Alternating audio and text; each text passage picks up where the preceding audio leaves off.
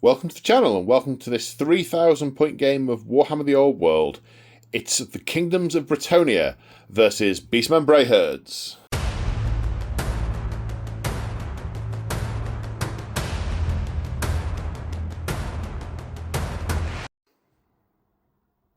Today on the channel, the Count of Toussaint has raised an errantry crusade and is leading his train south towards the border princes in the Badlands so that the sons and daughters of noblemen can earn their spurs as knights of the realm.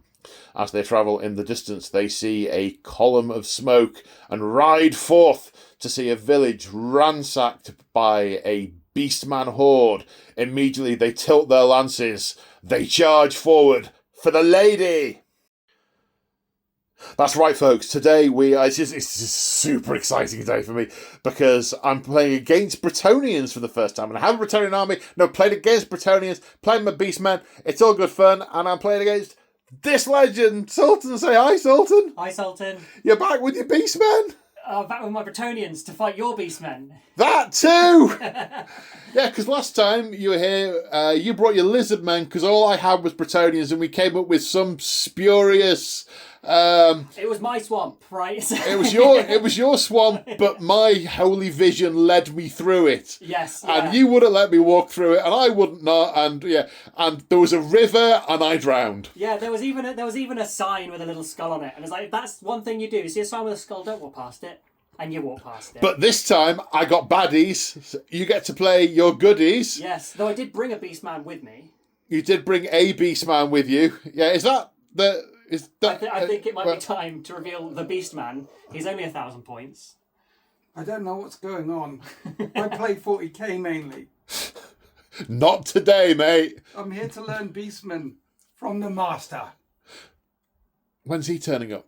That's you. Oh, right. You're the Jedi. You're Obi-Wan. I am Anakin. Yeah, like I said to you in your intro, that is a relationship that does not end well. There's a good bit that happens in it. For like 3 years. I cut off your legs. Well, don't do that. Okay. I'm going to He's need short them. enough. Leave him alone. I'm happy to be here. This is going to be exciting. So you've come to chill out, learn some old world, learn Beastmen, and basically, listen. I know you know the old world. I didn't even get the name right. What are we playing again? Because you're an old man. We're playing the old man's game, okay? I know you know the game, but I'm a strategic genius. I am the 2021 No Retreat Legend of Legends champion, okay? I'm here. It's funny, I've never heard you mention that before. It's not commonly known. No. I'm here to basically direct traffic and teach you how to be a better general. You'll be thanking me by the end of this. And I'm thinking if I manage to roll a successful charge in his direction, I'm going to throw the metal miniatures at him. And that should be good fun. There's a lot of heavy metal going on here. There are weapons in this room. Excellent. And on that note, so we're playing open battle. Yes. So we could try to kill each other, make each other run away, steal our flags, and kill our generals. Yeah. Huzzah! All things I like doing and sometimes happen to me. So, should be good. Yes, indeed. I feel like there's things that I'm not mentioning that are important. They're definitely not important if you're not mentioning them. We will... yes. The first rule of Old World. We will get stuff wrong. What? We will get stuff wrong. Please feel free to drop us a comment with a page reference pointing out where mistakes have been made. Hashtag always learning. And on that note... Are you suggesting that there are videos on YouTube of Warhammers with mistakes on? I've never heard such things. I've never made a mistake. I've never made a mistake. I don't think anyone's ever made a mistake playing Warhammer. I'm not even talking about Warhammer. I've just never made a mistake. Haven't you? Well, that You brought me here. What? Okay, I made my first mistake. No, the real mistake is the hair underneath. So let's talk about that. Right, before I offend any more of my guests, let's take a look at the armies. And here we have a little over 3,000 points of Beastmen Brayherds. We are the same number over because we both said, I'm a few points under, and Did you have anything you wanted to take? And it turned out we both had gone under because we wanted to take an item and couldn't quite afford it. And we both took the item and we're exactly the same. We're 3,012 points over. So we're both very happy and we got all the items that we wanted. Right. So what are we looking at? Well, for those of you who've seen my larger Beastmen videos before, you're looking at mostly the same stuff again because I haven't got many new units. The core of the army. 25 Gauls, hand weapon and shields. 24 Gauls, hand weapon and shields. 20 Gauls, 2 hand weapons. The backbone of the army. Also in core, we've got 20 Bestigors. They are the best of the Gauls. Can take them as core because the general is a Beast Lord. They have got no upgrades on those apart from full command, than what I've mentioned. These guys have got the banner of outrage, and I'll come to why that is in a minute. In fact, no, I'll come to why that is now. So, knowing I'm going up against Bretonnians, my biggest enemy, the Bretonnians, and every unit in Sultan's army. Every cavalry unit will have first charge, and first charge is especially nasty for me because not only does it remove my rank bonus, so it makes me much more likely to lose the combat and get ridden down. So for 2 reasons. One, I've taken a couple of stubborns in the army. They can take stubborn as an upgrade, so I can just back off the first time I lose. And the Battle Standard Bearer has the Crown of Horns, which gives him and any unit he joins stubborn as well. So I've got a couple of units that are less likely to be utterly routed in turn 1. But because first charge I've checked the wording of it. From the point that they connect to the end of the combat round, you do not count as having a rank bonus. That means Warband, which normally gives me additional rank bonuses which add to my leadership, which I use to test for bestial fury, I will not get. So not only will I lose the rank bonus, I will lose the leadership and my upgrades for the fight. More likely than not, I will not have. So it's a double whammy. I want to get as many units to fail charges as I can so that first charge is wasted, or smash them up from range, or try and mitigate it when getting charged. So this unit, I've taken the Banner of Outrage, which means that I can re-roll my Primal Fury test. Now, normally with the Beast Lord in the unit with 2 ranks, this it's testing on a 10, so I'm going to get it, but it will be less than that if I suffer from first charge. So I want to get Primal Fury. Some FAQs have recently dropped, so the Gauls, and the Best of Gauls all have Furious Charge now. The Gorgon is now T7, and the Cygor is now T6. I think that's everything relevant. 2 units of Ungors, one with thrusting spears rather than throwing spears because I'm going to be charged for command, and a unit of Ungors with full command and short bows. I've put them on the movement tray just for ease of putting on the table, but I'm most likely going to deploy them as skirmish formation. I've kind of wanted to keep this simple because there's a lot going on today and a lot to try and remember. The one new thing I'm trying is I'm going to try those in skirmish formation as chariot runners in front of the chariots to screen them off from being run down by knights in early turns, because chariots can charge through skirmishing chariot runners. So, and then I can, if they get charged by the knights, I can flee with them. Fleeing skirmishing units don't cause panic tests when they flee through you, and then countercharge with, well, actually, no, not, they don't have countercharge, but then in my turn I can potentially charge with the chariots. It might not work at all, but that's the one new thing I'm trying. I have got 3 Filthy Razor Gores. Because they're a bit fast, I might be able to try and counter get a charge on some of the knights, maybe early on. It at least gives Sultan something to think about, and maybe have to counter deploy to or change his tactics to account for them, because you do not want to be charged by those things. With the impact hits and everything, they are nasty. They're also quick. I mentioned the 2 Tuscarora chariots. Also, to try and counteract some of the Bretonnian speed, I've got the 10 harpies, who are just following the herd, eating the carrion. Basically, whilst the herd have been butchering the warriors, they've been eating the villagers, probably the ones that are least able to fight back, the wounded, and the children, the scavengers that they are. But I can deploy those using scouts, so again, I can give Sultan something to think about when he deploys. Cocktrace also fast and manoeuvrable. I haven't gone for poison or acid vomit this time, partly because of points, but partly because I want to use his turning things to stone ability, stony stare and petrifying gaze. It's based on initiative, and most Bretonnians are standard human initiative. It bypasses armor, so I want to try and look him in the eye and turn him to stone. Also, I know there's a lot of flying horses, so I've kind of got some manoeuvre and counter-manoeuvre. And of course, the flying horses, whilst they're in skirmish formation, they do not have the 360-degree front arc anymore. So potentially I can get around the side of some of those and charge them. It may be what I'm thinking, whilst my main line gets smashed into by other stuff. A Gorgon, Frenzied, and a Cygor. Not frenzied is the Magic Eater. He'll be looking out for any wizards and anything magical in the enemy army and running forward to try and ruin their day. Any spellcasters try and cast spells within 12 inches of him suffer major super badness risk. They can explode if they try and cast magic near him, and if they get problems. Plus, he throws big rocks. Now, I'm very disappointed because this is a human settlement, and I've got the one with the wood elf rock.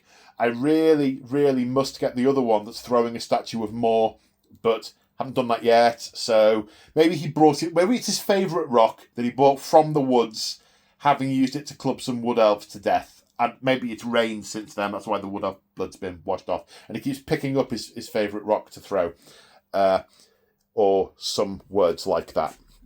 The characters. So again, keeping it simple, I got the Beast Lord. I've gone for a loadout I am reasonably familiar with and is reasonably choppy, but not super gross.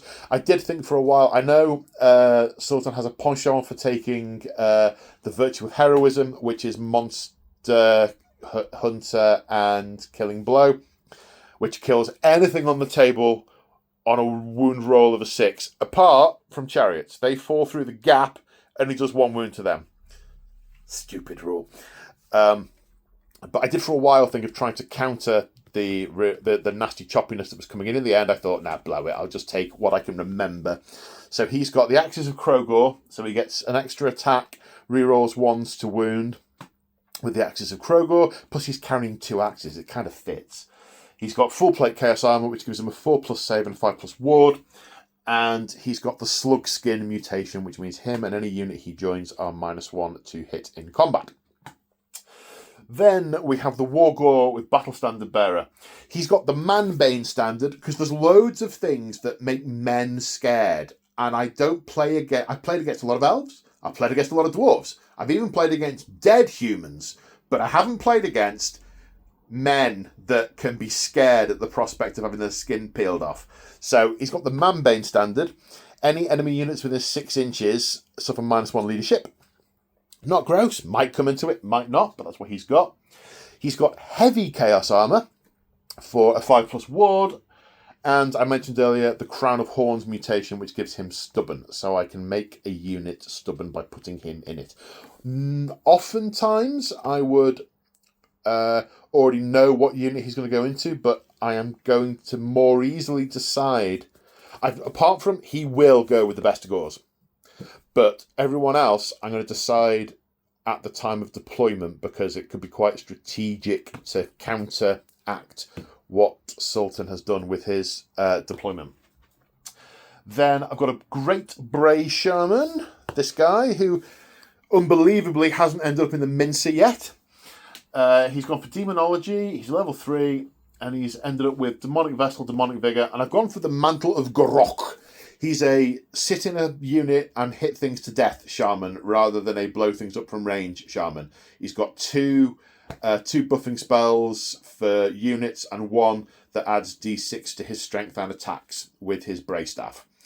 I had 5 spare points when I did the list first time around, so he's got an earthing rod to mitigate any potential detonations on my should I miscast, or perhaps I should say when I miscast. I've got a level 2 Bray who's gone for demonology. Dark magic. You see, this way I don't have a problem if I get the same spell on multiple decks of cards. It's handy like that. He's got Battle Lust, which is a buff, but I've picked one of the signature spells from the Lore of Beasts for Devolve, to turn the Bretonnians into pigs. I've got quite a few things in this army that rely on the Bretonnians taking leadership tests, and all the Bretonnian army gets to reroll leadership tests. It doesn't mean my goal is to make him fail one leadership test once and either turn into a pig or be too scared to charge me with anything. Lastly, I have a Wargore with the Mangelder, which is a reasonably mediocre hand weapon, but he causes terror because it has gelded many a man and therefore terror. Now, things like Grail Knights won't be bothered about that, and all the others will get to re-roll failed terror tests, but might fail. Who knows? I did have a mind to give him Skin of Man, to make him give him Scout and Vanguard, and just have him run around the enemy back lines and charging at people to make them run away from the Mangelder. But then I remembered Bretonnians that have a back line, they're all on horses, they all come running forward, so I'm still going to save the Skin of Man for another day for an army that might save still. Skin of Man's a brilliant piece of kit. Basically, after you've flayed Grandpa Joe, he puts his skin on and wanders around going, I'm just a wounded peasant, don't hurt me. And they go, oh right, peasant. And meh, meh. So you could sneak up, and I thought, maybe I could put that on a Bray Shaman and get him close and then do spells and stuff. And then I thought, no. For 2 reasons. Keep it simple, because I've got too much to think about. And also, they're not going to be there. I'll sneak up to your back lines. They've all moved forward 2 feet in the first turn. And he stood over there, holding his Mangelder, mooing. But anyway, I digress. Big things, little things, cardboard boxes. Anything I've forgotten, I will mention as we come to it mid-game. Let's take a look at the Bretonnians.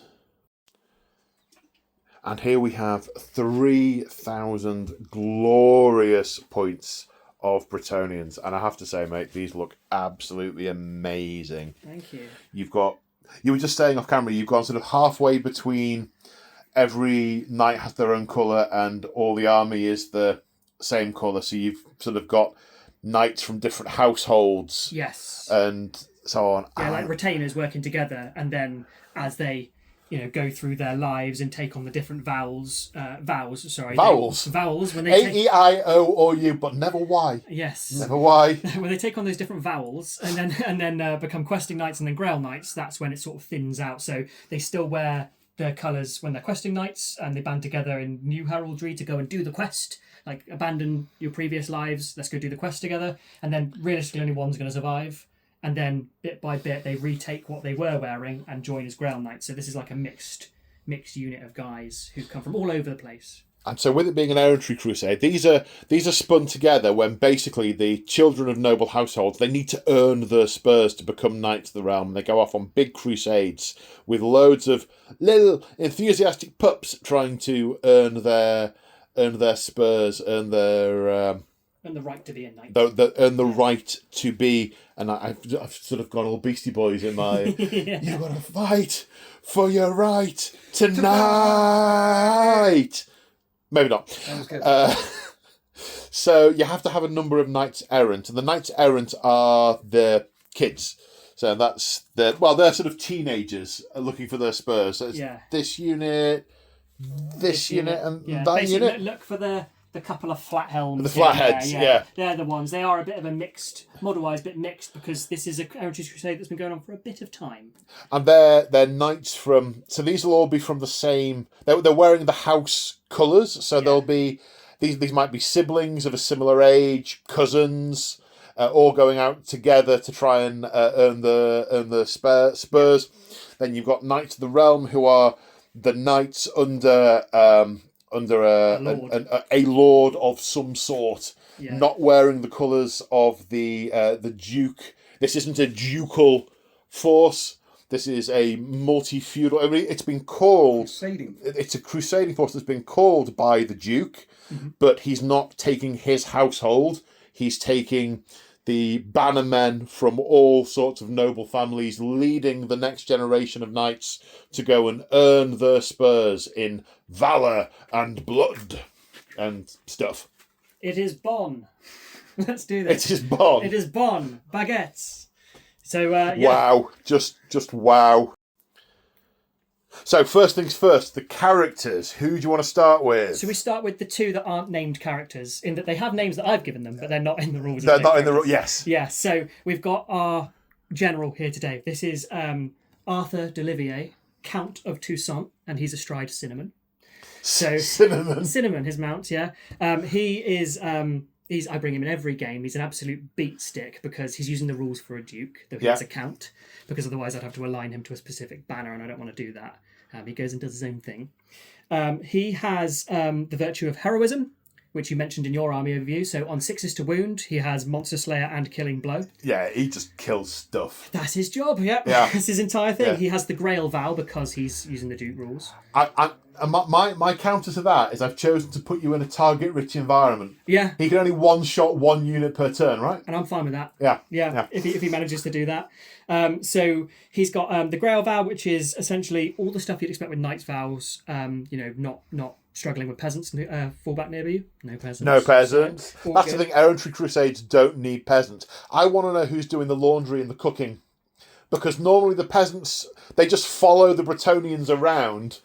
And when the Bretonnians go to war, they say, oh, the peasants have put on some kind of uniform and they've turned up with bows. I hope there's enough of them left to do the laundry later. Yeah. But yeah. I don't know who's cooking. I'm sure there are a ton of very overworked squires who aren't seen here. Yes, or maybe inns. They stop at inns. They plan their journey. Maybe they have crusade nav. Yeah, I mean, look what you did to the inn. I know. Whoops. No, the washerwomen. Anyway, so the Grail Vow gives him immune to psychology, magical attacks, and stubborn. Yep. And he doesn't have to pray at the start to get his ward saves. However, my army will. I would say I am anticipating the first turn. If this army does not pray to the lady at the start of the game, I may throw you out. I have never not prayed to the lady. Yeah. It's what you do. So, to be honest, I would imagine that you were some kind of alien lizard impersonating Sultan. If you didn't pray at the start, that's why I would throw you out, for fear of my life from aliens, not because of any other reason. People asking questions, Paul. Okay. I can't. Let's not ask questions I can't answer. So he's got just put your mask back on. He's got the Gromril Great Helm, which gives him a +1 to his armor save, and he rerolls failed saves of 1. Yep. And otherwise, that's him. He's expensive, but he's still pretty bare bones. I could have given him a lot more. Oh yes. So that's what he's doing today. Next to him, we've got Sir Bram the Bold, my paladin and Battlestar Bearer, and he's astride Butterscotch. And he's got Cinnamon and Butterscotch. Are all your mounts named after puddings of some sort? Have you ever met horses that aren't called things like Butterscotch and Cinnamon and Have you read the Archeon books? Are they not called that? No. Oh. Well, these guys aren't chaos. These are normal human beings with laughter and soul. He didn't start as chaos. He started as a paladin of Sigmar. But things went a bit wrong, and then the horse ate people. So, brushing over that, because we don't want to acknowledge that. Brushing over that, he's got the Gauntlet of the Duel, so he can issue when he issues challenges. You slap me in the face, and I cannot say no. I cannot say no. And he has the virtue that goes with it, virtue of confidence. Whenever he fights a duel, fights a challenge, he re-rolls hit rolls. So that's what he'll be doing. And he'll just be basically constantly slapping people and fighting them, and slapping people and fighting them. Has he got a lance? He does have a lance, yeah. Basically, I view it as the banner itself. It's a lance, yeah. Yeah, lance is wherever I can It's get why most banners are red in the top left-hand corner. because Can't it's see the blood there. convenience. Yeah. Yeah. Oh, we've done the. Quarter dread, yeah. One side's going to be fine, the other might not. Oh, 'cause no! It's mirrored, right? So yeah. Uh-oh. Never mind. So that's the two characters. So Arthur Delivier and Sir Bran the Bold, and then we've got the two named ones. We'll start with Lady Elise Duchard, who's joining us. Who's facing the wrong way? That was me. I'm sorry. I touched that. I was looking at the pretties. So she's riding a unicorn. She does some cool stuff. She's my only magical person here. She's got a level 3 wizard, and she basically is nice, good at dispelling things. Yeah. So any natural double dispels.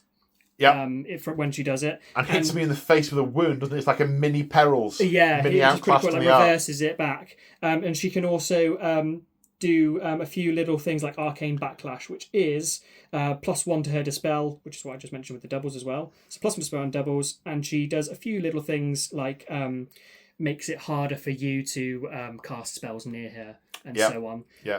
Basically, one of those things we'll come across when we get There to was it. a version of my army that had all the anti-magic stuff in.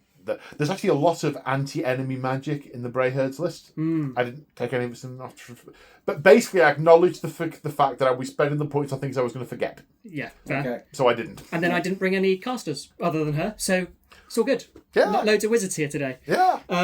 So she's really good. I've given her 3 spells, so she can discard 2 of her spells and pick 2 from the Lore of the Lady or Elementalism. Yep. So I pick 2 from the Lore of the Lady because you do what makes your army different, and Lore of the Lady isn't available to any other army.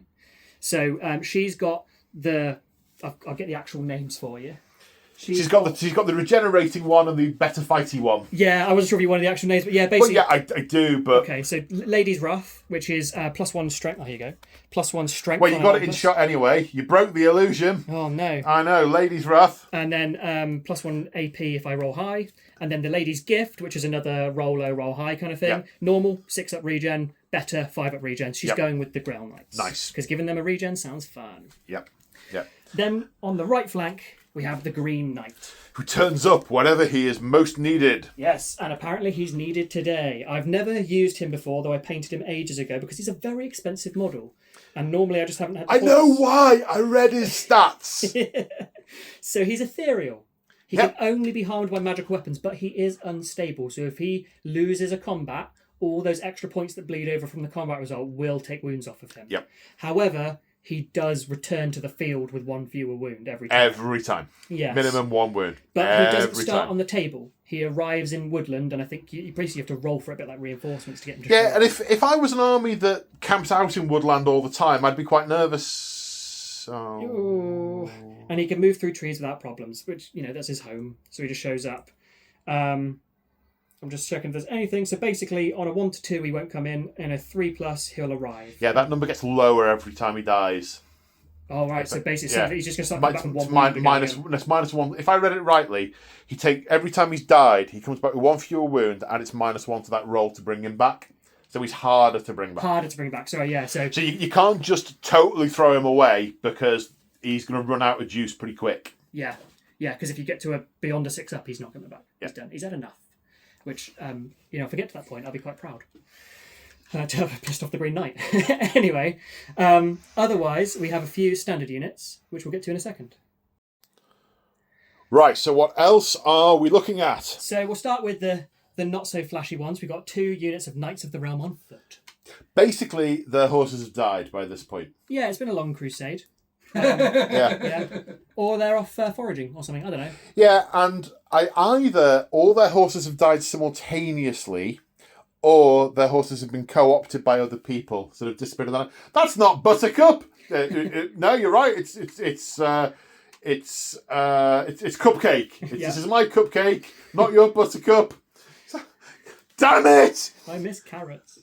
Anyway, so yeah, they're just doing their thing. They have Furious Charge, which is nice, and I've got 1 unit with great weapons, so strike last, but the initiative modifier is applied afterwards, and then 1 unit with hand weapons and shields. So I'm bored. I much prefer the great weapons personally, because if you're going to kill them, they're going to kill them through the shields anyway. So might as well use the big weapons. Well, Sword and Board gives you parry, so It you does, yeah. free up saving combat, which Yeah. is nice. We'll see if any of the rules changes. It's been a long time since I played them. Makes either of them And more interesting to me. And the so. other thing is as well, you can give them both.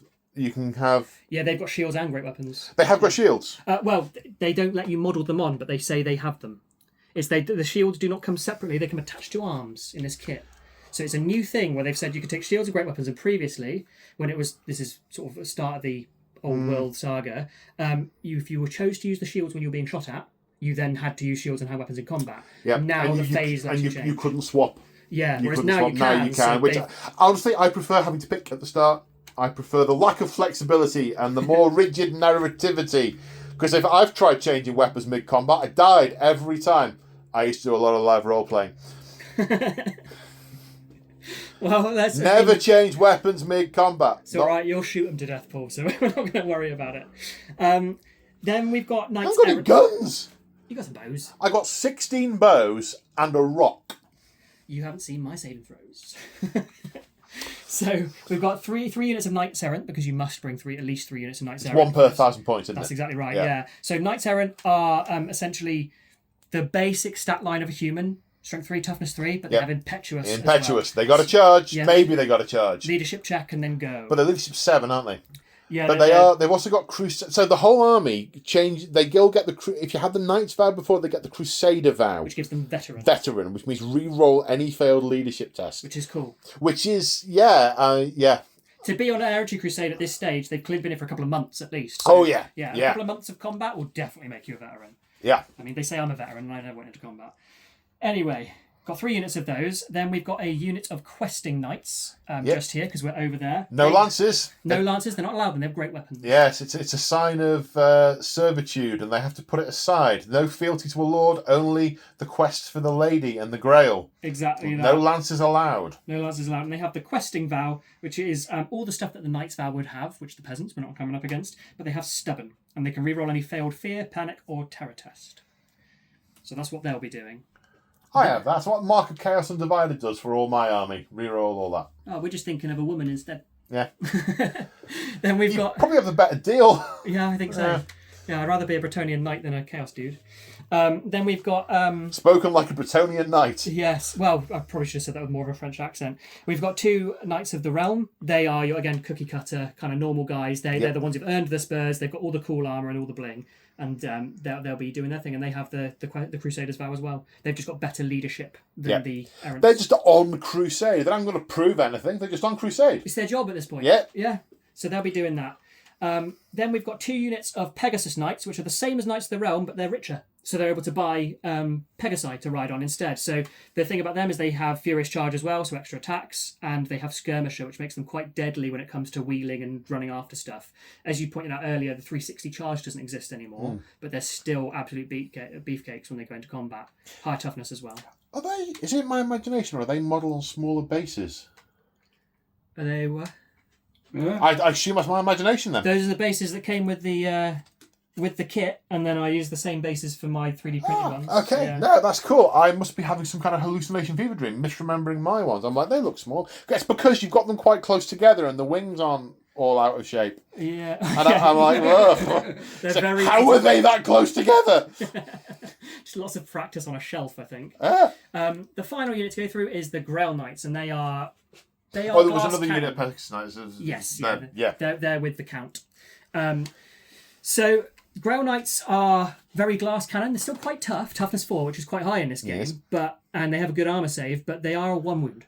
Two And they're attacks. quite expensive. What you They are, they are yeah. 2 attacks. So they are glass cannon that they will, whatever they hit, they will kill. Uh-huh. But you can kill them fairly easily in response. So yeah, I do love Grail Knights. They're monsters, and they have the Grail Vow as well. So they're just Why? immune to stuff. Is this just an aesthetic thing? You've got 2 standards in there. Is that just aesthetics? It's kind of aesthetics, basically. So they It's actually not a have... battle standard bearer, is it? Because he's a No, battle he's the standard battle bearer. standard. So normally Yeah. he would be the battle standard bearer as well, but it's just because I painted him up and I was like, he's so cool, I need to stick him in a squad all the time. Yeah. So he's a Absolutely. knight, and I give them a special banner most of the time, so I view it as that's the one they're following, that's the one that's doing the special rule. Nice. So they have the Valorous Standard, which lets them roll 3d6 for the break test, which was suggested by you, so I did as I was told, and I like it. It means they're less likely to... Well, to you were flee. looking at the the Crusading standard, which gives them Frenzy, which gives you extra attacks, but you have to charge and you have to follow up. Yeah. And Which, to be fair, with this army, my rule is ABC, always be charging, but I would like some control over my saints. Yeah, So, yeah. Yes, I concur wholeheartedly with you, sir. Yeah. So if they were knights errant, take it. Off Oh, they go. yeah. But yeah, these guys are saints. They have a bit more about them. I think it's meant for Knights of the Realm, that one, because the errants are already impetuous. Yeah. But the Knights of the Realm, they're off. They remember this. Yes, we remember this, but we know more now. Have them. Yeah, Yeah. I like it. There's only, one other special banner I meant to mention, which is this one on the Pegasus Knights here, and that's the War Banner. Extra +1 to combat result. Nice, easy one to bring along. Yep. So, because there's no rank bonus or anything, I thought it'd be useful to bring. I contemplated putting the War Banner on one of my units to mitigate the first charge lack of rank bonus. Yeah. It's a helpful little thing to Yeah. have, even if you're winning. That's the army. Fantastic. It looks awesome. I'm looking forward to this immensely. Let's go on to deployment. And here we are after deployment. So, looking at the Bretonnian lines, from right to left, we have some knights, some more knights, some more knights, knights, unicorn, knights. Good. Sultan, talk me through your deployment. So you've got the We've got crusading knights. So, You've got questing knights on the... knights. They're trying to find the Grail. Yes. They might not find it here. They might not. They're also looking for a hot, warm bed or something. But we've got Pegasus Knights with the Count. We've got Knights of the... Sorry, the other ones. Knights Errant. Nice, Aaron. Knights of the Realm on foot. Knights Errant. Grail Knights with Lady Elise. More Pegasus Knights with Sir Bran the Bold. And then we've got 2 Knights of the Realm. So what was your rationale? My rationale was... Got space, we'll put knights. Because, I couldn't put any lances here because of the shape of the terrain. Yep. So I put my foot knights there. You could, it would just be dangerous. Yeah. Then you might lose a horse. Yeah, and I didn't want to have to reshod a horse or put one down, and I also didn't want to knock over any trees. So I put these trees are totally movable. I mean, you've seen my deployment. I've moved the trees loads. That's the whole point of having them on these little mats. Yeah, I'm lazy, so I put them there. Say no more. Nice and easy, and then also because there's an item that until I'd played Beastmen, I'd never seen the point of taking. It's the Antlers of the Hunt. Move through cover, move through terrain. Yeah. No, I was thinking of that, and some of my guys do have antlers, but I was like, I'm not going to bother. So, these guys are going after the piggies because they got great weapons. Yes. And if you kill them, they were looking for the Grail anyway. They didn't So, whatever. Maybe one of them at it. Maybe. Yes. But I've also backed them up with the Duke. With the Count, sorry. So just to see if we can get through. A bit of heft. Then it's just a case of having room for these Knights Errants to get through. Yep. And then these guys are basically my second wave, even though they're right at the front, because these guys are way faster. So much faster. Yeah. Likewise here, this is really about getting the Grail Knights through the gap towards your Bestigors is the idea. So turn 1 march, I don't know, figure it out. And then the Knights Errant are kind of backing them up. Skirmishes are so useful, could go either way. Yep. And then these are just, I needed to anchor my flank because you put some big beasties and chariots or so over there. So it's just anchor in the flank. Okay. Good stuff. Right. My deployment. First of all, starting with the Beastigors because they're close order and they're slowed down by the trees. So they had to go down first where the trees weren't. So then wanted Gores either side, have a solid thing in the centre. I do not care about the woods because I'm open order with move through cover. So I'm in my happy place. I might even stay there and wait for you to charge me and injure yourself through the woods. That'll happen. It's a tactic. And that's the other thing. Beast Lords aren't stupid. They're not sort of wild orcs. They're not that orcs are stupid either. Orcs are impetuous. These guys can plan. They know what's going on.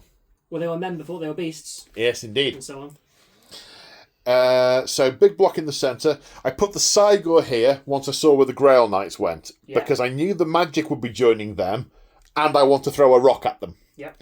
For 2 reasons, Cygor there wants to eat magic and throw rocks, and I'm right out of rocks magic. I wanted a gap here to put the skirmishers in with the chariots behind. Never done that before. I knew you'd be coming one way or the other. You're gonna or both. get me some. Yeah. So they're there. Another unit of Gauls in these woods wanted some fighty on the flank. This guy came over here when I saw that you put the Count over there. Yes. I wanted him as far away from the one-shot death as I could physically get him at the start of the game. Though knowing this game in a couple of turns, I could be over. Oh yes, oh yes. Then over here, the Razor Gauls are just going to run forward and die. I've got the Ungors in the big block in those woodlands. Don't know what exactly we're going to do with those first. The Harpies, I didn't use Scout to deploy them because honestly, what's the point? You're going to be so close in the first turn. All it would really do is give you a first turn charge target. And having scouted, I can't charge you in the first turn, so they deployed normally. And the Cockatrice is over here as well. He has the potential to turn the Duke to stone, the Count to stone before you've even hit me. But it's very, very, very unlikely. I mean, he got one-shot by a Doom Diver once, so like things like that do happen. So it's moderately likely. I also wanted to spread the Terror out a little bit. So Terror. The Mangelder is here. So this unit causes Terror as well. I debated where to put the characters because the only one that was really fixed was the wall, was the Beast Lord going in here. I wanted the Battle Standard Bearer close by, so I put him in this one with the deeper rank bonus. Wargore over there. I did contemplate putting the Wargore over here with the Ungors to give them Terror with the Mangelder. And tactically, that would have been a better thing to do, but no self-respecting Wargore would lead Ungors. It's maybe a thing that a Shaman might do, but no. The small Shaman over here, he's the one with Devolve, and I saw the Knights Errant. They're relatively low leadership, so they're going to run forward and turn them to These pigs. ones are Knights of the Realm, but I saw the Knights of the Realm. They're relatively low leadership, so I'm going to turn them into pigs. And then either it was putting the Great Shaman in with the Ungors. No. To be honest, I've done that before, and they're great for sacrificing. If he'd had spells, if he'd had lots of magic missiles, I'd have kept him at the back, used them as a battery and a bodyguard to just pew, pew, pew, pew. But because he's mostly buffed up for combat, he's gone in here. One thing I didn't mention in the overview at the start is that this Shaman in here has the Jagged Dagger. That was the item that took me the 12 points over, and Sultan had a banner that took him the 12 points over. So he can start offing Gauls in order to boost his spell casting. nice. And that's the rationale behind I doing what I did. Now, there's no roll for first turn because you're praying to the lady, which gives me a dilemma. Because I don't want to get close to you, because you're just going to charge me in the first turn. What I want to do is I want you to get closer to me. And Beast Lords are not stupid. So I need to think seriously about the extent to which I would run forward in turn one and the extent to which I wouldn't. Because moving towards you is basically feeding you my army.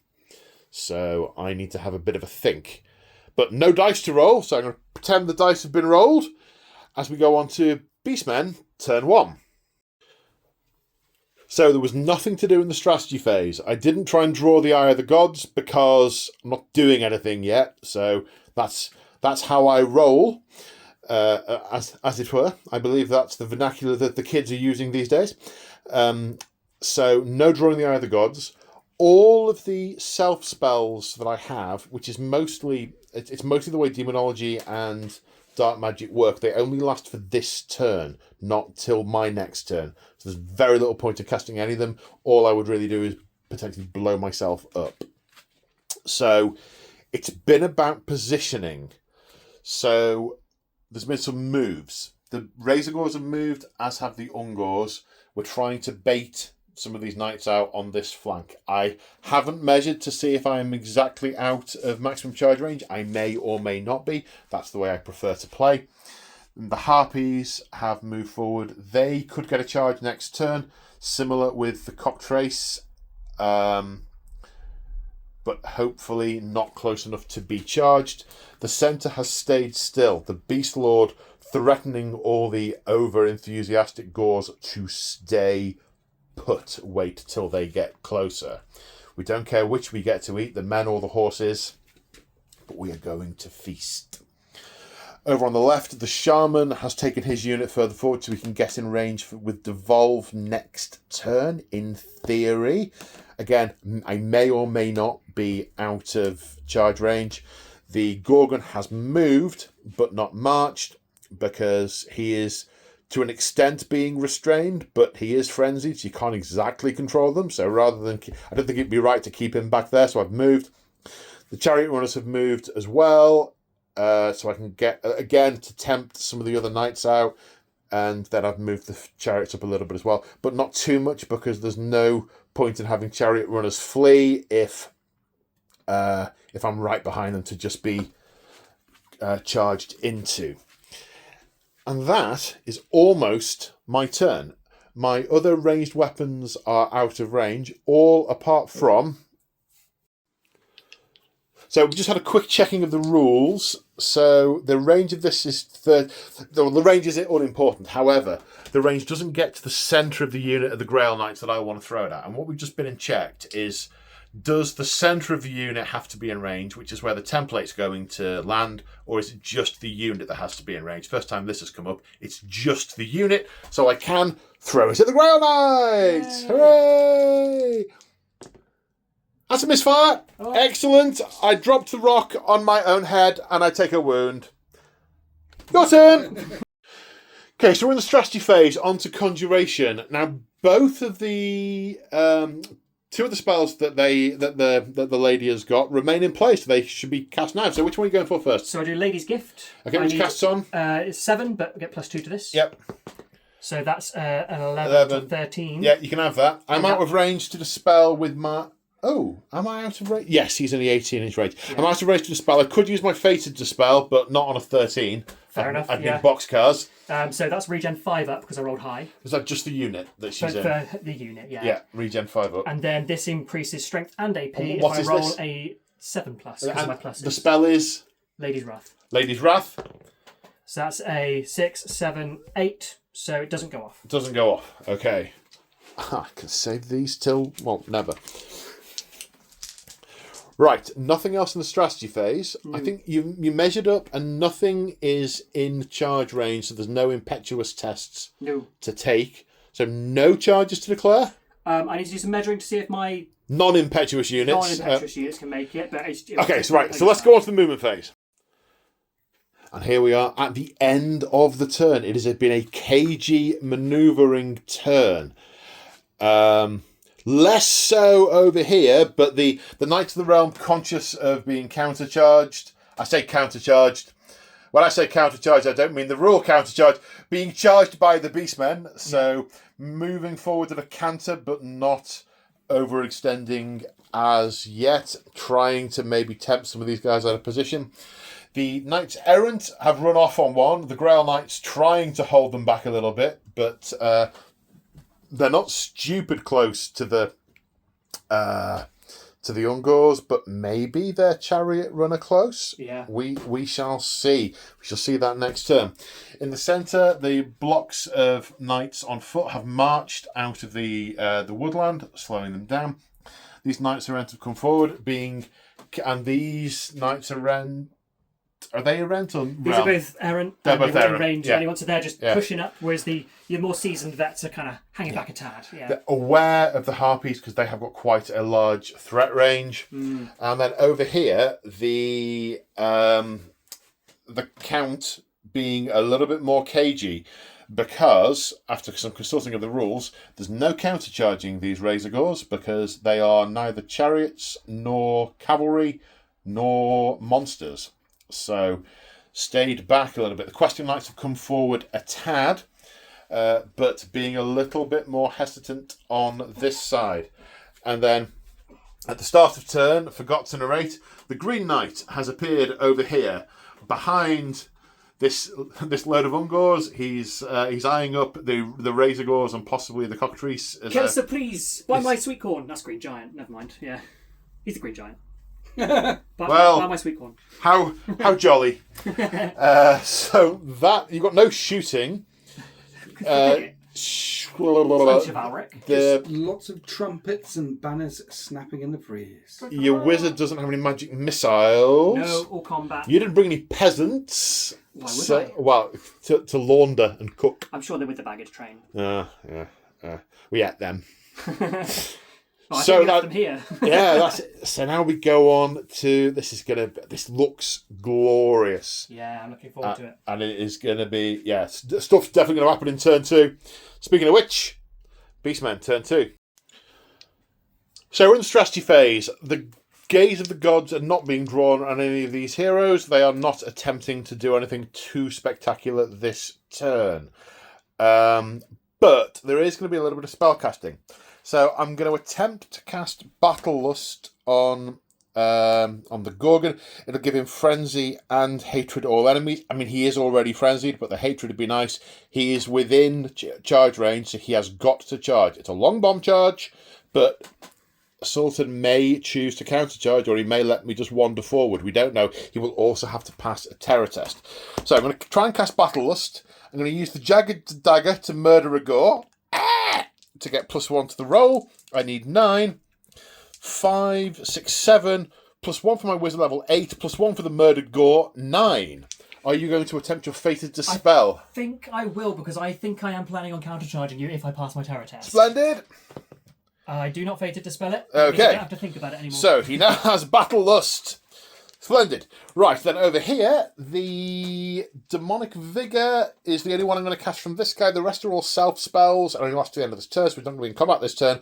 But the Harpies are going to charge in a minute, so we are going to attempt to cast Demonic Vigour also on a 9+. That's a 5, 6, 7. That's not cast.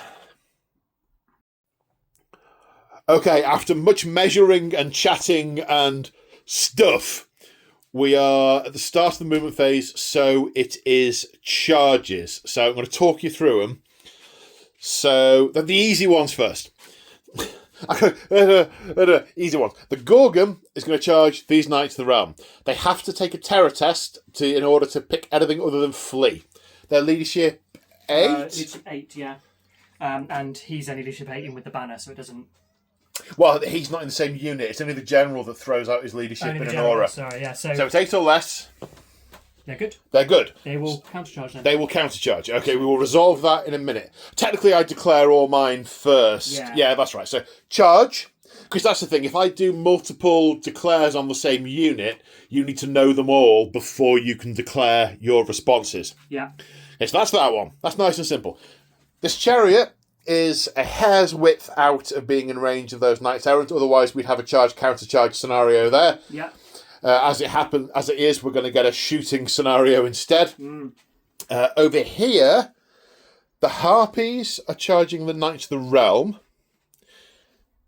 The Cocktrace is charging the Knights Errant, who can countercharge because the Cocktrace is a monster. Yes. If they pass the terror test, because the Cocktrace causes terror. And then over here, the Razor Gores are charging the Questing Knights. Yes, who are leadership 9 in this bubble because they cause terror too. Yes? No? Yes. No, they don't. They don't. They don't. That's They don't moot cause point, terror. Moot point. Moot point. So yes, they're all my charges. So you want to declare countercharge here, which means you've got to pass a terror test. Yes, so leadership 7. So 7 or less.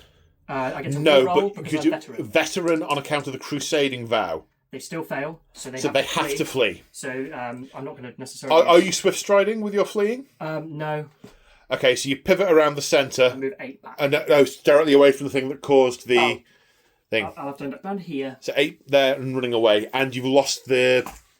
They've lost all their ward saves. They've lost the lady's vow. Now I'm going to take a leadership with the Cocktrace to attempt to redirect my charge into the Knights of the Realm. It would help if I'd looked up what the leadership of the Cocktrace was, but 12's a fail. Regardless of what the number is, 12's a fail. So because you fled, I do a full charge move rather than bimbling forward. So I'm going to end up somewhere around here. Ooh, yummy. And then hold.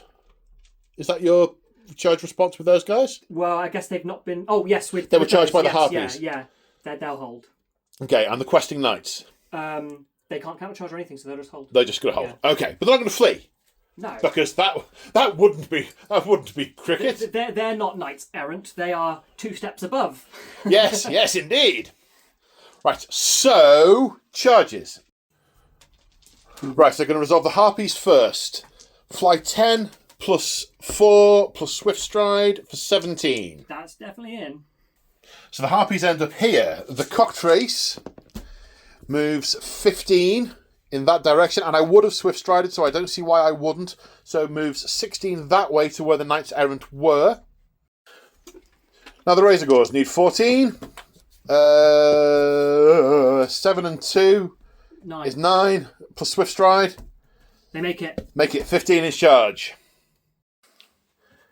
Now over here, we've got to roll counter charge first. D3 plus 3. Plus 1, isn't it? Sorry, D3 plus 1. I do beg your pardon. So that's a 2. That's a 2 inch charge. So you're going to get plus 2 to your initiative. Yeah, I wanted a 3. You wanted a 3, so I needed a 6 before, so I now need a 4. Neither of the... Can I add them together? I don't think I can. This might require a tape measure. So the Knights countercharged up to here. The Gorgon bimbled forward 3 inches and ended up there. It was about half a centimetre out. But we've just checked the way the rules are worded. That counts as the first charge of the game, therefore uses up their first charge. You blew an ounce. All this other stuff, it's just going to brutally murder it on the charge. But, that's not the point. Right, so that's charged. 2.5 out of 3. I'll take that. Made someone run away. Made someone run away, yes. Then the lady's not happy with them. Right, remaining moves. Got to think. Okay, so there's not a lot in the way of remaining moves. I've considered going closer. I've also considered going further away. There's a lot of knights over here, but I want them to get closer so I can potentially charge. And I've road bumped over there. I'm like, should I get close? I don't know if this is the right thing to do or not. Tactical genius notwithstanding, I do tend to want to get to grips with them, but they've been stymied over there. No, I'm staying put and seeing how this works as a tactic. Although, so we have had some moving. The Ungors have executed a 180-degree turn and then moved 2.5 inches as far as they can towards the Green Knight. I don't know if that's going to cause him any problems with the distance he gets to charge. If he charges, he may well disappear himself from the table and get up somewhere else to be annoying, which would be in here or back there. If I had the flexibility of units, I'd place someone to cover them, but then I'm putting a lot of resources into just keeping that guy at bay. So we'll see. He'll either charge the Ungors. I mean, if he has first charge, he'll negate a lot of my bonuses. But we shall see. Anyway, so that's what I've done. I am not sure whether I'm doing the right thing by staying put in the centre here. This is the first time I'm coming up against an opponent that isn't just standing still and shooting at me whilst I close the distance. So, yeah, going to see what happens there. Yeah, now you see, so I'm thinking I can move this unit forward because those are Knights Errant. Yeah. So if they pass the terror test, they will absolutely have to charge the Cockatrice. Mm-hmm. If I can position myself up here, I can charge into them the following turn. But if I come up here, then I'm potentially flank chargeable by those Grail Knights, who have a maximum charge of about hit. And sticks to the plan. I'm going to stay put. The Beast Lord wants his core of Gores there at the centre, while the chaff do their thing. So, yes, that is movement. Shooting. Some remaining bits of shooting. There are 3 things. The first thing I'm going to do is lob a rock at the wizard. Here we go. Rock, wizard. Try not to drop it on your head this time. 4 inches that way. He's probably going to hit nothing. From the centre of the unit, Well, I'll get the little... Actually, have to use the template, because who knows? Certainly in this guy's head. No. Just off the side. Nothing? Nothing. Okay. Through the loading hatch of the windmill, through the other side, nothing. This continues to scare them. Indeed, yes. Those knights errant, they're very much regretting their noble birth. Right, next we're going to attempt to devolve this unit, the one that hasn't used its first charge. So, cast on an 8, I'm going to murder a gore to get another +1 to the result. And 6 up. Turn you into pigs. You're all pigs. Mother, no! So that's cast on an 11. Are you close enough to dispel it with her? Are you 24 away? I don't believe so. If you move forward with them. Smidge, the previous turn. Absolutely not. No, I'm not. No, okay. You've used your fated this one, haven't you? Yes. Okay, it's leadership test. Mm-hmm. And you want to pass. So I'm leadership 8. Yep. I can re-roll. You can re-roll. Don't get worse. I got the same. That's fail again. 10. No, the number's important. 10. So, how much is that a fail by? 2. They 2 die. Okay. 2 turn into pigs. No. You're all Ward save again, pigs. I would imagine so. Okay. Is there a strength attached? Loses a number of wounds equal to the amount by which it failed the test. So there's no strength. No strength So to just it. a 6 up ward then. Yeah. 2 die. Glomp. And Traitor child, I must despise you now. And that is a panic test, they're fine. which is passed. You have to roll low at some point. Yeah, the ones at the front haven't noticed the ones at the back turning into livestock and falling off the horses. Yeah, Yeah. I mean, I've rolled in 4 leadership tests in a row above a 9. So, Yeah. I was owed at least 1 pass. Right, over here we are shooting at the Knights Errant. Yes. We've got 4 who are in short range, they're going to hit on 4s. The rest, we've got a couple that are in line of sight and long range, and the rest are volley firing. Okay. So it's a total of short range 4, so these will hit on 4s. 2. And long range will hit on 5s. For a total of 4 hits. Strength 3, toughness 3, wounding on 4s. No! Inferior goat arrows. Is the volley fire taken, or Done. was that just... Did it? Oh, Nothing out. I thought there were more who were volley firing. No, that was the dice over here. Right. The 16 in the unit, 4 were in short range and could see. Yeah. The rest were, or technically I'm probably due 1 more shot because they can see and they're in long range. Then the rest of these will volley fire. That's what I thought. So maybe Alright. 2 out of 5, is it? All right, there's 1 more then if you insist. Yeah. It hits. It wounds. I'm okay. You're fine. It was worth it. That was well worth the effort. He Right. took the time to aim. Yeah. He can't use. I don't know if I can cut through. Stone? Is there a stone? Yeah, but it charged, so it can't use a Right. shooting attack. Right. So I'll not be using a shooting attack. So no gun, fired, no gun, charged, fired, Time to smack me up. no guns, fired. Yes, it is time for violence. So we're going to do the harpies first, I think. What is their stat? Are they toughness 3, 1 wound, armour? Toughness 3, 1 wound, no armour, 2 attacks, initiative 5. I will use my hand weapons so I can use my shields in this combat then, because the great weapons make no difference against you. Ah, denied. Okay, we're going to start here. First off, we have the harpies. Initiative is 5 plus 3 for charging, so we're going on 8. Nice. Sultan is using his sword and board rather than the great weapon, so they're going to get a 3 up save. I had not considered that eventuality, so I'm going to bounce off these and get murdered. Yeah. I mean, and yes, I'm doing that. Maybe you won't get murdered. I'll get murdered. There are these are designed to pick on the weak things. They've definitely done something imprudent. I choose to believe the shaman sort of like threw a lure over there or something, like a dead mouse or something. 2 attacks each, 7 in the front rank in base to base. Weapon skill 3, hitting on 4s. So That's 6 hits. Strength 3, toughness 3. 4s again. 4s to wound. 2 saves of 3+ because of parry. I make one fail one. Yeah, of those. so that would have been 2 I'd got, but it's only the 1. Now comes the brutal murder.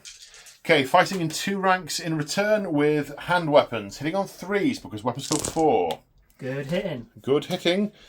It's only that many. 7. 7 strength 3, toughness 3. Killing on 4s. That's 3. Two. Sorry, 2. 2. 2. Killed 2. Are your guys heavy infantry or regular infantry? I'll have to check. I'm pretty sure they're heavy, but I'll have to check. Okay, so 1 moment, callers. So, combat resolution. Oh, I've realised I picked up your dice. I'm terribly sorry, sir. So you killed 2. You also have a rank bonus of 1. And a banner. You have a banner. You are close order, but you are fewer than 9. You are you are fewer than 10 unit strength, but you outnumber me. So you got a total of 5. I killed 2. And that's it. Killed 1. I killed 1. And that's it.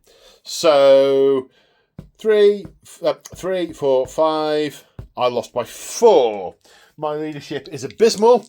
6 or less. That's a 7. That is an out-and-out flee.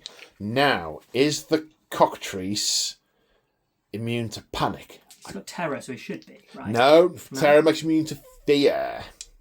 Ooh. Actually, no, terror makes you immune to terror. No, the cockatrice is not immune to panic, so needs to panic on 6 or less because a nearby unit is destroyed. Has run away. So the cockatrice panics as well. So the cockatrice will fall back. Oh, am I close enough to my general? No. But am I close enough to my battle standard bearer? 1 minute! So, not close enough to the battle standard bearer for a reroll, so it is going to flee. Although it is above half strength, so it will only fall back in good order. So it comes back 3 inches, pivots, moves 3 inches, then rallies. Which ends up here. Now, the harpies, they are going to fall back 2d6 inches and... they are going to use Swift Stride. Are you going to pursue or attempt to restrain and reform? I will try and pursue because I'm not expecting to catch you, but I'd like to get closer to the cockatrice for my charge. Good plan. Okay, so I am going to use Swift Stride. So I'm going to go 8, 15. Now, they're going to end up 15 inches this way. 13. They're going to end up 13 inches this way. Glad you're here. Going to end up 13 inches this way. Normally, fleeing through an enemy unit will cause a panic. However, for 2 reasons, it will not. He's already taken a panic test this turn. So no need for hysterics. So no need for hysterics. And also, skirmishing units fleeing through other units do not cause panic. Nice. And pursuing 9 inches, the Knights of the Realm end up here, about to, presumably going to charge the cockatrice in their next turn. Have you ended up too close? Is that going to give you enough? Just over an inch away, so I guess the max initiative I'd get is +2, which is still not enough. No, it's not enough. And also, I think Furious Charge, you have to charge 3 inches to get your extra attacks. Don't know. We'll have to check that. So you might have run a little bit too far with the enthusiasm of chasing the harpies. They're keen. Then they're running to Big Bird. It's like, chase the little ones. Oh, that one's quite large. Right, next combat. So we come to the Razorgores against the Questing Knights. Right, so over here, first of all, we have the start of combat phase stuff. So I have to make a Primal Fury test. My leadership is 6, so I want 6 or less to see how primally furious I am. I am neither primal nor furious. You would need to make a fear test, but here's the rub. These are war beasts, and war beasts have a unit strength of 1. Really? Which means that even though they're 3 wounds apiece, if these were monstrous cav, I'd be outnumbering you because I'd have a unit strength of 9 and you'd have a unit strength of 6. But I'd have countercharged you. But you'd Swings have and roundabouts. well, yes, indeed. But I have unit strength of 3, so even though you do not need to take a fear test, Which is good. Yes. However, initiative 10, D3 impact hits per gore. Because you're in lance formation. Are you still in lance formation, or is the lance blunted because you were charged? It's only if you hit me in the side is it charged. Right, in which case then, I count all 3 of mine count as being a base to base, don't they? Do, yeah. So it's 3d3 impact hits.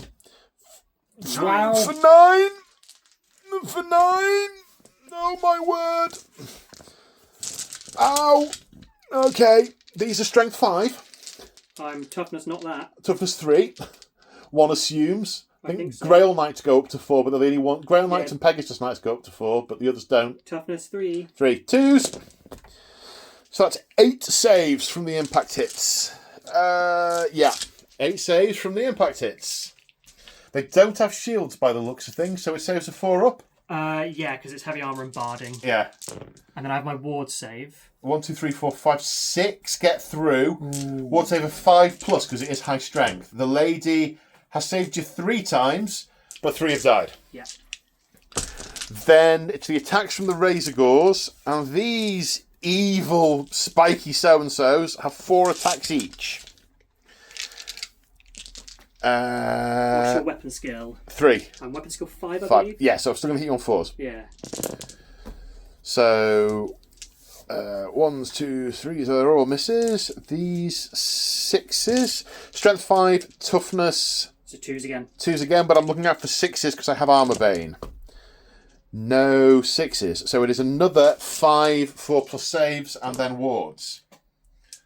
So that's 4 ward saves of 5+. Can the lady protect? No, they're all Not dead. so much. Okay, so that is, before you take them off, every unit within 6 inches needs to make a panic test. So leadership 9 on the count. Yep. Re-roll because of... Many reasons. He's fine. Okay. They're not in range. So. Will I attempt to overrun? I think I will attempt to overrun. I will overrun rather than attempting to restrain and reform. So I will overrun 3 inches with Swift Stride. 9 inches. Then after I've moved 9 inches, leadership test to then reform, which I fail. So the Razor Gores should have moved 9 up to this building. And we did in fact move them, but then realised that puts them within 1 inch of one of the Pegasus Knights. So that, all right, well, should we stay an inch away? Well, actually, no, because overrunning counts as being in combat. So what we think is correct is because we've got corner to corner here, we have connected, and now we need to rank up the skirmishers as we would normally for being connected in combat. And then I will count as charging next turn.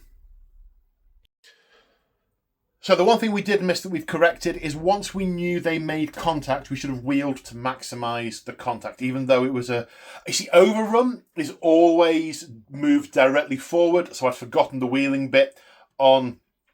we went to look to see about... I just noticed the Pegasus are black feathered. They're very cool. Sorry. I'm trying to work out what had been different about them. They're very cool. I need to get more and paint them like that. They're great.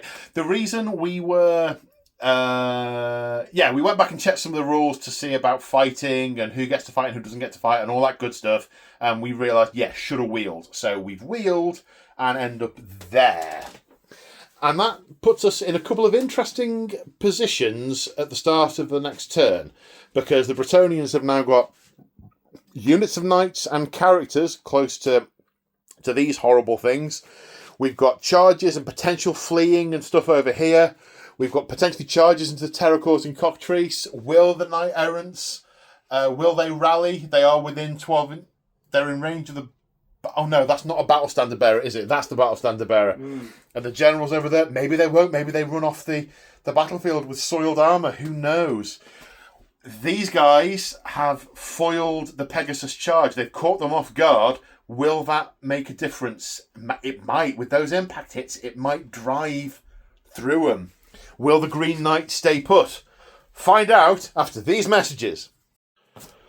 So, strategy phase in Bretonnian turn 2. So, first off, there's no command stuff. There's no rallying cry or anything. We have Elise Duchard casting her other spell, which is... Lady's Wrath. So Lady's I need a Wrath. 9+. That goes off on a 12. +1 strength and AP to this unit. Okay, I'm not going to attempt to... I'm not even sure if they're in charge range, but I'm casting it. Because it stays on. It stays in play, yeah. And I didn't think to dispel last turn, which means, super forgetful. Right, now rally fleeing troops is next. What's the leadership? So it's leadership 7. Yes, so... 7 or less. Rerollable. Not quite. They pass. They pass and reform. And can move this turn, but cannot charge. Okay, so we have all the charges. So going down the line, we have 2 units of knights going to charge into this unit of Gauls. We have the Pegasi going to charge into the Gorgon. I think you may end up falling over yourself here with space and stuff. That could be a thing. If I get good charges with these, hopefully not, but we'll see. But Terra must... Well, you've got to maximise contact here, and is that going to block you off from them? I don't know. The order in which you move those could make a big difference. You might need to go round, but you can make one wheel. The order's going to be important as to what blocks what off. And do you want to use up a first charge if you might not end up making... Ooh, it's interesting. So you'll need to pass a Terra test there. You may as well do that now because you can't declare the charge until you've done it. So that is a now thing. That's an 8, so that is a pass. Splendid. These guys are charging the archers, which, hooray. Then over here, we've got the Knights of the Realm on foot, charging the cockatrice if they can pass a Terra test. Leadership 8 as well. 8 or less. They're good. They pass. This unit of Knight of Rent are also going to charge the cockatrice if they can pass a leadership test. They are 7. Yes, yeah. So reroll because of veteran. Now that is a pass. You've reminded them. Yes, indeed. So now my charge reactions. The cockatrice is going to hold. The Gorgon can only hold because he's frenzied. Well, he won't get a bunch of extra attacks because he's not done the charging. They will hold. They will flee. I want to see if this works. They will flee 2d6. They will flee 5 inches back.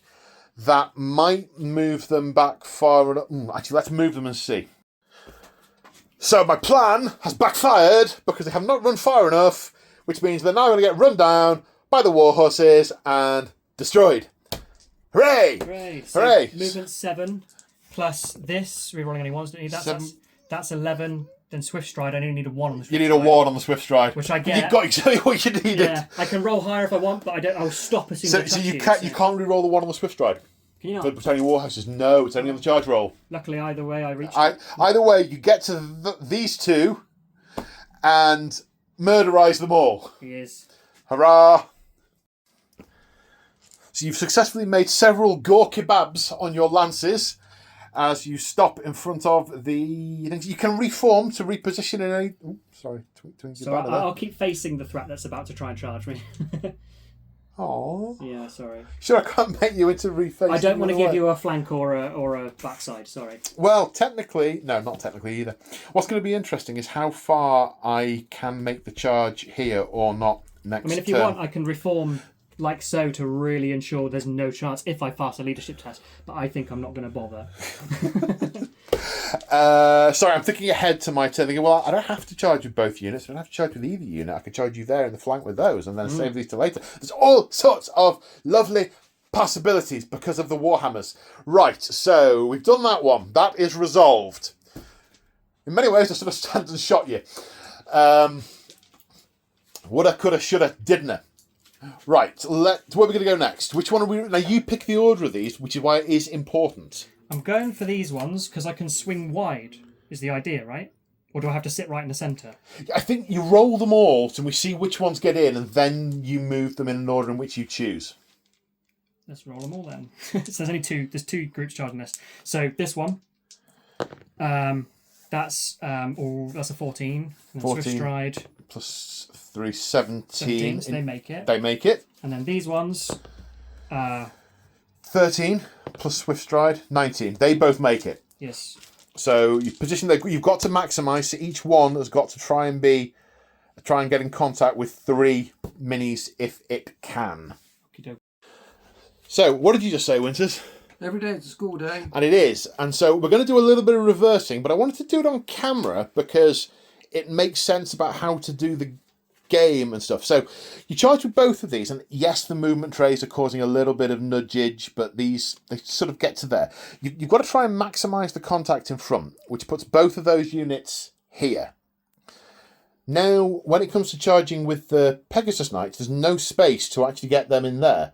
So the order in which these charges are resolved is important because, like you said, your key thing was they were an afterthought, really. You didn't necessarily want them in. You really wanted these in.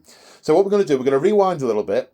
We're going to resolve the Pegasus Knights charging first. Then we'll resolve these two in order, with that one first, bringing it round, and then see where these end up as a result. So, right, charging with these first. They've already passed terror. I need a 10. Yeah. Well, we moved 10 and then that's 16. 6, so that's plenty. Don't need Swift Stride. Yeah, so the first one will connect. Oh, no, don't get caught on that. Oh, and the wings are a pain. The wings are a pain.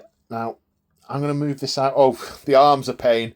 Right, they're contacted. They are this corner to this corner. Should I add Swift Stride because then it...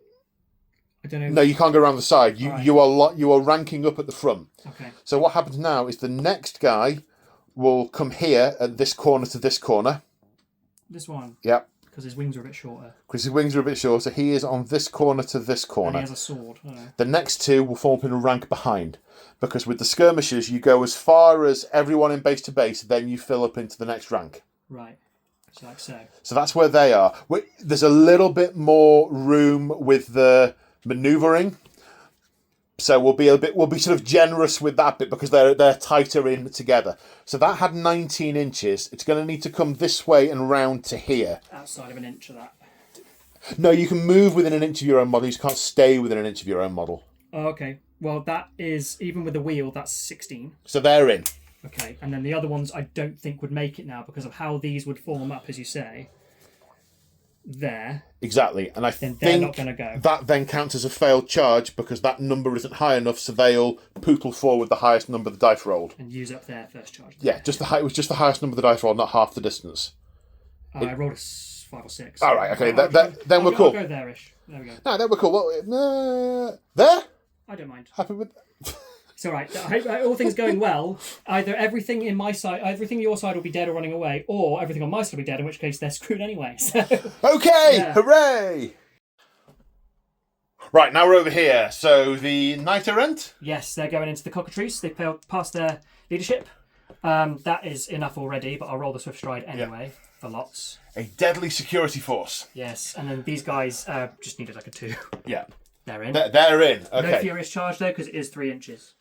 No furious charge on them because you need 3 inches. Yes. Okay, so we're going to move the lance first. Yep. So that will go straight forward as far as it can. Which is... And it'll connect there. And what that'll do then, because you can't, I have to turn like that to make us base to base. And then when you charge with these guys, you'll end up on the front there. And we need to see what happens to the harpies. I think that comes under accidental contact. So we've consulted the book. Winters is out in the garden doing... So this is like levels deep now. He's vlogging out there to himself about what's going on in here with the thing. And yeah, it's like Inception, man. We're like 8 levels deep. So because the cockatrice had to align to close the door on the Ares security force, then when these guys charged, in order to close the door on the cockatrice, they've connected with the harpies. And rules on page 129, you can either stop so you don't end up in an accidental combat, or run into them, run them down, and that's the end of your move. So we end up effectively with the knights on foot stopping and killing all the harpies, and the Knights Errant in combat with the cockatrice. Yep. And that's it. Yep. So that's what's happened there. It's now remaining moves. Don't forget the Green Knight. He's blended in. Yeah. Is he going to do the disappearing trick? And He's going to basically completely teleport. He can move from any natural piece of terrain, rather than moving into another piece of natural terrain, just to really, really, really annoy the main Beastman line. Yeah, and he's going to put himself in these trees, aligned so he can see all 3 of these units, and they all have to go, oh, for God's sake. Yeah.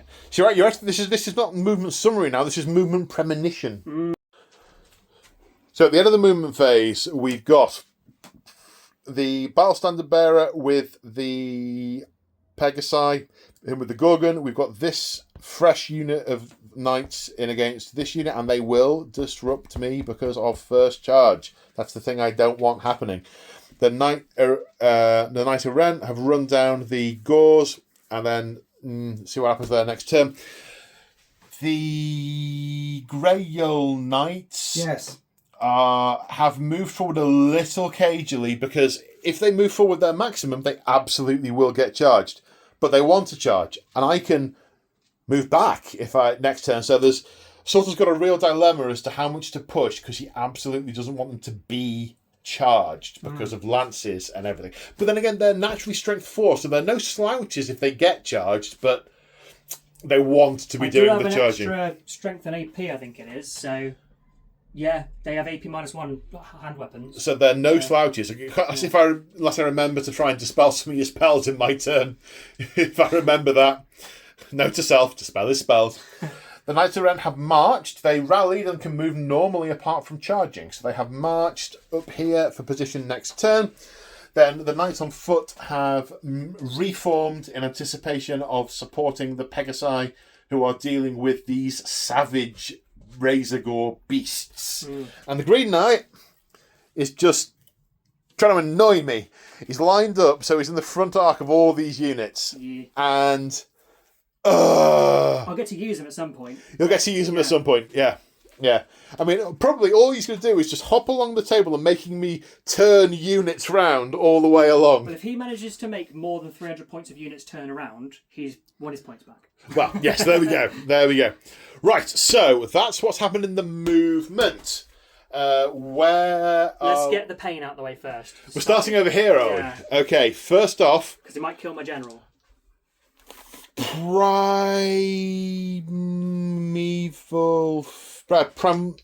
can't remember my Primal Fury. That's the one. 6 or less. Yes. That's bad news, Sultan. It was already bad news. This is worse news. This is worse news. It's worse news. And on doubles, it does another... No, I don't have Blood Rage. Yeah, they don't have that. They do have Foe Render, though. That's why it's bad news. Yes. No, I know, but it was already bad news. I don't think you understand. All right. The impact hits, though, don't have the AP. Maximum effort twice in a row. This is why he is Palpatine. Strength 5, toughness 4, only 3s this time. Yeah. And it's against the Pegasi rather than the General. I think I could probably put some against him, but I don't know why I would. But 4s. 1, 2, 3, 4, 5, 6 saves. No AP. 3 ups. One dice. No, lady. Save, strength 5. Yep. 1 has a wound. 1 takes a wound. Okay. There's a wound dice if you want to mark them up. There we go. Right, 12 attacks. There's no fear for you to be testing for because you outnumber me. Weapon skill 3 versus you're not 7 or higher, Weapon are skill you? With 4. 4. Okay, so 4s, rerolling 1s. There's some 1s. Take out the misses. Oops. Right, these are AP -2. 3s again. 3s. Yeah, not nearly as bad as you were thinking. These are -2, so 6s. I have 3 up saves, so 5s. Why were you... Okay, yes. And Sorry, I think I misheard you earlier. They're okay. They're okay. Okay, I'm fine. What were you worried about? Well, What were you worried about? Frankly, when you destroyed a 180 point unit without blinking, I thought I was in trouble. But I don't get to use my lances. No, boo. Or get Furious Charge. No, also boo. So the Duke, first of all, 5 attacks, weapon skill 7, hitting on 2s with his hand weapon. They hit. That was 7 dice, not 5. You just picked up 2 Oh, ones. it's because we said halfway through, you asked me my weapon skill and I said 7, so I picked up 7 dice. Let me do all of that again. So 5 dice. It's all right. It's funny on camera. But you're changing your dice. I see. I don't want to roll the ones that have already done well. Okay, yeah, exactly. You're changing your dice. So I got 5 hits out of 7 or 5 hits out of 5. Hooray! I'm strength 4. Strength 4. I'm toughness 5. 6s are 5s will wound me. 6s will kill. No 5s or 6s. Nothing. You're just hacking spines off. Big horns hacked off. Goo gouting everywhere. But I didn't need it. And the goo gouting. Look, I can't talk. All right, don't hold it against me. The Royal Pegasus gets to fight at the same time. He's also initiative 5. He does. Gout? If you have gout, does that goo everywhere? As you were, Weapon skill 4, so 3. So 3s, yeah. 2 hits. Strength, is he strength 5? Strength 5. So 4 to wound. And 6 is at Armour Bane. Okay. So there's 1 at -1 and 1 AP dash. I don't think I have any armour, but I don't need to check. So that's 2 damage. Okie dokie. Yeah, 3 wounds each. That's him done for now, and then the Pegasi fight first for the mounted dudes. They're initiative 4, are they, the Pegasi They're themselves? higher initiative, yeah. Okay, so that's 2 attacks each to the Pegasi, if I remember rightly. Probably. 1 minute. Right, 2 attacks per Pegasus, strength 4, weapon skill 4, so 3's to hit. Weapon skill 3. Oh, 4's to hit then. Yeah, 1 hit. 1 hit. Strength 4, toughness 5. Nope. No. And then the dudes on top. So the first knight has 2 attacks. The other guys have 1 each at the moment. So we hit on weapon skill 4 is 3s. 3s. Strength of 3 though, so 6s. Nope. No. And then stomps at the end. Which strength 5. No. No, okay. And there are no stomps for the regular Pegasus. No. Okay, so combat result, you'll like this. I did 1 to you. I did 1 to you. You did 1 to me. But I have a banner and the war banner. You've got a flag. Flag. And it's a good flag. And it's a good flag, so I lose by 2. Yay. -2, so I need 4 or less. 4. Nice. I pass. I give ground. Move back 2 inches. You can either follow up or not. I'll follow it because it means you're not going to impact hits next time. That works too. It's yes. your turn next. Well, so- yeah, we count as an ongoing combat next turn. Neither of us count as charging because Exactly, that's just a ground was given. Yeah. So first off, before we start fighting, is Stony Stare. You must make an initiative test for each model. If you fail, you get hit by the Stony Stare. Now, we've just checked the wording, and the charge benefit modifies your initiative characteristic till the end of the phase. So you need to roll 6 or less, but 6s always fail. So these are the 4 4 regular guys. So 1 fails. 1 fails. And then the champion passes. Passes. So the Stony Stare, they suffer D3 strength 2 hits with no armor saves permitted. So he suffers strength 2 hits, none of which wound. No initiative changes or anything otherwise? Nope. Oh, right. I thought was a lot of that. Well, no. The thing is, if that had been off your base initiative, every model might have taken the D3 hits. Yeah, and they only have 1 wound each. And they have 1 wound each, and they're only toughness 3, so 1, 5 or more kills them. So that could... Ward save, but yes. Ward save, but... It's only a 6 up. It is indeed only a 6 up. Now, this is simultaneous, because we're Yeah. both initiative 6, but you roll yours first. You don't need a fear test, because you outnumber me. My weapon skill is 4. My weapon skill is 3. So you're hitting me on 4s. I hit twice. Strength 5 with the lances on the charge. Yep. So 4 to wound. No wounds. No wounds. Okay, the Cockatrice has 6 attacks at weapon skill 4. And then I have my horsies when we're done. What's the horse's initiative? 3. 3. Do them now. You sure? Yeah, absolutely. It's all simultaneous, so it makes sense if we remember everything of yours first. They hit more than the guys did. This is always the way. Always the way. Hitting on 4s, wounding on a 6. I have heavy armour, which I pass. Nice. So my 6 attacks at weapon skill 4 will hit on 3s. It's 3 hits. I am strength 4 with... Am I hand weapons? I am hand weapons, yes. 3s to wound. 3s to wound. 1 1. up save. Yeah. He's okay. Well, you just clonk and then combat result it. Yeah, so neither of us did any damage. You, however, hit me in the flank. You have a banner. You're close order with a unit strength of 10 or more. And lance formation gives you an extra pip, or is that instead of close order? Sorry, I beg your pardon. You are not close order. You are lance formation, which gives you an extra 1. And I got nothing, so you won by 3.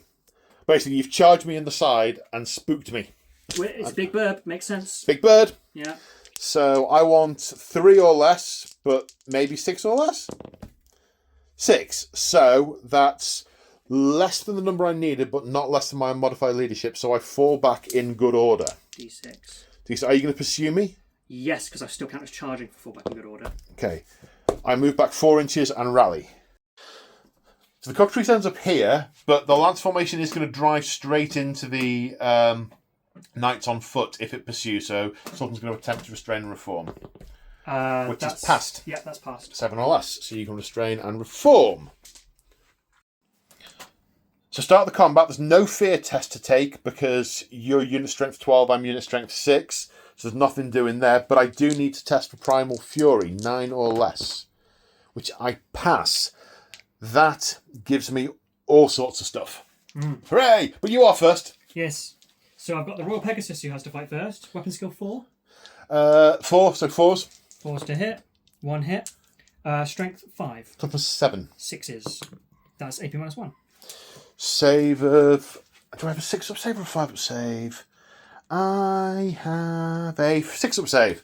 But I do have regeneration 6+, which I don't make. So I take a wound. I am down to 6 from being kicked in the face by a big horse bird. And then the Paladin and the single Unicorn in front rank 4 fight at the same time. So Unicorn? Pegasus. Yeah. It's fantasy horse related thing. Fantasy horse related. Horny horse. So Paladin has 3 attacks. Okay. Weapon skill 6. Hit on 3s. 3s. Hits all the times. Strength is 6. So 5s, but 6s are armor bane. So that's 1 at -2. So I get my regen of 6+. Nope. It's another wound. And then the single horsey before the champion gets to fight. So the horse. Those don't hit. And then the champion, I need to just check his weapon skill. It's probably 4. It's probably 4. It is 4. 4s. 1 hit. Strength is 6 again. No. No. Okay. Right, so 5 attacks from me. I don't get my frenzy bonus because I didn't charge. I'm going against the Pegasus Knights rather than against the Royal Pegasus. Weapon skill 4 versus 4, so I need 4s to hit. Oh, no. None of those are 4s. However, these are 1s, and Primal Fury, which I am subject to, means I can reroll these. Hey. Hurrah! 1. Strength 6. 2 to -2, Killing Blow, Monster Slayer. Ooh. 2. So I have a -2, these are, aren't they? Mm-hmm. So I have a 5-up save, followed by a 5-up walk. Ward save from the lady. She doesn't save me, but he takes a wound. Takes a wound. You did 2 to me, I did 1 to And you. we stomp each Now it's stompy time. You get D3. Do you want to go first? I'll go first. 1. 2, 2s. yeah. No. No. Oh, I get 2 back. They strength of 5 strength versus 5, 7. So Nothing. nothing, yeah. Right. You did 2 to me. You've got a standard. Battle standard. Battle standard. You're in skirmish formation. That's it? That's it. Yeah. I did 1 to you. I did 1. That's all I did. So I lost by 3. So I want 6 or less. 4. We're good. So I give ground and you decide whether to follow me up or not. Follow up because it stops you getting frenzy. Okay. Okay, final. These guys end up here. A little bit of license with the bases because of the wings. I feel the Pegasus wing pain. Yeah. That's one. It needs a difference. I saw one person who had really wildly different height flying stalks, so they could all rank up next to each other. Yeah. Yeah. Anyway. So you are very much first on initiative 6. Weapon skill 4. Oh, I need to test Primal Fury. Yep. You had first charge, didn't you? So you're With these guys, so I am disrupted. So I need 7 or less with Primal Fury, which I fail. I'd have failed that anyway. Fair enough. Yeah. So I have 6 attacks because the champion has 2. Weapon skill 4. Skill 4. So you have 4s. So Yep. 4s. Hit 3 times.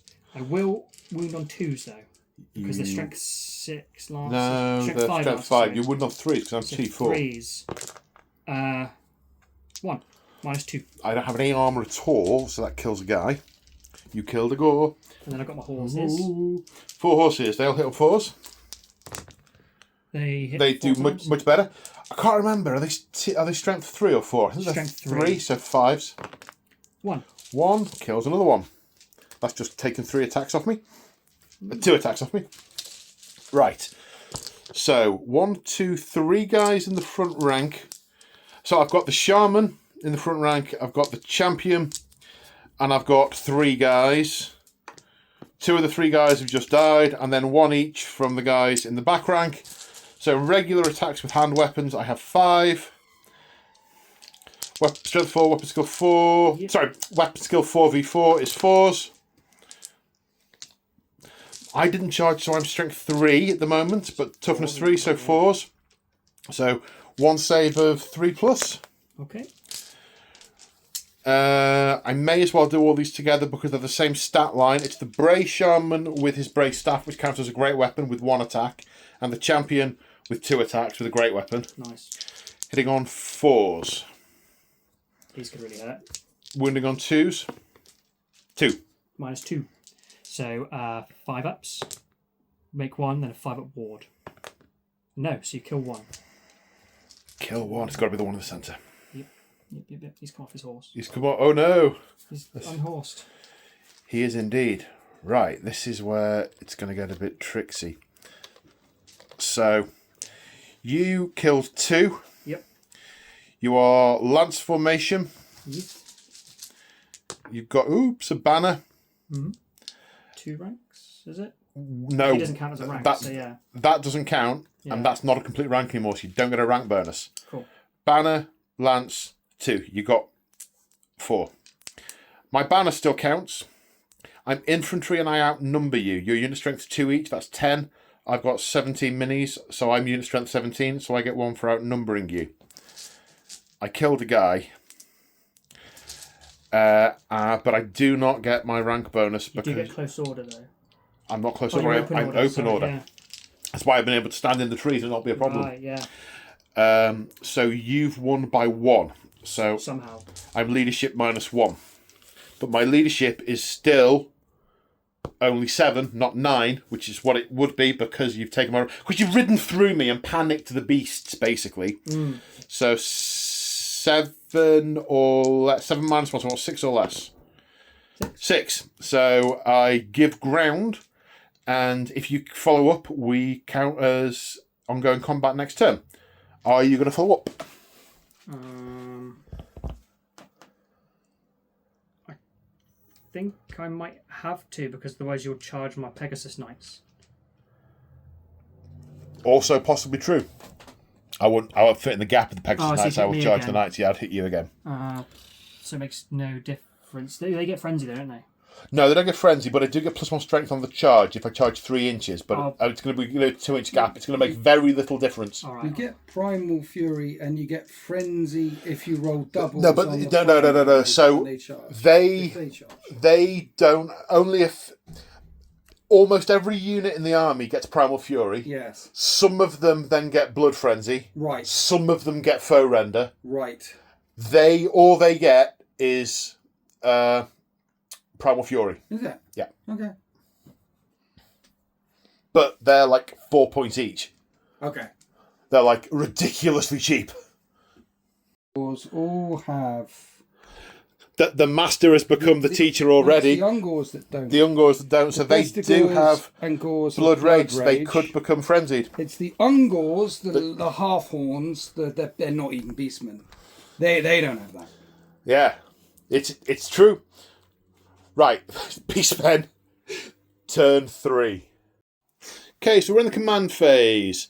He cannot use Swallow Whole because it can only be used against infantry. Sad times, wanted to eat a horse. But I think it is definitely time to draw the gaze of the gods. Yes. So first off, this shaman. Witness me! 6, Apotheosis. Which does +1 modifier to a strength and leadership for the remainder of the battle. The Beast Lord. 5, which is Dark Fury +1 attacks for the remainder of the battle. The Battle Standard Bearer. Witness me! Murderous Mutation +1 weapon skill for the remainder of the battle. And the Bray Shaman. Damned by Chaos? Damned by Chaos! Stupidity for the remainder of the battle. Poor guy. But the unit he's with doesn't become stupid, does it? Yes. Oh, Yes, it does. okay. Damned by Chaos. Right, so that's all happened. Right, now we're going to attempt to cast some spells. Can't cast any with this guy. He's locked in combat. None of his spells are self. But the Great Bray Shaman has a number of things he can cast. First off, we're going to go for the Mantle of Gorok. Cast on an 8. This is a self. That's a total of 11, 13. And we're checking Dispel ranges. Dispel Rangers. No, but half an inch out, buddy. Okie dokie. Sorry. What does that do? That, until the end of this turn, he gains a D6 modifier to his strength and attack characteristic of 5. So that's a thing. I'm going to put that over here. Nice little 5. I'm going to leave him to it and hope he's stupid. Right, then we are also going to attempt Demonic Vessel, which is a self spell. Need a total of 10 or more. That's 8, 9, 10.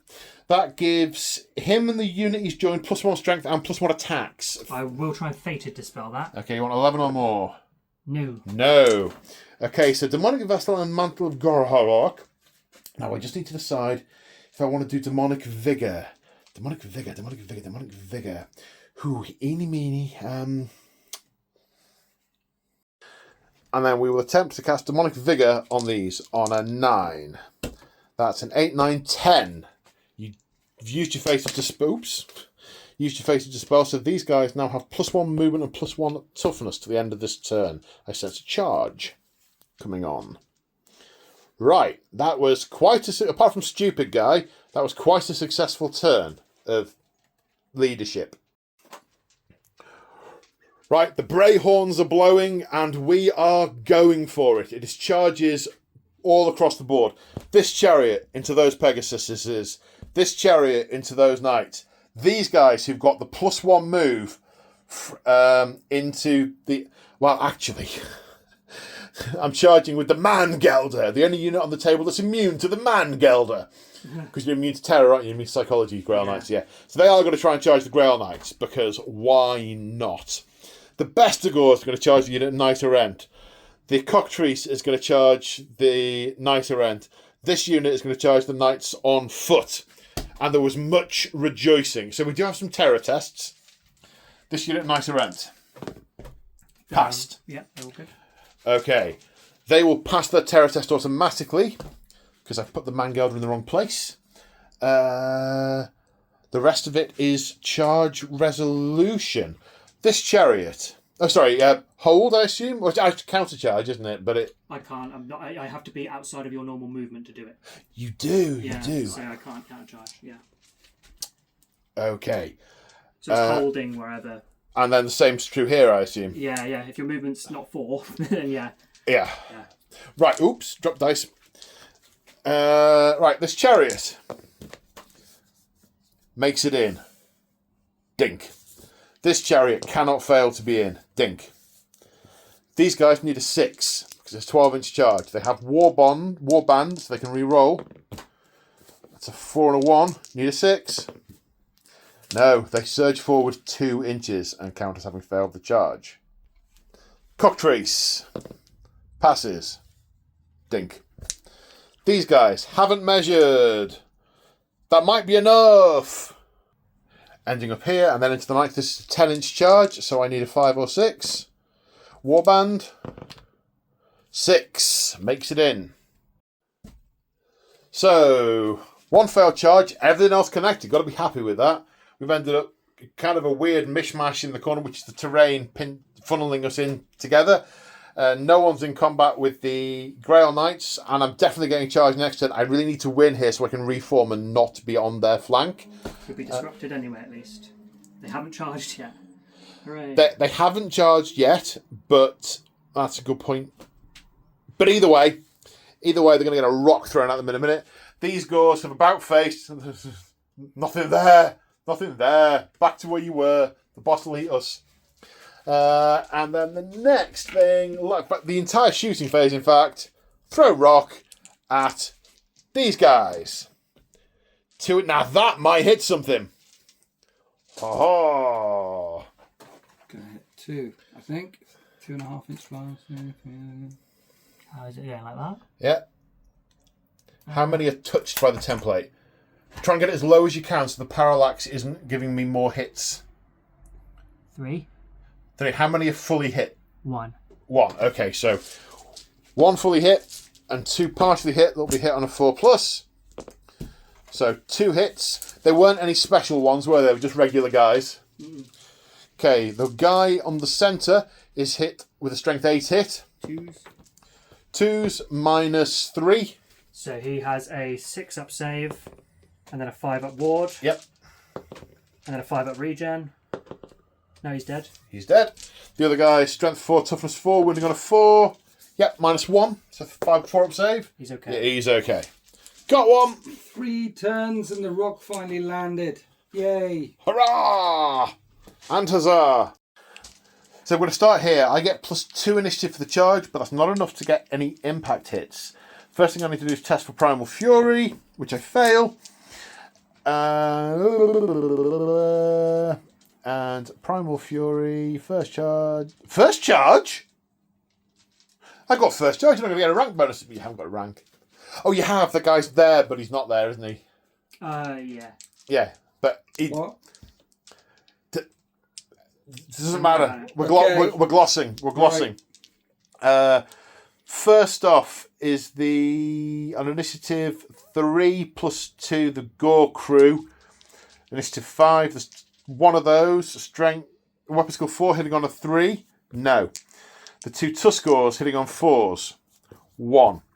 Strength 4 -1 AP. Wounding on 3. So 1 at -1. That's a 1. And then a strength 4, 6 up ward. Nope, kills 1. Kills 1. He's the one who's not there. The one who's not there. And then the best to go on initiative 3 with a great weapon. Going to hit on a 3. No. No go. Okay. He only has 1 attack on a chariot. I thought he'd have a couple. It's the impact hit. The impact hits are what you want, and I didn't get fast enough. My mechanisms have been gummed up by running gores. So 5 attacks because you killed one of them. 2, 3, 4, 5. No, 4. You got 5 guys. One's a champion, Yeah, so 3 attacks with guys, and then one's a champion. but one of them died. Yeah, so Doesn't I'm discounting one of the ranks, so I'd have 6 attacks otherwise. 1, 2, 3, 4, 5. Yes. Yeah. I can count, mate. Hits on 4s. Ooh, weapon skill. 4. Oh, so hits. Yeah, 4s. Fours. Yeah. 1 hit. Doesn't win. Oh. Okay. The horses. Yep. 4 attacks. They hit those times. Wound once. Wound once. Save for 4 you plus tough 4, yeah? for Tuskor Chariot. Yes. Yeah, so 1 wound. Yeah. Pass. Cool. So I lost 1. You lost none. Hang on. You lost a guy, so I did a wound to you. Yes. That's all I got. I got a banner. You got a banner. You're in lance formation. Yes. You win by 1. Yay. Really? Yep. Impact hits. Okay. Okay, so leadership 7, so 6 or less. That's 6. So I give ground 2 inches. You either follow up or you don't. I won't because I will charge. Charge my next turn with lances. Yeah. Use the lances again. Yeah, that's. So he bounced. I knew he was going to, but it just didn't seem narrative to not charge him because I knew he would bounce. He bounced, took 1 down. Well, yes, I guess. You know. So it wouldn't have felt right not to do it. Yeah.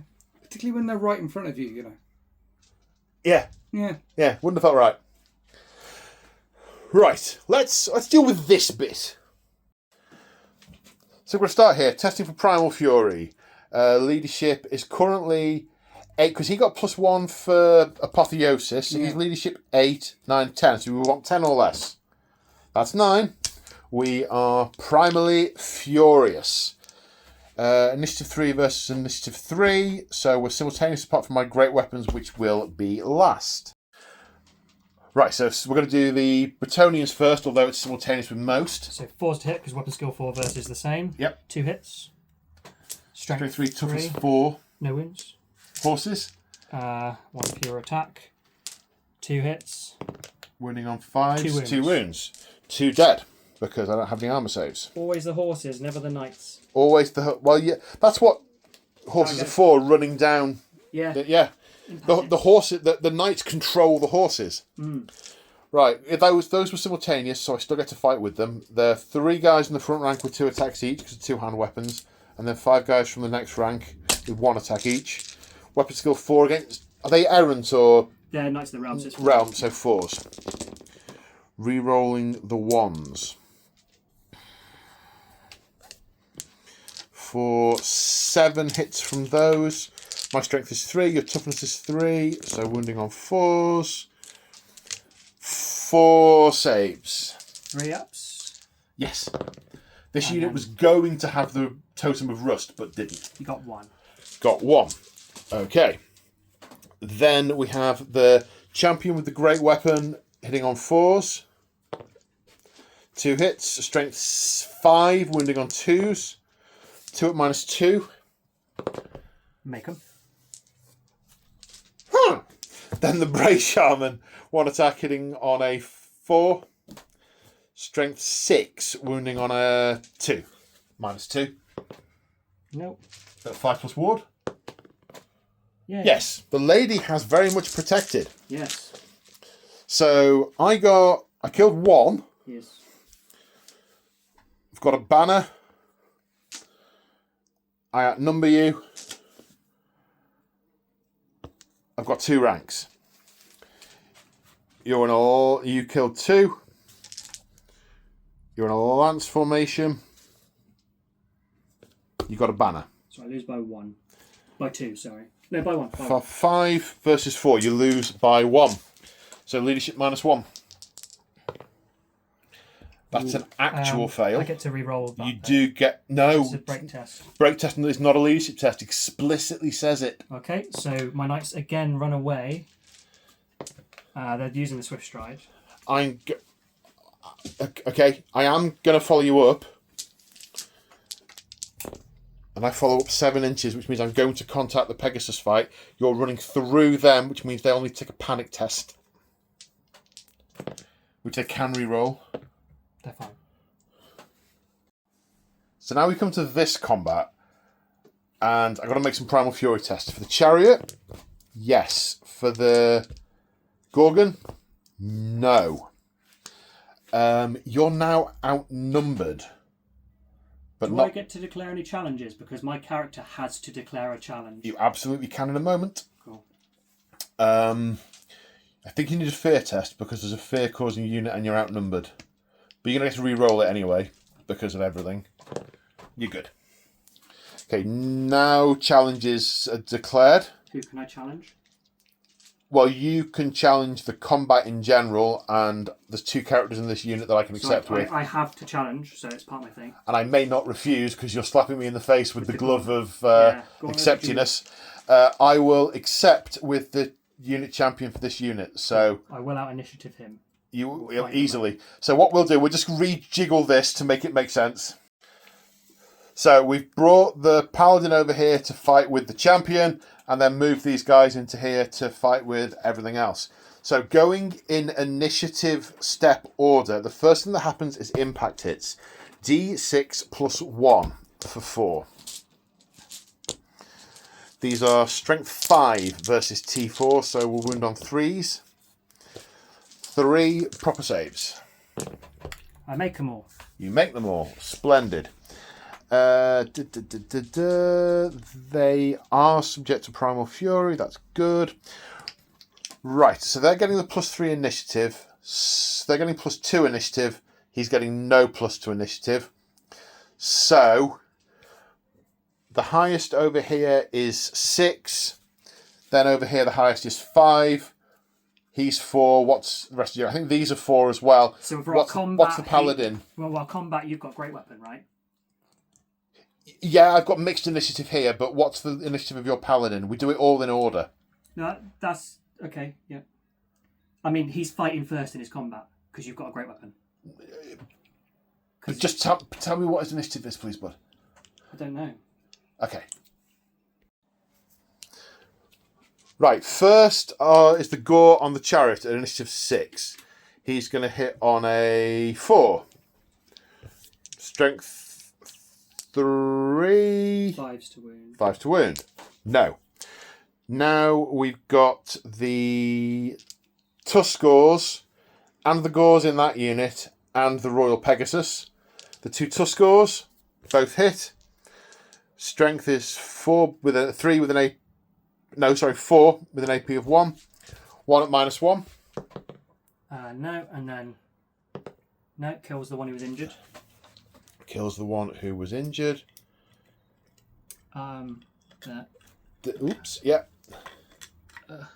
This is on initiative 4, so they are going to get to fight. So pop them down so you don't forget. Or put them wherever you want to put them so you don't forget. Then we've got the Gores in here. I've got 3 in the front rank. None of them count as dying from the previous combat at all. That's my understanding. It just counts I was as just asking, a yeah. charge. I believe so. So it's the Pegasus on 4s. Reroll the 1. That's 4 hits. I count as having charge, so strength is up to 4. 2 saves. Make 1, fail 1. Strength is 4. Take a wound. Take a wound. Oh, wound goes back. Thank you, Winters. That's the 5. Now it's the Royal Pegasus. 3 attacks into the Chieftain guy. He's weapon skill 4. I think that's 2 hits. Okay, it will be. He's not going to be weapon skill less than that. And then strength is 5. So wounding on 4. 3's even. 1. 1. I have no armour, so he is dead. But you'll get to do overkill on him in a minute. That's all the initiative 5s. Now for the initiative 4s. So there's the Paladin into the Champion. 3's to hit you. Yeah. Reroll them because he's in a challenge. Yeah, it's all. Oh, they're all hits. And then Strength is 4 or 5? 4 because I don't have a lance. So 4s. 2 wounds. 2 wounds. So that's an extra 2. That's an extra 2 damage onto him because that'll count for overkill because he's basically massively messing up that guy. And I'll do the stomp attacks at the very end. The stomp attacks come last. Your Pegasus Knights and Pegasus Riders are next. The simultaneous Just with the Gorgon. Riders, I think. Sorry, just the Pegasi. The dudes on top don't fight yet. Now it's the Pegasus, but not the Riders. Oh, okay. They have to hit different targets, don't they? So this one's hitting the blob of gauze, I guess. Okay. And misses. And the other one's hitting the big lad. Or you can hit the Chariot. He's hitting the big guy. It's fine. Okay. 2 hits, and then I need 6s. 6s. Nope.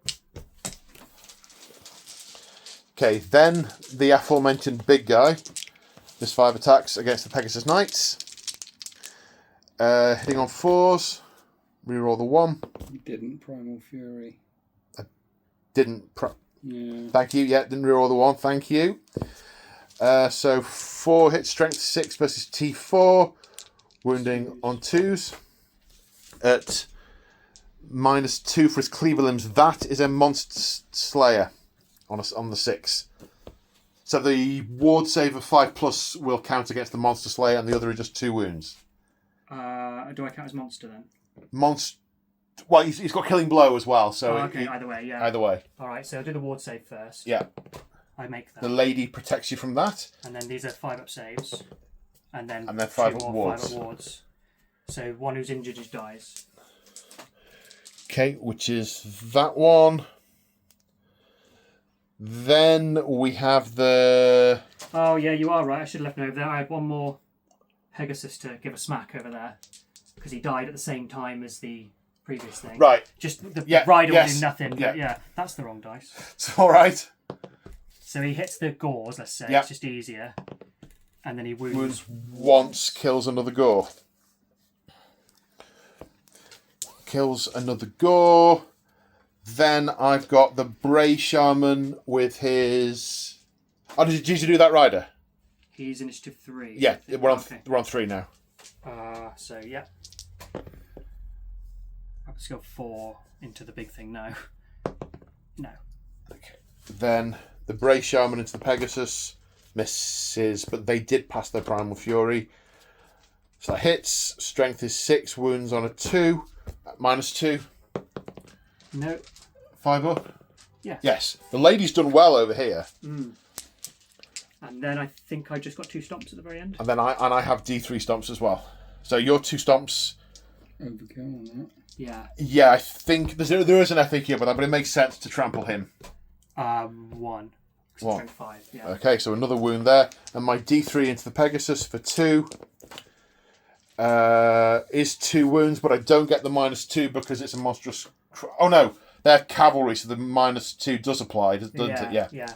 So 5s and then 5s. He's alive on a wound. Alive on a wound. Right. Math attack. You did 4. So 5. I did... Well, no, 1 was already on a wound. You did 3 then. 4. 4. Yeah. So 4 over here. I've got... This guy needs to go in to fill that gap there, where that champion was. I have a flag. I have a max rank bonus of 1. I have an infantry unit that outnumbers on the winning side. And that's my lot. I got the battle standard Right. and then all those wounds. Yeah, so there's a battle standard. You did 4 wounds to my champion, overkill, and then 1 wound to a regular guy. That's your close order. You got the banner that we've counted. That's 6. Oh, you lose by 1. So break test. I pass. So fall back in good order. No, give ground. The other one, yeah. Yeah, so you move back 2 inches, and I decide Good ground just doesn't sound as good as fall back in good order. I know, but you go back 2 inches, and I'm going to follow up with these guys and the Gorgon. There's not enough room to follow up with the chariot, so he'll just hang there. Right, now we come to this one in the centre. First of all, Bestial Fury. Failed, but that is the unit that can re-roll it because they took the banner. Still failed. Excellent.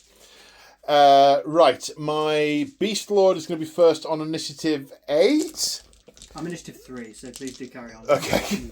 He's got the... 1 minute. Right, so he is, like I said, on initiative 5. He's got 4 attacks base, +1 for the one he got from the Gaze of the Gods, +1 from the Axes of Krogor. He's going to hit on 3s because his weapon skill 6. He's not going to reroll 1s to hit, but we will reroll 1s to wound because of the Axes of Krogor. 3 hits. Strength is currently 6. 2s. 2's at -2. So that's 3. Nope. No. 3 died. No ward save because they ran away. They did run away earlier. They did indeed. Then these guys newly have Furious Charge. So the champion has 3. The others have 2 each. The Bestigor's weapon skill 4 versus 3, hitting on 3s. No Primal Fury. Strength 6, 2s. 6 at -2. You kill all 3. You kill all 6 in total. So they're wiped and you get to reform. I'm going to attempt to restrain and reform. I might overrun if I don't restrain. Now, you can't use the leadership bonus from War Band to restrain. But I have passed on a 3. So I'm going to reform and point myself towards the Ground Knights. So now the unit against the Knights on foot. First of all, Bestial Fury is passed. The highest initiative here is the Great Bray Shaman. This unit also has, what did I cast? It's the Mantle of Gorhawk and Demonic Vessel. So, the Bray Shaman has 2 attacks. I rolled 5 earlier for the Mantle of Gorhawk. So he's got an extra 5 attacks for that. Oh no, I'm using a Great Bray Staff, so I'm going on initiative 4. So he's not first. Well, I'll come back to him. Do you know what you're using? Are you using sword and board or great weapons? I mean, you've got shields, so I use great weapons. I'm fighting 2 ranks. If any are left, Okay. they're dead anyway. Fair enough. Fair enough. The highest there will be the Wargore, who has heavy chaos armor. Kind of doesn't have a special weapon, but does have foe render, which is active because I passed Primal Fury. He has 3 attacks, hitting on 3s because weapon skill 5. That's 3 hits. Strength is 4, toughness is 3. Nothing from him. We then have 2 guys from the rest of the unit with Furious Charge, hitting on 4s, rerolling 1s. That's 2. Strength is 4 because I charged. 5 because of Demonic Vessel, and actually I've done myself out of 3 attacks there because Demonic Vessel is +1 attack per model. Miss anyway. So these are strength 5, winning on 2s. So that's 1 save. Just 1. I thought Just it was 2. Oh, 2. Sorry, yes, 2 saves. Nope. And then strength is 5, so 5 at wards. I make them. Make them both. You've done that. The lady has definitely been watching out. The courage, not so much, but the lady, most definitely. There's your shaman, right? Then I've got the shaman and the champion who has a great weapon. So it's great weapons. The champion has 2 Furious Charge, Demonic Vessel, hitting on 4s. 1 miss there. Strength is 7. Yeah. So 3 at -2. So 5 at wards. I make 1. Okay, so he kills 2. Now the shaman with Demonic Vessel and Mantle of Gork. A weapon skill 5, so hitting on 3s. Wow. Wow. At strength 10 or something. 10. Yeah. At strength 10. 2s. Angry little beast. Angry little beast. At -2 because they're all with a great weapon. So That's all 8. 8.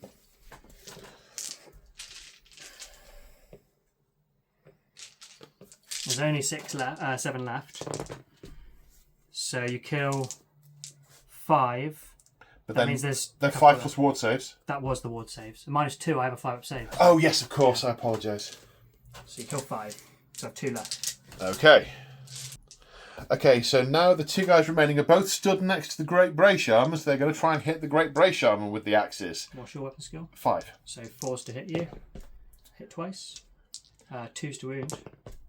2 wounds, -2. The strength is... My toughness is 5, actually. Oh, so 1 wound. 2 left on the guy. That's it. I think this is pretty much a Snake Eyes situation. I killed 7. I've got +3 rank bonuses. I've got Banner and Battle Standard Bearer. I outnumber you.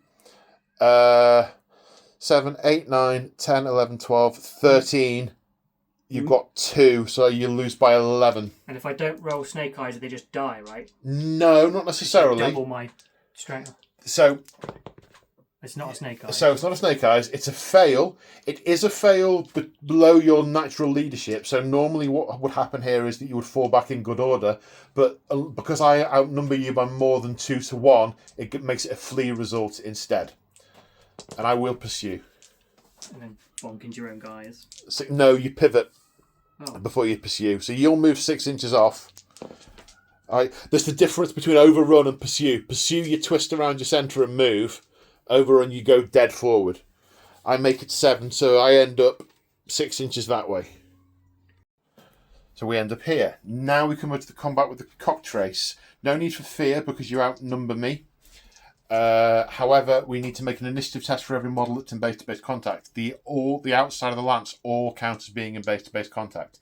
So you want 3 or less. Oh, or less. Okay, so I fell 4. Right, so each model takes D3. I failed 4.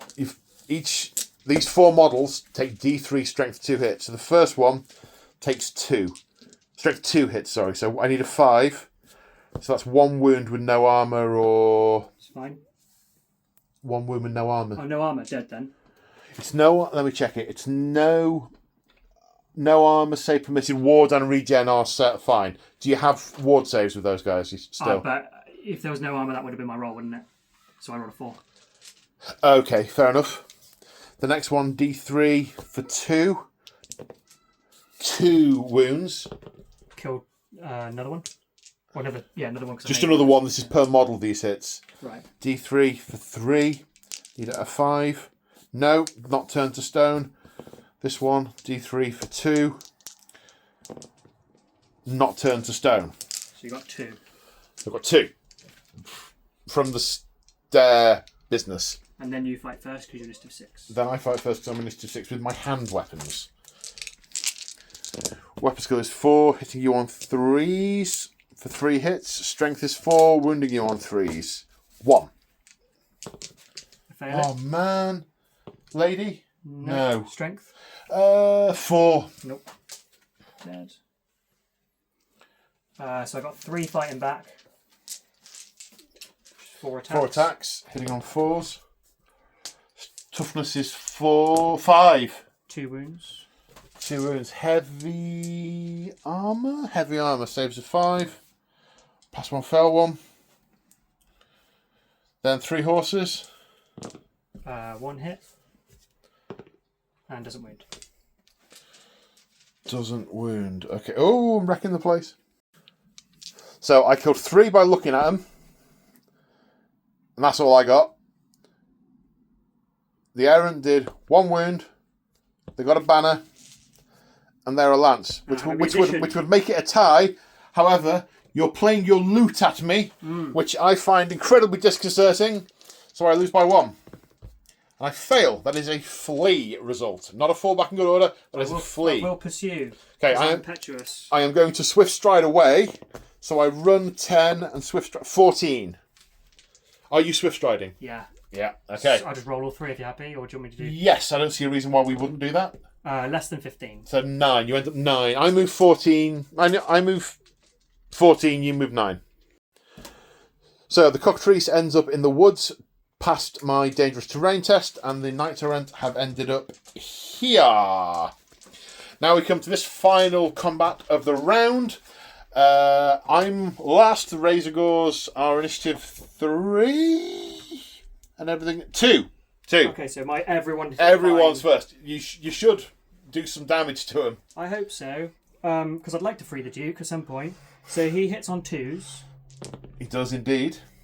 And then he wounds. He's strength 5. So you'll wound on 4s, but you're looking for 6s. None. 1. 1. So 1 wound and 1 6. So that kills 1 or. What order does that? Hang on. So let me take a. His AP's at least 1, isn't it? No. He's just using hand Right, weapon. save of 6+. No, so he dies, and then Monster Hunter kills that guy. Very generous of you. Then, Just want the internet to know that was very generous of you. It seems unrealistic that he would heroically run forward and lop the head off the one that's mewling on the floor. He's more likely to stab that, kick it off with the Pegasus's foot, and then run forward and decapitate another one. I don't know. We might be seeing what kind of character he is. And the Pegasus is at the same time. Weapon skill 4. Yep. So 3 hits. 3 hits. And strength 5 again. So 4s. No wounds for him. Okay. And then I'll do the 6 attacks from the other Pegasi. You can get chariots pulled by these things, and it makes the toughness of the whole chariot higher, and the impact of the whole the Razor Gores. Yeah. I've done one for him. Yeah. Weapon skill is that. We've reached that time of the day. Throw the dice. It died. And then 5 to wound you. Yeah. 1 wound. 1 6 up save. Save of 6 up. No. And then finally, I haven't counted his charges, so it's only 4 attacks on the riders. 4 attacks on the riders. 2 is left on this guy. 3 hits. And weapon skill low. Oh, are you? 3. Oh, then Not low, but low enough. Yeah. And then I still need 5s though. No. So you're alive on 2. Okay. That's my stomp attack to get you in a bit. Who knows? Okay, well, that'll be now. Stomp attacks happen at the very end of initiative 1 though, right? So. Oh, I get to have a go. Yeah. Of course. Oh, I should have rolled for Primal Fury earlier. I'm primally furious. Excellent. And frenzied. For... He didn't charge. No, I don't have that rule. That's ungores. Don't have that rule. Best gores and gores. Well, this is a Razor Gore. Okay, yeah. I do have foe render, so these are going to be AP -2. Hitting on 4s. Strength of 5. 3. Wounding on 3. 2 at -2. 2 5-ups. No. Then the lady. Then the lady decides No. they're not worthy. Gets kills one. Kills a musician, in fact. And puts a wound on the banner. Buglers. Stomp will just wound you on 4s. Yep. 1 wound. 1 wound. 6 up save. No. Still tied up with these bloody pigs. Not in a minute you won't be. Oh yeah, combat result is a thing. You've done 8 damage to me. I did 1 to you. So I did 3, 4 because he was already on a wound. Oh, right? 1, 2, 3, 4, 5. Yeah. So he had a wound left. He's lost 2 wounds. That's 6. He had 3 wounds. Just killed him outright. So you've done 6 to me there. Yeah. You've got a banner. And it's 7. the special war banner. It's the war banner 8. Yeah. And I did 2 wounds to you. 1 wound. 2. I did 2 wounds to you. So I lose by 6.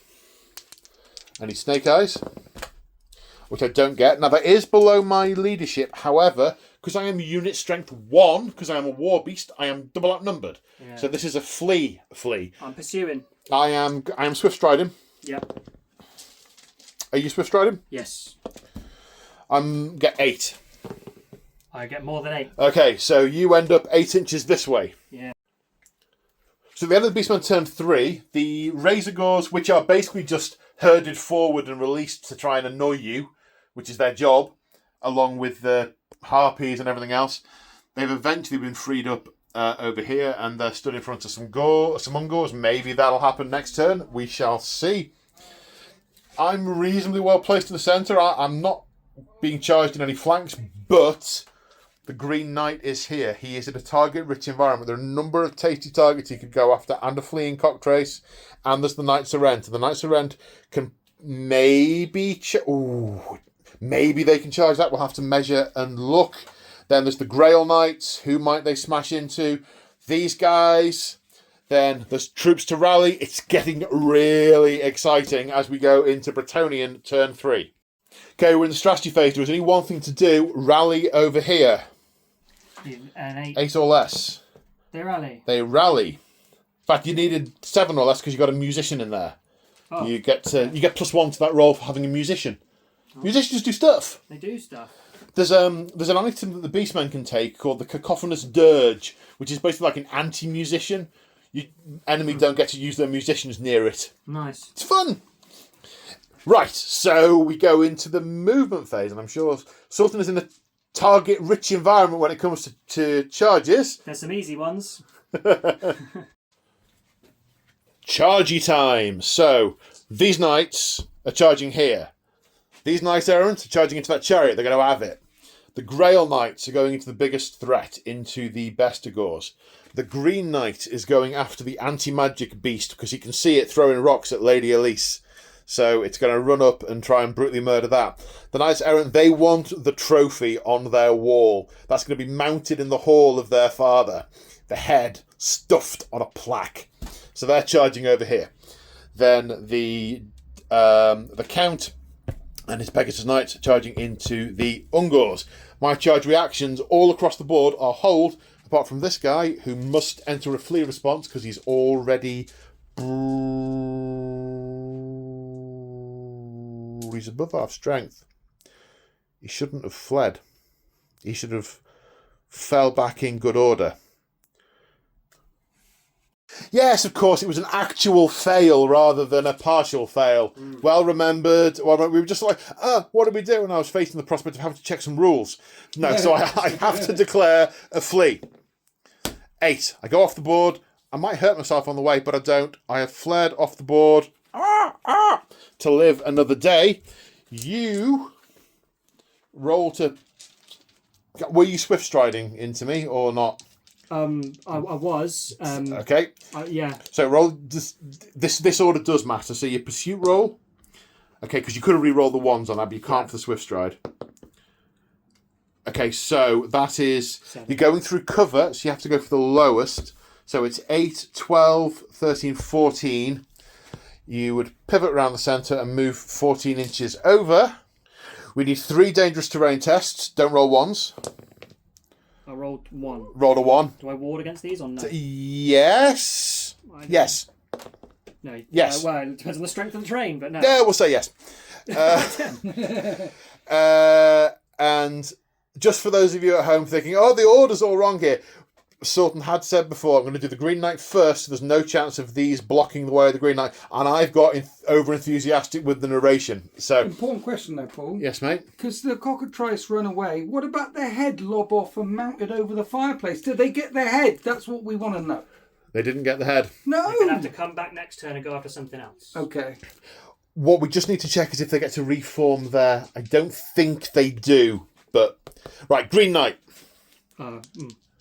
He has moved through cover, so none of the penalties so 8 apply. plus that is 13. Plus Swift Stride. He's in. So these guys end up here. Just double check. No reform at the end of the... It's not a failed charge. I've just run off. And we didn't finish the pursuit, so we don't get to reform. Yeah. Yes. Yeah. It wasn't a pursuit. It was just a charge move. Yeah. You're still technically chasing it, but you're about to realise that you're running away from the fight, and your duty lies over here. Yep. Someone's come to their senses. He really wants that head. Well, Right. I mean, I don't know if you've Got to noticed, turn they're around. being led by a blind man. So they're not doing amazingly well. Being guided by the lady. Yes. So this one's the easy one. You can't fail it. You're in. You're massively in. You're using up your probability. Yeah. And then over here, you can't fail either. Way! And then the Grail Knights are a can't fail because they're within 8. And they're in. They're and in. Then there's one more here with the Knights Errant. Because they can't fail. Yeah. Everything's in. Hooray. Hooray! There was much rejoicing. So at the end of the movement, the Duke counters ended up over here. These guys have reformed for future turnage. These guys have marched for future chargeage. And the Grail Knights have ended up here. Despite all my best attempts to slow them down, they have finally made it. And the Green Knight is over here. Where are we starting with the combat? I assume you've got no shooting phase. There's no shooting phase. We're going to go with the most complex one to begin with, I think. Because there's a lot of fighting and different people here. So I'm going to start with these guys because, well, they're the highest initiative because they're initiative 6 right now. Right. I don't think anything else beats that. Okay. No, nothing beats that, but I do have to take Primal Fury test at the start of the round. And I have to issue a challenge. You have to issue a challenge. And you cannot refuse. Okay, so you've challenged my Bray Shaman. He has no choice. It's not something he wants to do. Well, it's not something the Bray Shaman is particularly keen on either, because he's going to die. Primal Fury for this unit. Yes. They don't have first charge anymore, so I do have my rank bonus. That's a pass. And Primal Fury for that dude is a pass. No, hang on. 2, 4, 6, 8, 12. You are outnumbered, so you will need a fear test for those who... I mean, you'll pass it with re-rolls, but... You said that. He's failed so many. I'll pass this one, because it doesn't really This count. one's... Pass. They pass, and then the ones in the middle, they're Pass. passed. Yeah. See? Yeah, he passed it. I mean, you were right. Yeah. I think the dice You're need to right, you're warm right. up, perhaps. So I'll start with the initiative 6 lances and horses. So we've got 2 on the champion, and then there's 3 other guys. Okay. So we're hitting on your weapon skill 4? 4. So 4s. We hit Four hits. sometimes. Strength 5. Strength 5, 2s, 3s. 3s. T4. Okay, so that's 3 at -2. No armour. Yeah, we start killing things. 3 dead. And You've killed a lot of this unit. I've never really been able to use the lances, I think, is the thing. And then I got 4. He's dropping his glasses. Drop glasses He's not. don't He's count. not used to having glasses. No. 4 to hit with the horses. Yep. No. No. For once, the knights do better than the horses. Yes. And then I have a higher initiative. I think it's initiative 5 for the Pegasus. Right. My highest initiative is 4. So we do your Pegasus. First. This is into the challenge, because it has to be. Yes, this is to the Bray Shaman. Yep. Yeah. So he hits once. Yep. Not Yep. weapon skill terrible. No, mine are not And terrible. that wounds What's your strength? 5. 5. That does indeed wound. But I do have 2 of them. The Yes. Bray Shaman.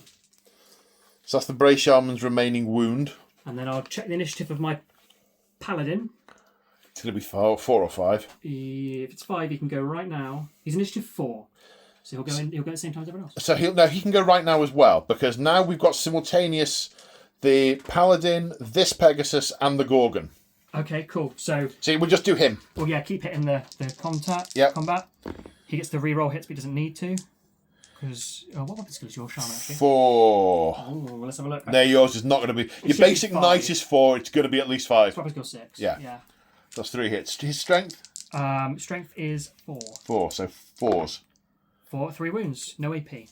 Okay. I'm not using my lance. So that's like very dead. So that's 4 wounds to him total done. So And then 4 wounds in total done over there. We'll totally remember that. we'll do the stomps at the very end. Him +3. I got Yeah. it. I'll lock in. I'll get that. Him +3. Right. Now, this Pegasus against either the Gors or against the Gorgon. Kill some Gors. You're doing nothing to the Gorgon. Yeah. They both hit. And I'm strength 4. Toughness 4. 1 wound. 1 dead. He needs to go in the Try front and rank. break them. Because then even if your guy wins. Yeah. Right. The Gorgon. Yeah. Strength 5. Weapon skill 4, hitting on 4s. With a reroll of the 1, I should say. Yep. Strength 6. Twos. A P-2, isn't it? P-2, but it's Killing Blow Monster Slayer as well. Oh, okay. So Killing I'll try and do the killing blow first. I need a 5-up ward. Yeah. He's The okay. lady is rocking it over here. Yeah, but now he has to trust to his armour for the other 3. Then the lady. Oh, he saves one of them, and he has 1 wound left, so I need 2 5s or he's gone. Oh, she tried. She failed, but it's only 1 wound I did you, though. She tried. 1 wound. Bonk. And then the rider would have fought, but you've killed him. So The it's your rider's Gors. initiative 3, so he is dead. Yep. And your Gors are only hitting these. Because he's in a challenge. Yeah.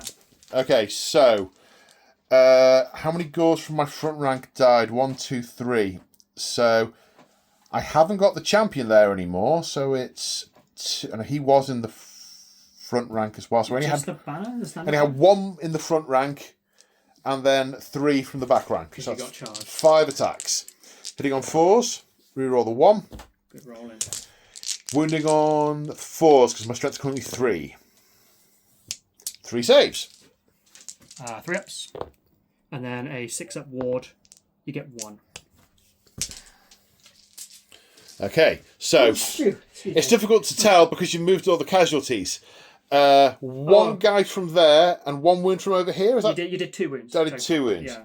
2 wounds, and I got a banner, and that's all I've got. Do I? 3, 4, 5, 6, 7, 8, 9. No, I don't. Not even close to outnumbering you. So I need to do my final stomps for the combat result. Yep. They both hit and would wound, right? So they auto hit. auto hit, The that strength was 5. wound, That's yeah. 2 wounds. Takes it to the maximum. It caps at 5. Okay, so it's 5 for him. So you did 5 wounds there. He has stomps as well, but was he fighting the other he unit? was not fighting. him? He's The unit's he's dead. the- It's not there. I can't stomp on it. He did a good job Okay, killing I him. get it. Yeah. Technically, he's not in that combat anymore. Yeah. That's good for me because then he doesn't run at me off. But it does mean he doesn't run away. He doesn't take the failed combat. He ceases to be. Oh, we better take it away then. I think 5 for him, plus 4 dead guys, plus battle standard bearer, plus standard bearer, plus lance. 5, 9, 10, 12. I only lost by 9, so it could have been a lot worse. Wow. Guys. No way. Insanely brave. Look up from your paints. They're going nowhere. They're going to back off 2 inches. I can't catch a break over here. Are you following up? I'm going to have to. So we'll continue. Now there's no one left for you to challenge. So I need to check I need to check on him whether he's in or not still. He got all his honour though because he killed every single person he challenged. So because he's not in base combat with the unit anymore, at the end of the turn he ceases to be in combat, but he does have to take a leadership test to run. So he does run off 6 inches. Which, we'll measure because I can use the dice to measure from. Now we're coming here. So the Knights Errant, that is right, isn't it? We're coming here, aren't we? Yeah. Okay, so the Knights Errant get to use their lances. They only charge 2 inches. They're So they're initiative 5, Initiative yeah. 5 beats me. So weapon skill 3. This is 4. So 4's to hit you. Am I subject to Primal Fury? Get the order right. Yes, I am. Not that it's relevant. So strength 5. Toughness 4. 3s. So that's 1 at -2 and 1 at -3. The first armor bane I've got all So the 1 at -3 goes through. The other one's to save a 6 up. No. So 2 damage taken. How many did I start with? 4. Oh, okay. See if the horses absolutely pull it out of the bag. Come on, horses. They hit twice. Now I just need 2 5s. No. No, not so much. Not so much. Okay, the gore. So 4, is he? Yes, he is. He hits me. So he hits. Strength 3, toughness 3, wounds. I'm okay. The 2 razor gores. 1 hit, strength 4. I'm okay again. Then the bestigore. Hitting on a 3. No. Oh. I lost by 4. Yeah, 2 lance banner. 2 damage, lance banner. Yeah. That's a fail. That's a fail. Are you going to restrain or are you going to pursue? I'm pursuing you. Okay. 6 inches. So swift striding. That's a double 1. Just as well. Pursuit rolls I can reroll You once. can reroll so once. Re-roll those I ones. would. There you go. You made your 6 inches Yeah. and ran me down. And leadership test to try and reform after running me down. Ooh. We're good. You're good. They're the best knights errant I've got. So over here, Sultan is busy counting dice. I'm going to test for Primal Fury. I have been disrupted, so I don't get my rank bonus. I am primally furious and frenzied. But I didn't charge, so it's irrelevant. So yeah, you only get frenzy on the charge. You told me. In the When you FAQ, the charge. bonus attacks for frenzy only count in turns in which you charge. Okay. They defact it. Okay. They fact it. And then defact it. They fact it. So, yes. Are you issuing a challenge? How many characters you got? Just the 1? Technically 2. I've got the champion, but Yeah, I'm not going to issue a challenge. I am issuing a challenge with my Beast Lord. I will accept it. Okay, splendid. Who's going to accept? I feel like the champion is the perfect person unicorn? she doesn't have to accept any challenges. Yeah, but she could. But she doesn't have to. She doesn't have to. No, but she could. She's not going to. Okay. She's not an idiot. Hashtag worth a try.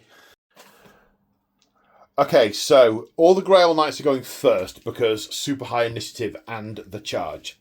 There's 1, 2, 3, 4, 5 guys to do the attackage against the Bestigors. Now I have Slug Skin, so you're -1 to hit that unit. Okay, weapon skill 6. What are you? 4. So you're going to hit on 3s normally, which is going to come down to 4s.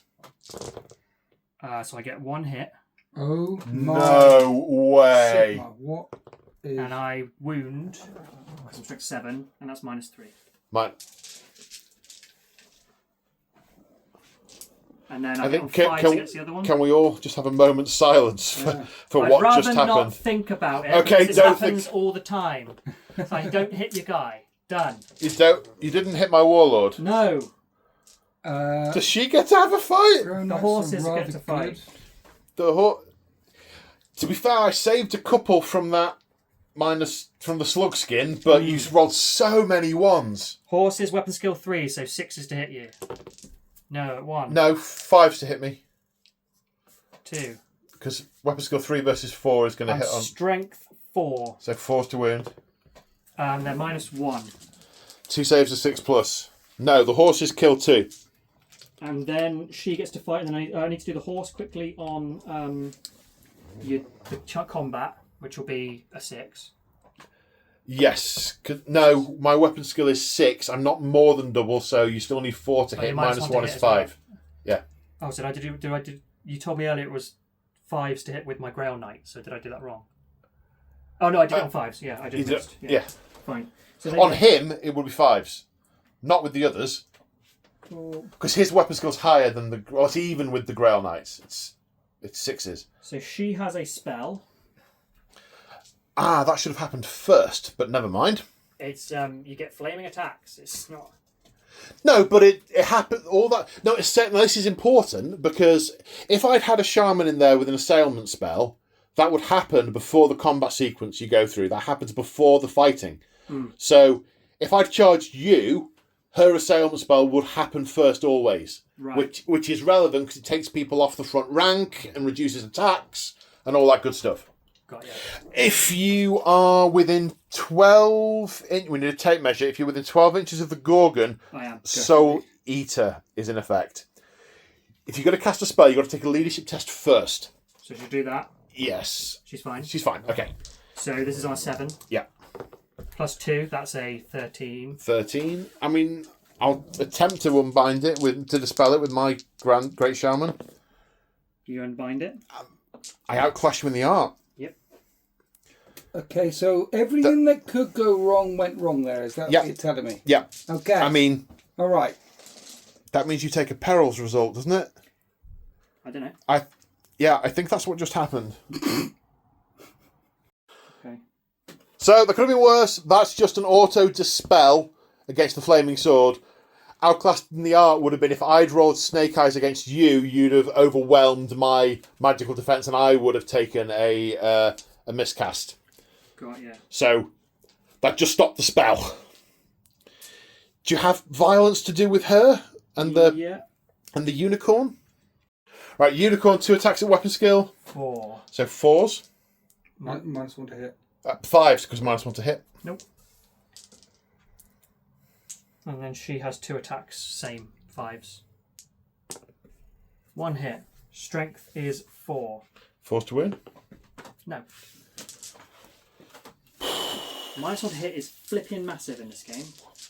Yeah. Huge. Yeah. Ranged weapons get it all Like the time, but my in mug. combat it's huge. So my attack's back. The warlord into the challenge. The beast lord into the challenge. Weapon skill 6 versus 6. We're hitting on 4s, rerolling 1s.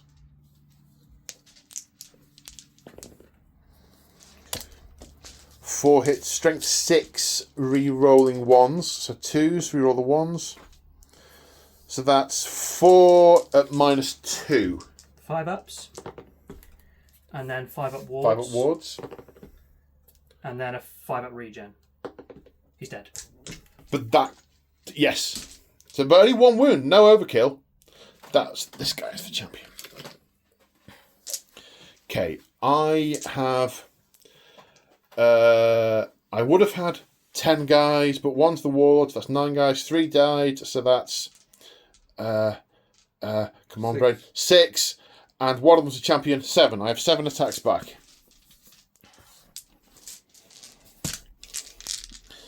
Seven attacks back. Weapon skill 4, hitting on 4s, rerolling 1s. 2. Strength 6 versus T4. 2s. 2. 1 at -2, 1 at -3. -2. -3. 2 wards. Wards. Regens. Kills 2 more. So, a close result here. 3 wounds done to the Bestigors. Banner, Lance formation. 3 Grail Knights killed. Close order with a unit strength of 10 or more. Banner, outnumbered. I don't get my rank bonus because I've been disrupted. The Grail Knights lose by 1. I roll 3d6 and discard the highest because I've got the Valorous banner, which is good. So I pass my natural leadership. That's a pass. So you give ground 2 inches and combat remains. Now we come to the Green Knight. He's initiative 9 on the charge. He's got different attack versions. What's he going for? He's going for the big monster multiple wound killer one. What's it called? It's called Deadly Blows for his Dolorous Blade. Right, so that is... Strength +2, -1, Armor Bane 1, and multiple wounds 2. Nice. So he has 4 attacks, and his weapon skill 7, so he's hitting a 2. 2s, yeah, my weapon skill is 2. There's the 1. Always the way. And win your 4s.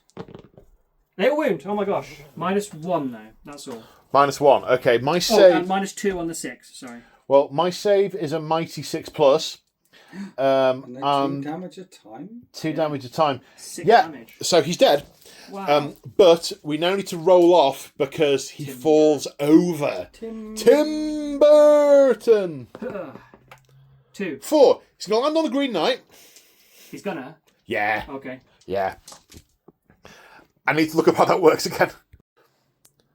Okay, so Timber, he falls this way. You're going to take D6 hits at the strength of the unit. But He's ethereal and only affected by magical attacks. Yeah. If this had magical attacks, or if this is the epitome of anti-magic, so I don't think there's any way him falling on the Green Knight can affect the Green Knight. If that's been fact somewhere, or you know different, drop us a comment and let us know, give us a page reference, but he's fallen through the Green Knight, and the Green Knight can now decide to overrun or to restrain and reform. I'm going to overrun into the guys that I think are about to hit my Grey Knights in the side. Okay, 2d6 plus Swift Stride. Yeah, I do need to roll. Hang on. The first thing they have to do is take a panic test, because they were the 6 inches to be just been destroyed. No. They're panicking. No, hang on. He's leadership 8, 9, 10. They're not panicking. Okay. Passed. Okay, all right. So I don't need. He doesn't have a finest war, so I don't need to re-roll any of these. He's going into them. He's going into them. He's clipping the cover, but he's got move through cover, so there's no need for him to take any kind of move through covery damage test thing. I've learned that The Green Knight isn't just a movie, a good movie. He's doing a thing. What? So, I'll put it back, he said. I'll put it back. It's a lovely model. It is a lovely model. I like that guy. We are Inception levels deep of me filming him, filming you, filming it. It's like it's layers. It's a roller coaster of emotion in here right now. I am wet with sweat. That's because it's very warm.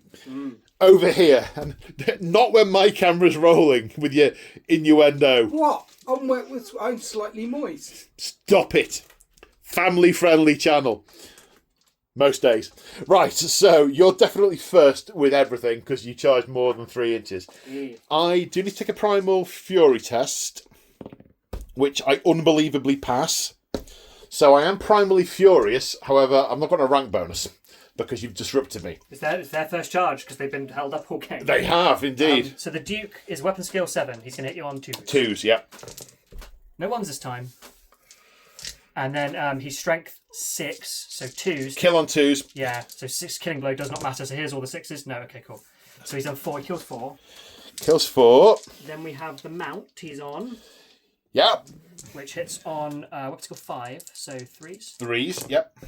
Hits twice. Strength 5, toughness 3, wounding on 2s. 2 more. Any AP? Not on these. 6s. Nope.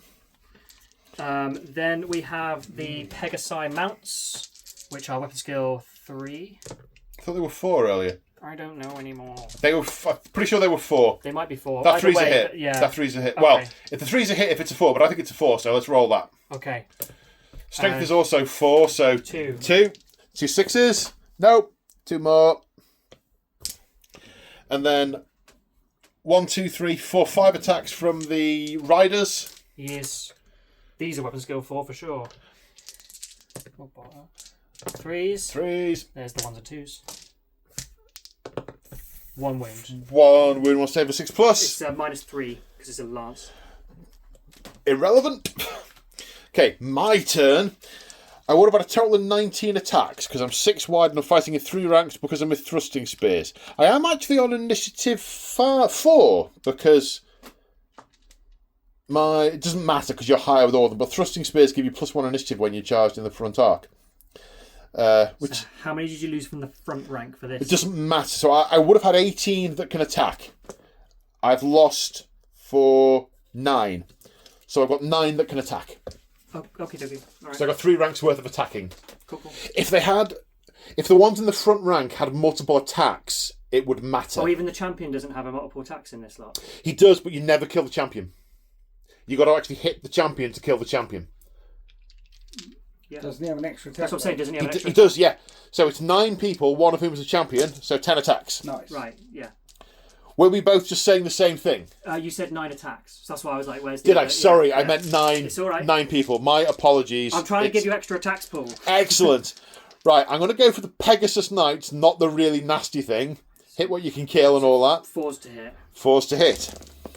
That's more like me. Re- That's more like me. Re-rolling 1s to the Primal Oh, I don't have Fury. that. Though. All right. That's still like me. Cool. Cool. That's how it felt. Right, okay. But these are only Ungors. Still 200-point unit. But there's 40 of them. There's 30 of them. I was over-exaggerating, but it's still quite a lot. I can't think 5s. No. Nothing. Stomp on you. Last 2 attacks. How very rude. That kills 2 more. Well, Ah, you have a save. You have a save. The goggles, they do nothing. Is it gargoyles? Right. Okay. So I've lost that many. I get a point for my banner, and I outnumber you. So I get 2 whole points. You get 2 for your banner. 3, 4, 5, 6, 7, 8, 9, 10, 11, 12, 13. You won by 11. Yay. Can I roll Snake Eyes twice? No, please. No. Oh. That's 7. Now my leadership is 6. And you've got no ranks Have you got because a of dude the... in there, a character above? Yeah, I need to just double check, but I'm pretty sure Ungor's a leadership 5 and the half horn is leadership 6. Ooh. Ungor's, yeah, leadership 5, the half horn's leadership 6. And I've just remembered I had the man.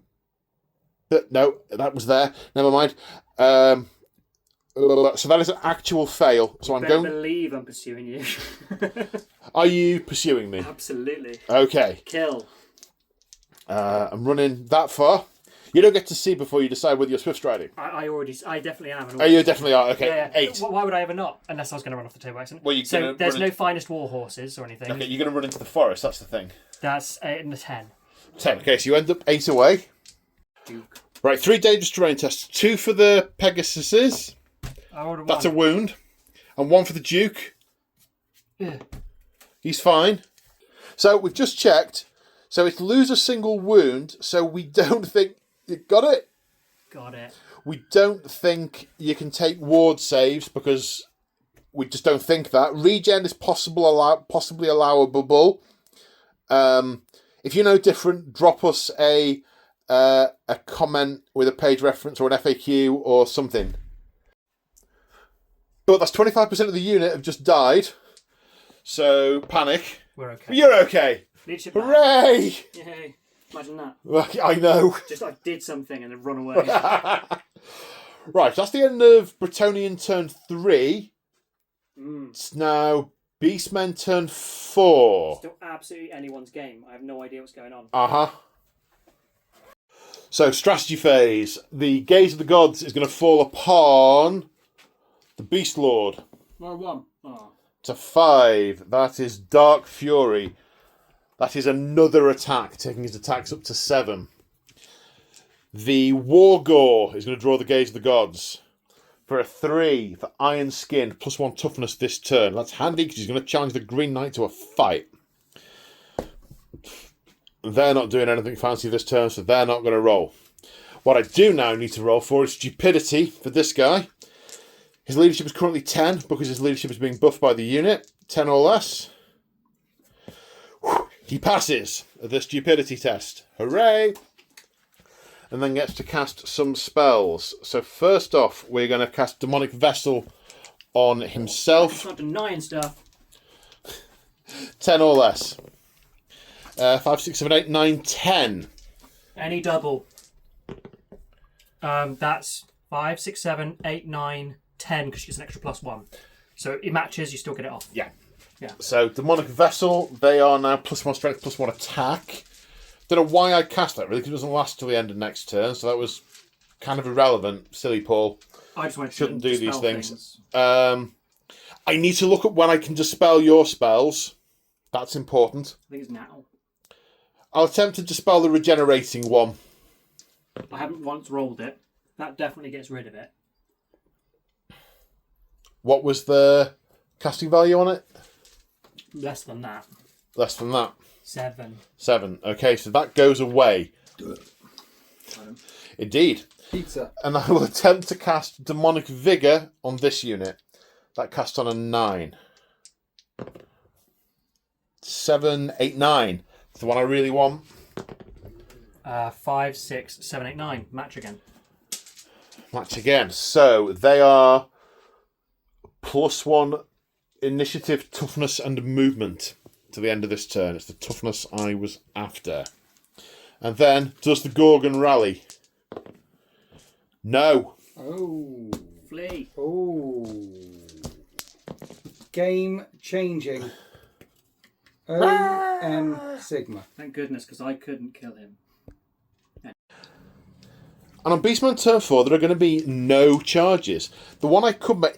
It could be made an argument that they could just... He's in the front arc there, maybe. Also there, maybe. But it's so close, each one. I wouldn't feel happy with it. The spirit of it is it's forward. But they're in charge range. They're in line of sight. But I'd have to wheel twice to get to them. And you can't wheel twice in a charge. So he's not got anything to charge. Similarly... The only thing I could realistically charge over there would be the knights, and I'd need such a big wheel, I wouldn't be able to get to them. And everything else is dead. Or already in combat. So, it's remaining moves. Yeah. So these guys are going to position for next turn, then we're fighting. Yeah. Right, so these guys have moved, not marched, next turn. Didn't want to get too close, they'll make it too easy for them to charge me. And the chariot has moved out of being able to be charged by them next turn and ready to line up for a charge here, should that be relevant. There is no shooting. We are on to fighting. We're going to go here. And I think my Beast Lord will declare another challenge.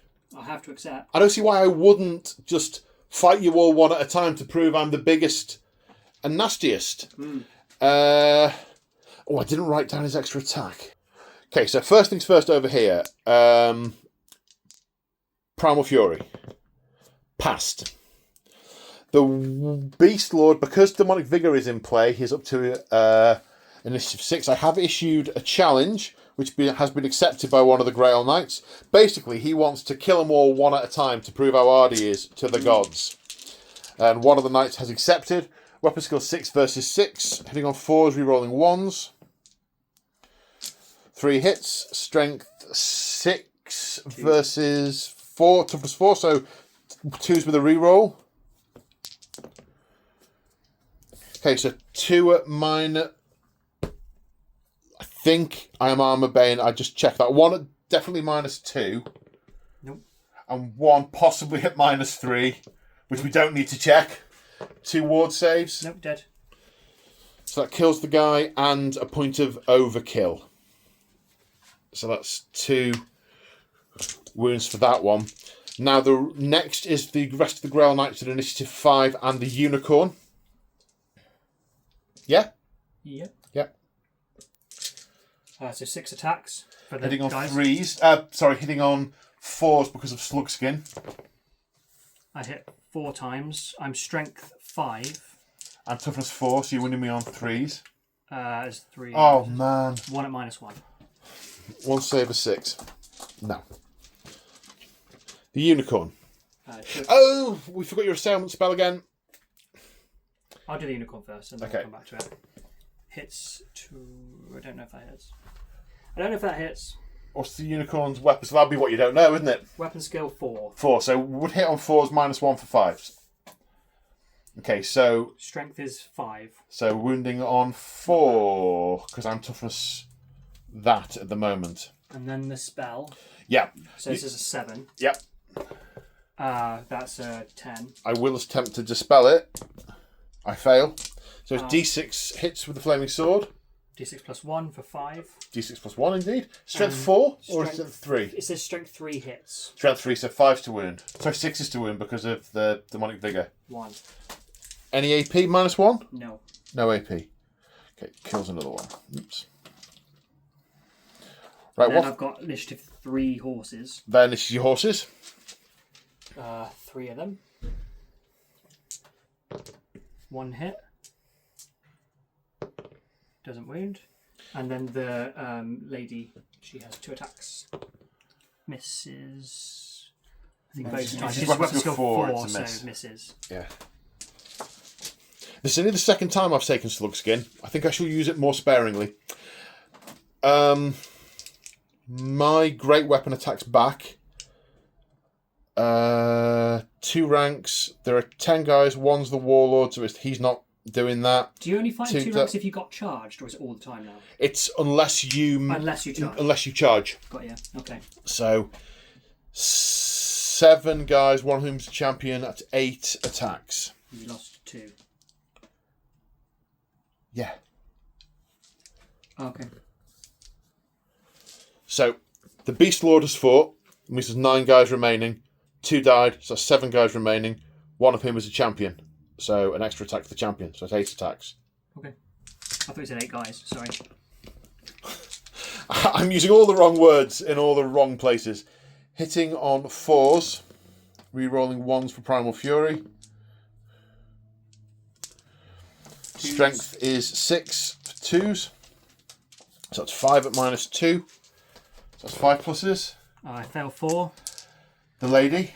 I fail 3, so you've wiped the squad. Well, she's still there. Yes. She was at the back. She ends up at the front rank. So 1, 2, 3, 4, 5. I killed 5. I've got 2 ranks. Close order. Outnumber. And a banner. You killed 2, so 7, 8, 10. Man, you lost by 8. The banner's gone, so I only roll that. It's below my natural leadership, but you outnumber me by double, so she flees. I will attempt to chase her down. Yeah. I will attempt to chase her down. I move 5 forward. So now we come here.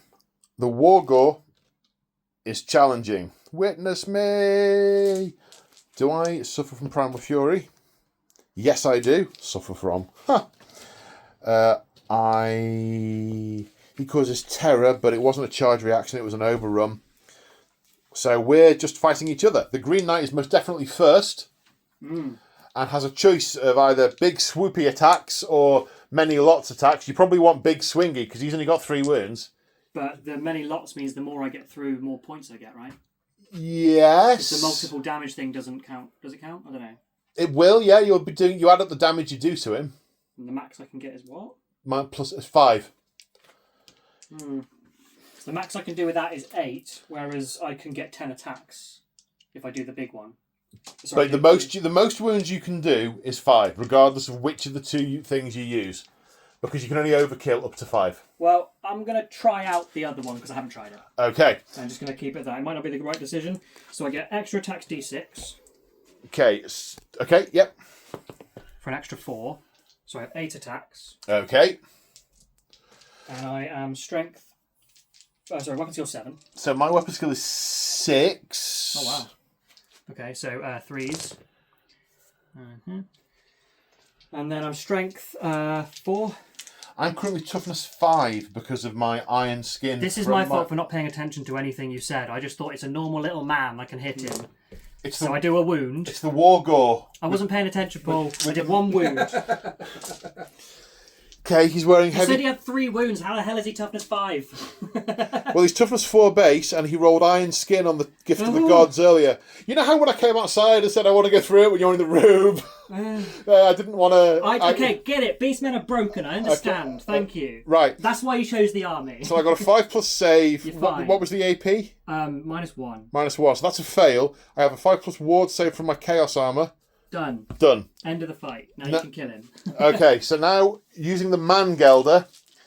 Shout out to Stylus. Have you got any these magical attacks? The Man-Gelder is a magic weapon. Okay. Magical attacks. I wish I'd paid attention to any of this because I would have done something completely different. You'd have used the 2 wound one. Yeah, well, Yeah. whatever. Yeah.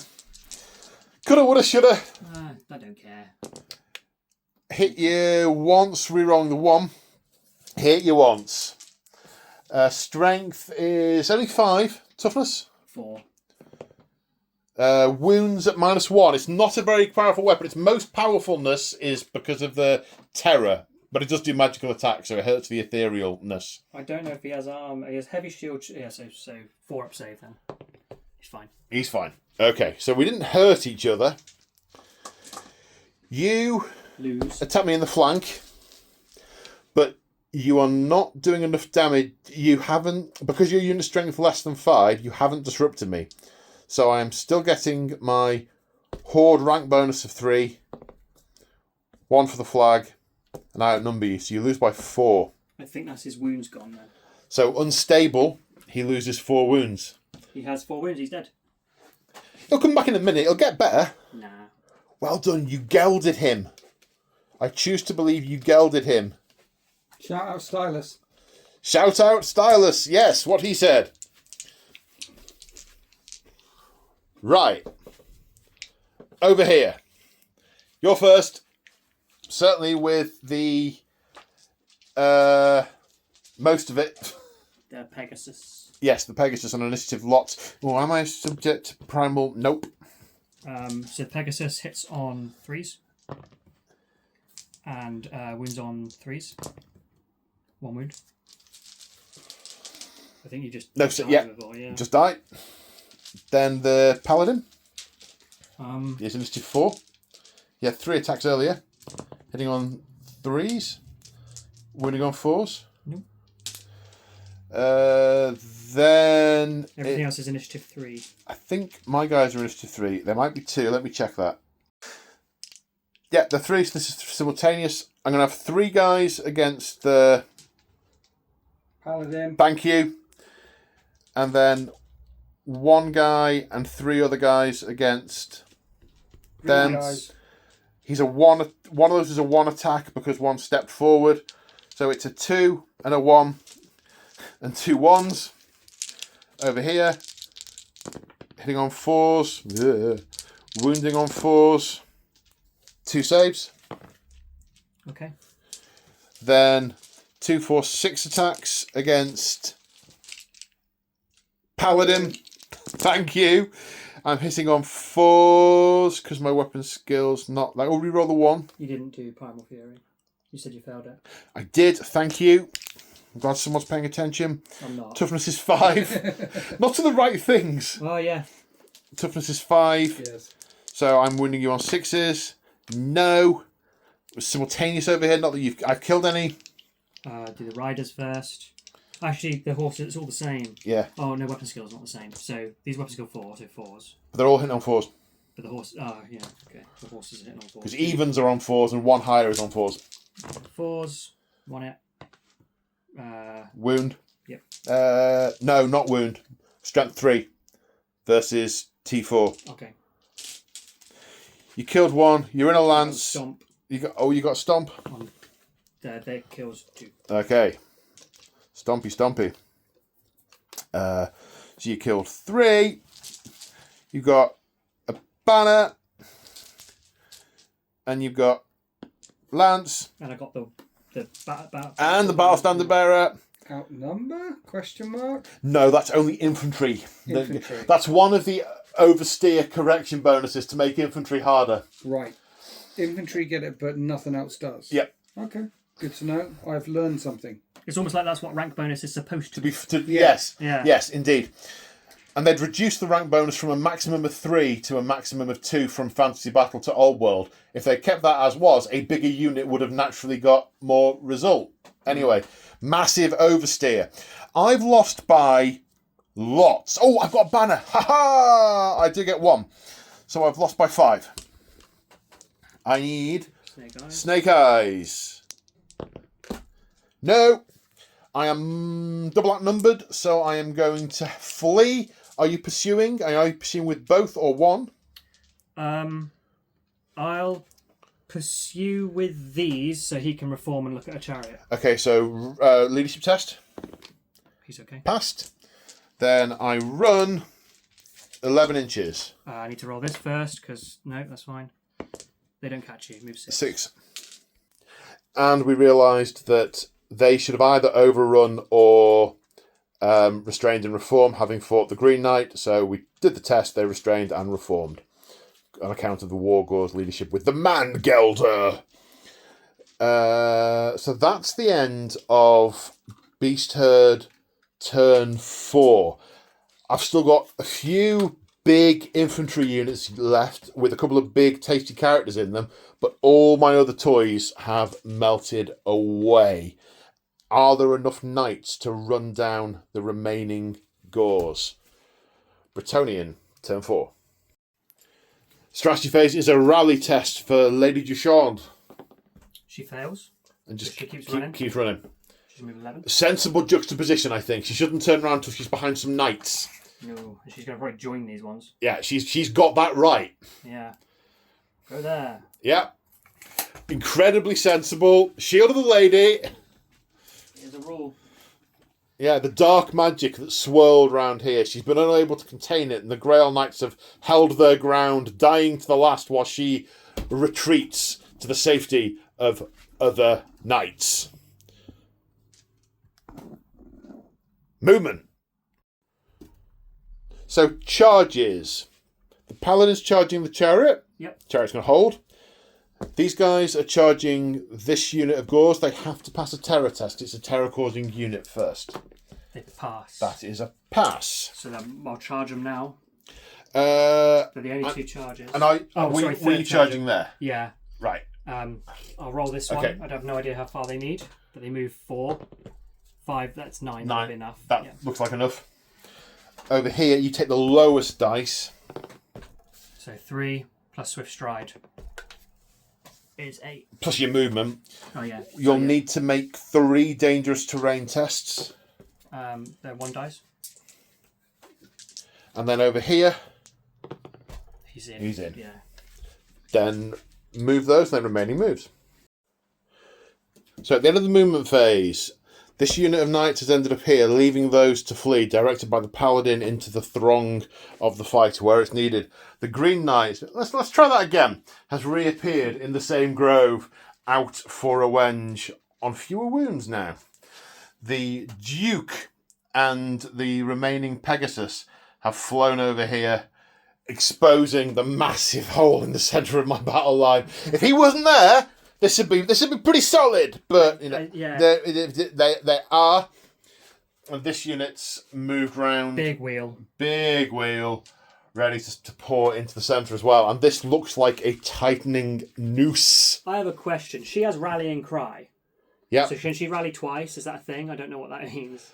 Rallying Cry. Before I think it's either the command or the start of turn step. She can tell a nearby unit to rally. Oh, okay. And she can't rally herself. I don't believe she can. Okay. Then, if they fail, they'll still get to go in the rally step. It gives you 2 chances to make 1 unit rally. Because I remember when they gave it in the advice, it was like, so rally your general first, because they have Rallying Cry. And I was like, but they would, what? How does that work? Yeah. You can't use Rallying Cry if you're yourself fleeing. Yeah, it was like, rally your general first. Like, but I can't, because the rally step happens after Rallying Cry. So it's very strange. Yeah. No, the rally your general first is because you get to use your general's leadership for rallying if you've rallied your general. Right. His command aura of Within 12 the aura, inches, yeah. that if he's fleeing, goes away. Got you. Yeah. Happy. Okay, so that's all the movement done. There is no shooting, so we must be on to combats. Do we know where we're going first? I'm standing over here. Let's go over here. Okay. Okay, so I'm higher initiative and there's no mounts to worry about, so I'm just going to start. I have Furious Charge, so the champion has 3 attacks. Yep. I'm not fighting in 2 ranks. Oh, I need to make a Primal Fury test. I get my words all wrong today. I pass. Yee. So, I'm weapon skill 4. And so are you, right? I've got a lot of different guys in there, but yeah, if you're hitting the unit, yes, I'm weapon skill 4. Yeah. So, 4's to hit you. I got 3 hits. It's about normal for today. And strength 3. 3 versus T4. 2 wounds. 2 wounds, 2 saves of 5 up. Yep. You make Man. about average. Right, okay. This is what I was afraid was going to happen.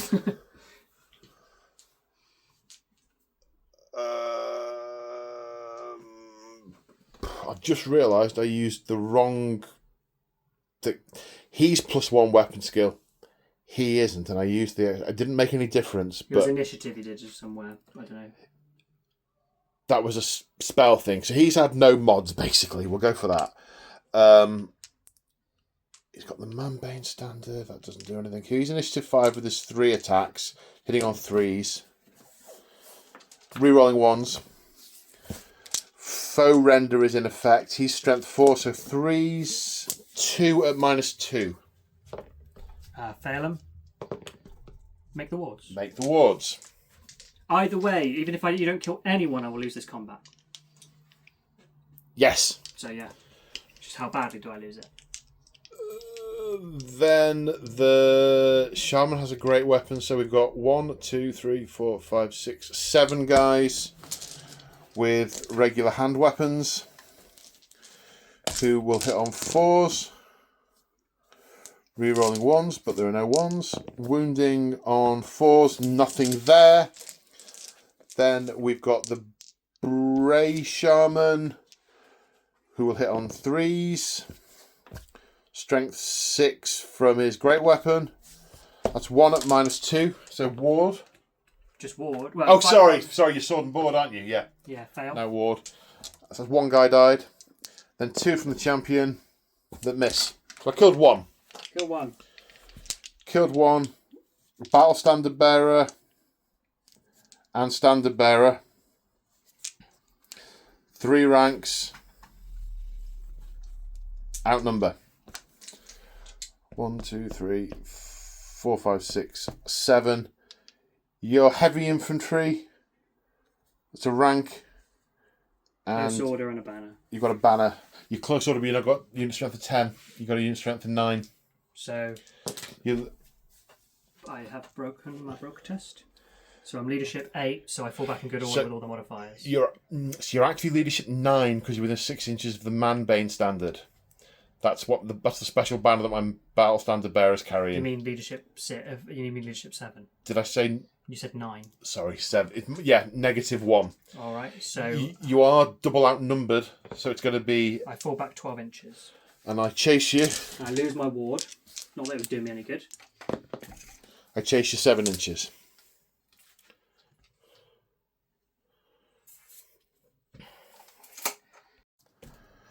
So now coming over here, fear test required because the Mangelder causes fear as well. That's a fail, but you re-roll because of within veteran. range of my banner, so do I? No, I don't get his thing. No, you don't. So But that's a pass. My Primal Fury, I pass. 5 attacks. Hitting on 4s. Hit 3 times. Wounding on 3s. Yeah, strength 5. 1 wound. -2 kills 1. Horses. Yes. Strength 3. No. Killed 1. Right, the Wargore with the Mangelder hitting on 3s.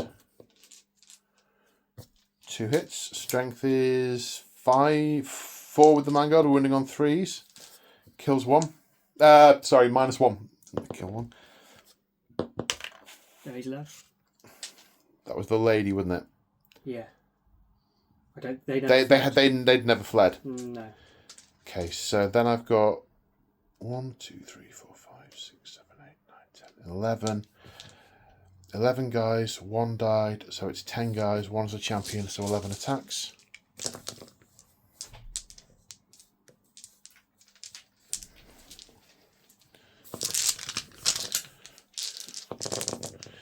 Hitting on 3s, rerolling 1s.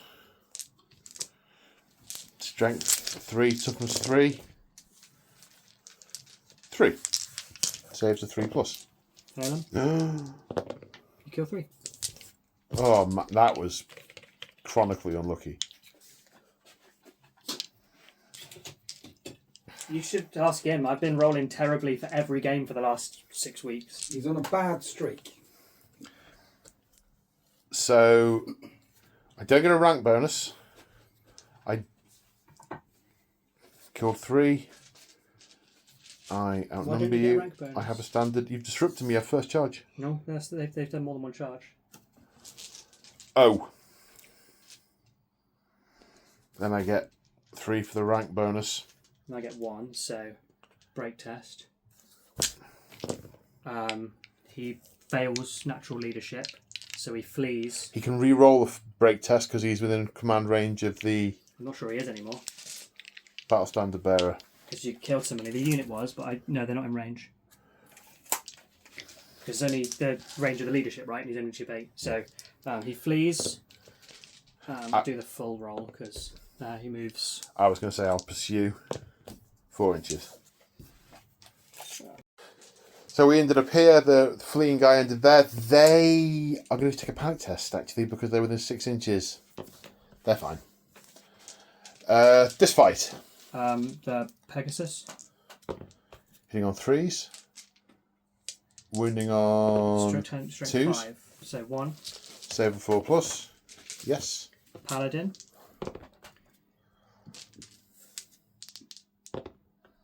Strength 6. 2s. Okay, so 2 at -2. 6s. 1 pass, 1 fail. That's him. 3 wounds left. You got stomps in a minute, haven't you? Do you not get to fight? I do. So the Gauze. What's his weapon skill? Is it 6 or 7? 6. 6. 2 hits. Strength 4, toughness 5. Yeah. No wounds. The Gore misses. The best of Gore hits. His strength 6. 1 at -2. He's okay. And then 2 stomps on 2s. Both wounds. 2 saves a 4+. Pass 1, fail 1. So you did 2 wounds. You charged me in the rear. You are the battle standard bearer. That's it. Okay, you won by 5. I'm leadership 7. I need snake eyes. That's 6, but it's less than my regular leadership. You don't double outnumber me. Monstrous cavalry. Monstrous cavalry is 3. Okay. Chariot is. Monstrous cavalry does go with the wounds.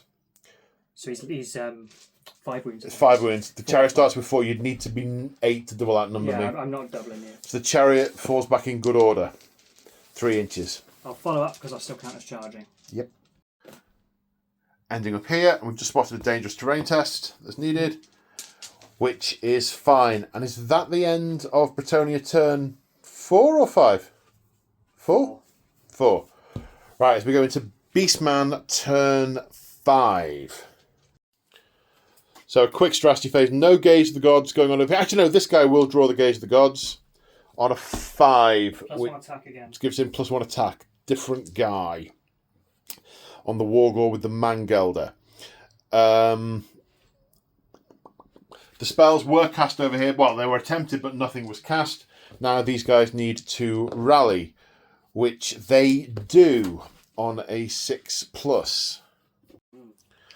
So they've rallied, and they are there. Charges to declare. We're going to charge this unit. They'll need to make a terror test to stay put. And then this unit over here are going to charge those, and they will have to declare a flee response. So 8 or less rerollable. No, okay. They're good. And Okay. these ones run away, 2d6. They have to flee. Move 3. 3 inches, and I charge. I reroll that with Warband. I charge 9. Is that close as that get me? Not quite. I stay an inch away. Yeah. Got to stay an inch away. That's fine. They're then doing what you they've used a slightly dishonourable bait and lure method, but it was warranted under the circumstances. No, well, they know they can't win that fight. Indeed. Rank bonus is a thing. And then charge over here. That's in. Then rearrange the trees. I'm sure there's some missing here. Wobbly tree. Thank you, sir. The trees are restored. Then remaining moves, just these guys are going to attempt enemy sight. I'm going to attempt to march, which we pass. I'm going to head up there towards those cavalry. So I'm leaving those here. So hopefully next turn I can charge him if he rallies and is still there. On a reform, I'll move them slightly like that. These guys completed that charge. These guys passed the enemy sight test and marched up here. Those guys have ended up over here, not quite running down the knights, and that's all my move. And we go into the one fight over here. The Wargore is first on initiative 8 with 4 attacks with the Mangelder, hitting on 3s. Oh, Primal Fury. Passed. Strength is 4, running on 3s. 4 at -1. Failed 2. Strength 4, 6 up shrugs. You kill 1. But were they one of the units that ran away at any point? I don't think so. Was it them who ran away? They definitely. They ran away. Yeah. So one of those, then Furious Charge in the front rank. Got 1, 2, 3, 4, 5 guys with 2 attacks each. It's 10 attacks. Furious Charge, goodness me, and an extra 1 for the champion. 10 attacks, hitting on 4s, re-rolling 1s. I charged, and I am Gauze, so my strength is 4, winning on 3s. 3 saves. -1 again. Nope. Oh. I failed 2 anyway. Lady, They're dead. I will attempt to overrun. 3 inches. Then they end up here. Then the Paladin is still knocking lumps out the chariot. So still lots of initiative and still counts charging. So here's the Pegasus. horse. Strength 5, toughness 4, so 3s. 2 wounds. 2 saves to 4+. 1 pass, 1 fail. 1 wound left. And then the Paladin hits on 3s. Hits all times. Wounds on 2s. So it's 2 at -2. 2 saves to 6+. 1 pass, 1 fail. That kills the chariot. May cause a panic test. May cause panic. Ship 8, 9, 10, 11. May cause panic. Reroll panic test because of the mark of chaos undivided. That's a pass. So either overrun or restrain and reform. Well, overrun might get me into their flank. You've got to go directly forward with overrun. I'll restrain and reform then. Okay, leadership Point test. at you. Yep. And that's my turn 5. Bretonnian turn 5. So it's just rallying to do in the strategy phase. This guy Rallies. rallies. She needs to rally, please. She She rallies. does, yeah. And then over there, they're leadership 8 as well. They're having musicians, so they rally They on do at have a 9. musician, yeah. +1 to rally. So they rally. Everyone You're rallies. not -1 leadership because of your banner or anything. They are. They're -1 leadership because they're with the 6 That's inches what of the I got them Manbane last time. banner. So with the reroll, they're okay. That's yes. So reforming across the table. We're now ready for charges. So the Duke is charging the Bestigors. This unit is charging these Gors. So is the Paladin. Yes. And then you actually have to declare that before you know whether or not the... Yeah, they'll go in. They'll go they in. think the Duke's going. They- So right. I'm going to roll him first though, because I want him to go. So he literally needs his max. So you need a 6. Come on, 6s. So I can't re-roll 1s, and then you- Swift Stride. Are you not finest? No, you're They're not. not Are you? Bretonnian No. horses, no. Big number. So that's 9 plus 10 is 19. That is 19. enough. That is So it's enough. 19 So they make it. is enough. Now those guys can't fail. So yeah, So I'll they're- roll it anyway. 'Cause they're in. We should. Yep. Yeah. Because we're good. This is quite a long one. Yeah. I don't know what they need. Or it's 8 plus 6, Plus, 14. and then And I then won't Swift reroll Stride. one. Swift Stride. Yeah. So that's 18. They're in. And then he's in. Then he's in. Lots of things to move. Yes. So at the end of the movement phase, this guy passed his enemy sighted test and has marched over here out of the front arc of the Gors. These... There's no flat hats anymore. Knight These Knight Errants have passed their dangerous terrain tests and are in the rear of the Bestigors. Not enough to disrupt them, though. Yes, it is enough to disrupt them because the unit strength 6. So that is going to disrupt the unit. Yay. That's also unit strength 5 or more, so that will disrupt the unit. Same here. Is 5 because he's monstrous thingy and he's 3. And that's also going to disrupt the unit. There's a lot of disrupting Hooray! of units going on. Now I'll roll all 1s for you. None of which from first charge. The Green Knight has pelted up here to give support where required. And these guys, they're happy as Larry over there. They've pulled those Gors well away from the main fight. I could have done with them all the way over here because I've got like magic and stuff over there. There's loads of useful points and things that I am now going to... We'll miss Angus tonight. We will miss his sword.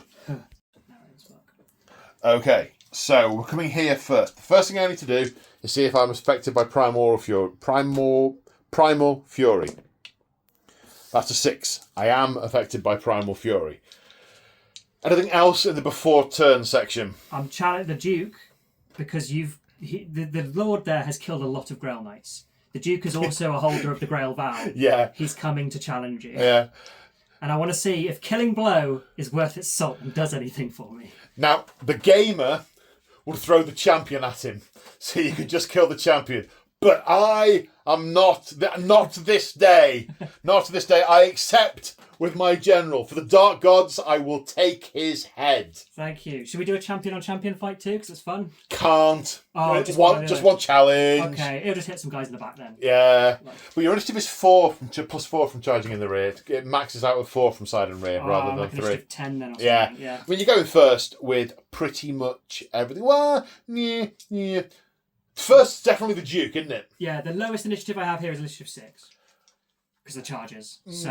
The Beast Lord is initiative 6, I think. But the Duke, on this challenge, the Duke is hopefully going to lop his head off first. Fingers crossed. Running through with a lance. So I'm weapon skill 7. I am 6, so you are going to hit on 3s. You can hit on 4s because of the slug skin. So I hit once. For goodness sake. This Oh, happens all the time. man. You want 1 sweet 6, and you run him through. Oh, it's so close. -2. -2. I have a 4 plus save, so 6, and then a ward save of 6 plus. No. And then I take a wound. the mount will fight. You have 3 remaining. Mount will hit on 5s, I think. Weapon skill 5, is it? Yeah. So 4s up to 5s. Once. The smell is so bad. I once again forgot he was minuses to hit. Strength 5. Toughness. No, I don't know. Say no. Strength 5, toughness 5, so no. Well, that's disappointing. Yeah. If it wasn't a sore subject, and I said you should have rolled better. Yeah. But, yeah. But he might not kill him in return. He won't kill him in return. I've only got... You will. You've got 2 extra attacks and a million things. I've only got 7 attacks. He's got 7 wounds. I don't know. It's the most... I don't think I'll kill him in a turn. Cool. So the champion is going to fight, well, rather his horse is. So on initiative +4, so that's initiative 8 or something. 8, yeah. So the horse, Pegasus, hits on not that one, that, and then wounds on not that. And then the champion, whose weapon skill 4, would hit you on 4s, is 5s or something now? Weapon skill 4 would hit on 4s, is 5s. 1. That wounds -2. Kills 1. Now where I'm taking... It's important because press of battle affects both directions. So potentially all of my Bestigors can fight. So you need to kill as many as you can. 5 attacks from the Knights Errant. No, the Knights of the Realm. Weapon skill 4. So 5s. 1. Strength 6. Versus... Sorry, strength 5. Versus T4 is not enough. I'm going home, Paul. Sorry, mate. I need to get new dice. I'm sorry, buddy. Right, is that everything for your horses? 1. Doesn't wound. Doesn't wound. Right. I don't want to play Old World anymore. You sure you want to take this up? Lovely. I'm enjoying it. What Warhammer's happening? 7 attacks. I'm hitting you on 4s because my weapon skill is lower than yours against the general. Because my highest initiative is my general. Hitting you on 4s, rerolling 1s for Primal Fury. So that's 3 hits. I'm strength 6, your toughness. 5. Winning on 3s, rerolling 1s. 3 wounds at -2. So a 4-up save, rerolling 1s. 2 passes. And then I have a 5-up ward. He's okay. So you are the net victor of that one-on-one fight. Now,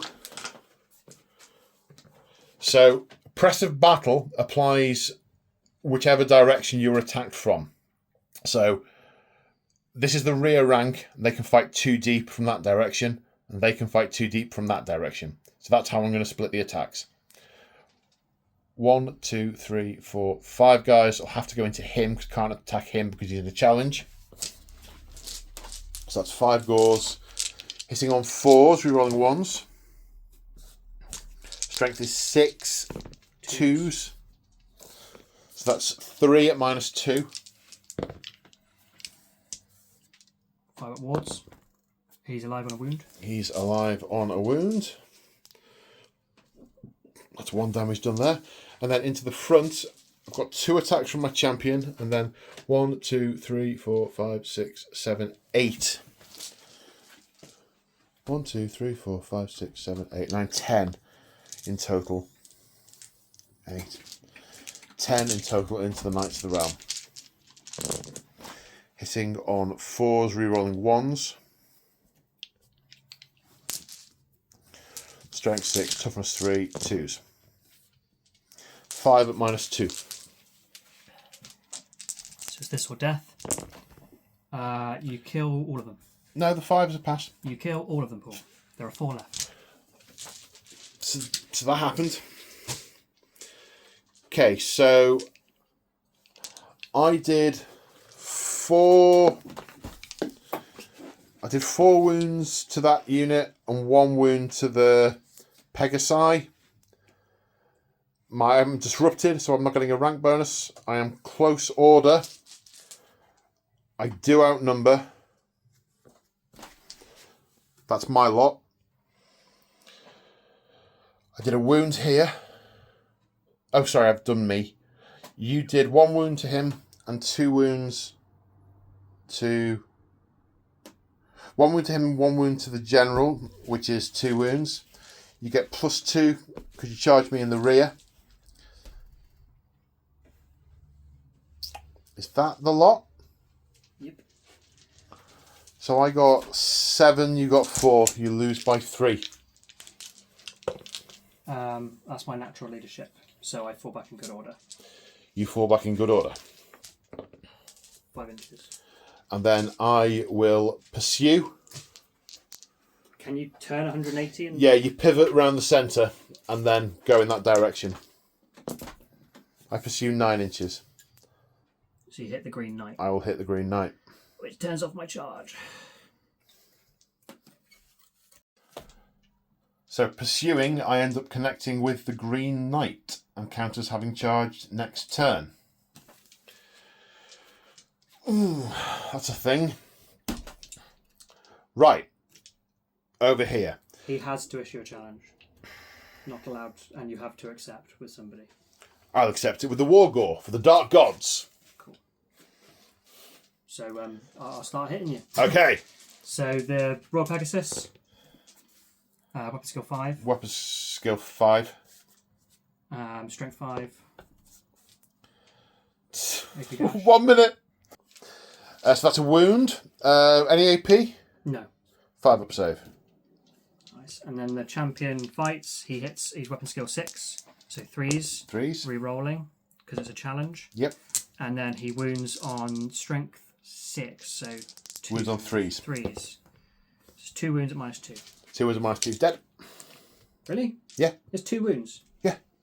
Oh, wow. He was an absolute monster. He killed the Green Knight.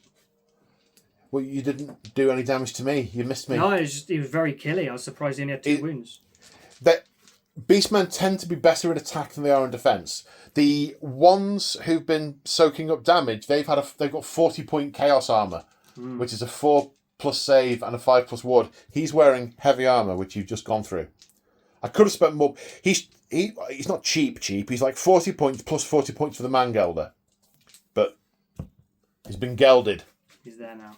He's there now. Shout out, Stylus. The Mangelder has gelded. Well, if it's a ghost, does it count? What can he take home to the missus? He gelded the Knights Errant.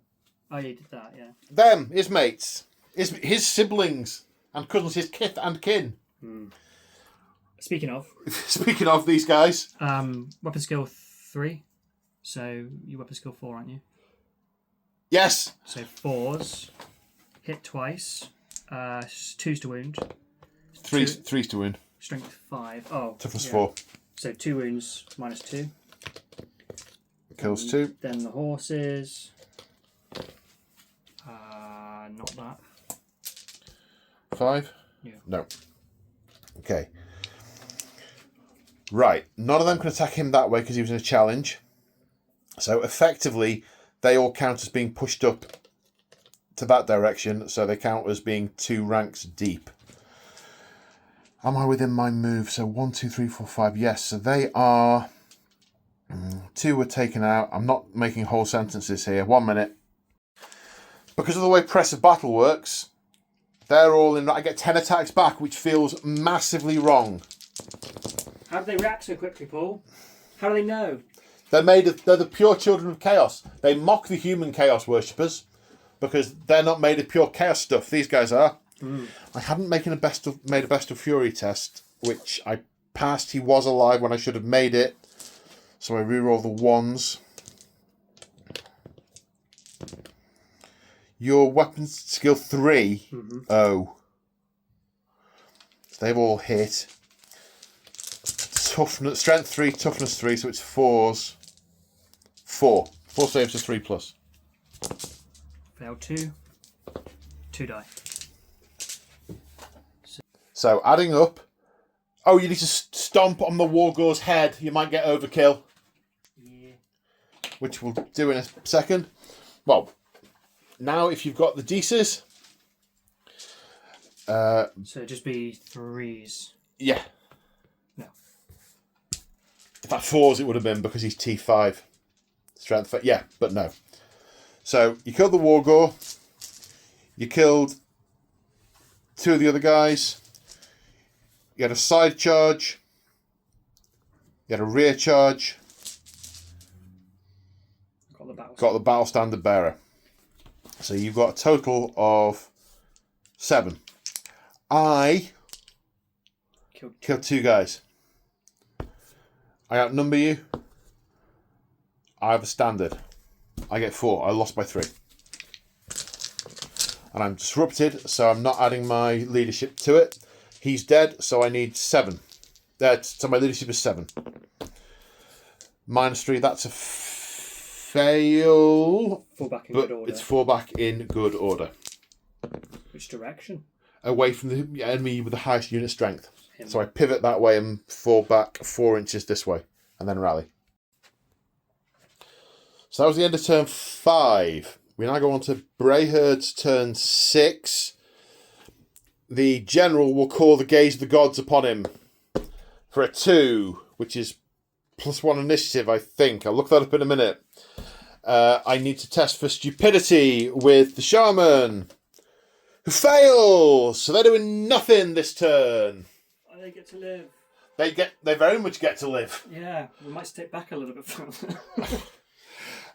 So fail stupidity. There's nothing I can do to re-roll stupidity over there. Battle Standard Bearer only lets you re-roll panic, rally, and break, not stupidity. So there's no spells to be cast. That's my strategy phase. Charges. There's no charge to declare here because I was followed up into. They will charge that. They can charge nothing because they're stupid. They're staying put. Charge. 10. That looks like it's enough, but we'll measure. These gores end up here. And we are on to the fight phase. Let's go over here. I'll challenge the Green Knight. Yep. Yep. I am initiative. Let me see what the thingy was I rolled earlier. I've declared a challenge here with the Beast Lord. The Green Knight accepts. I'm going on initiative 9 with my 7 attacks. What's the Green Knight's weapon skill? 7. 7. So I'm hitting you on 4s. -6. Primal Fury. Must test for Primal Fury. 10 is 8, 9, 10. That is a pass. Hitting on 4s, rerolling 1s. 5 hits, no 1s. Strength is 6. 2's to wound. 2's to wound, rerolling 1s. 6 wounds at -2. 6, 5 up saves. Yep. And then he has 5 at ward. Yep. He's dead. So he takes 4 wounds. He only had 3 wounds. And he only had 3. Yeah. Okay, and we will overrun into the Pegasus Knights. Now we come over here. First of all, Primal Fury for this unit. Passes. Primal Fury for this unit. Passes. So Primally Furious. That was a double 3, wasn't it? Yeah, and the frenzied as well. So I'm frenzied. But only I have to issue a challenge, and you have to accept somewhere for him. Sorry. It's the rule. I'll accept of this unit. I've charged you in the flank, so I'm +4 to my initiative, so I'm initiative 7 over here. But they're not fighting me. They're not fighting you, of So you can course. accept with Of him, course, can't that's why you said it that way. Right. I just have to issue a challenge. Yes, so, of course. Sorry, my brain just went to Hawaii for a moment. Yes, I will accept with him. Cool. He has 2 attacks base, +1 for frenzy, +1 for 2 hand weapons. I'm hitting you on 4s, rerolling 1s. 2 hits. I'm strength 4 on the charge, so 5s to wound. Nothing. The mount will hit your back. Yep. Twice. Wound twice. Dead. That's AP -1. That's AP dash. No armor. Okay. Well, okay. Sorry. Where's Midget? There he is. So that's 2 points. I think that's him. And then I'll do the extra combat result things. Yep. Then I'd hit you, re-rolling, and then it'll be Strength 5. strength 4. 4. So 4s. And that'll be AP dash. Extra wound. And then I know the stomps happen at the end. Yeah, but let's I do it only now, go in yeah. here, so 2 more. So 5 total, which is the max. 5 total, which is the max. Okay, in which case, all my guys in this unit are simultaneous with this guy. So let's do him. He's the champion. So he's weapon skill 3. Yep, 4s. Strength. Sorry, that's too many dice. I'm going to re-roll it. He only has 2 attacks. No hits. And then the horse. No hits. Done. 11 attacks in. No, then out of range because it's 6 wide. 10 attacks into him, which is far too many. Hitting on 3s. Wounded on 4s. 5 saves. No AP. Fail 1.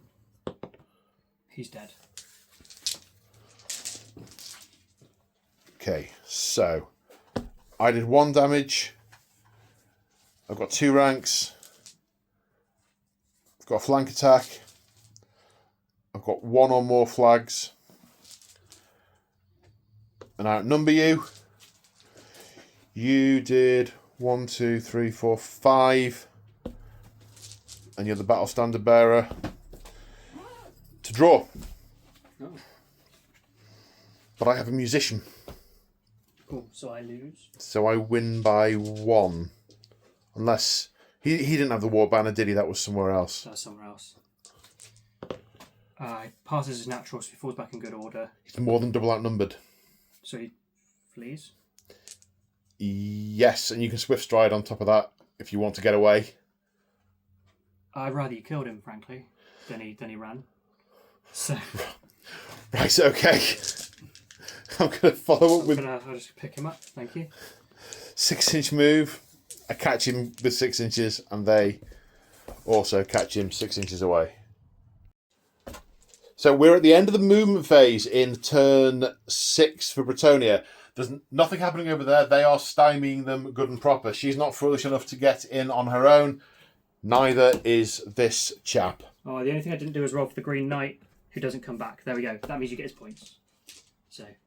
Right. Yeah. No, he also comes in at the end, turn 5 onwards. So he also, yeah, he's on the board. Oh, I'm sure I read that. So that was only if he hadn't already turned up that he also arrived. So we're jumping straight here to the challenge Warlord to Warlord again. I charge, so my initiative is higher. I count as having charged. Primal Fury, which I pass. And Frenzy. And Frenzy, so I go up to 8 attacks. Hitting on 4s, rerolling 1s. Wow. Strength is 6. Toughness is 5. Yeah. So 3s, rerolling 1s. Wow. I wasn't So expecting how many that. is that? 7. Yes. AP. Minus 2. 4 up saves, rerolling 1s. He's takes a wound. Ward 5 save. up ward. You see, he takes a wound.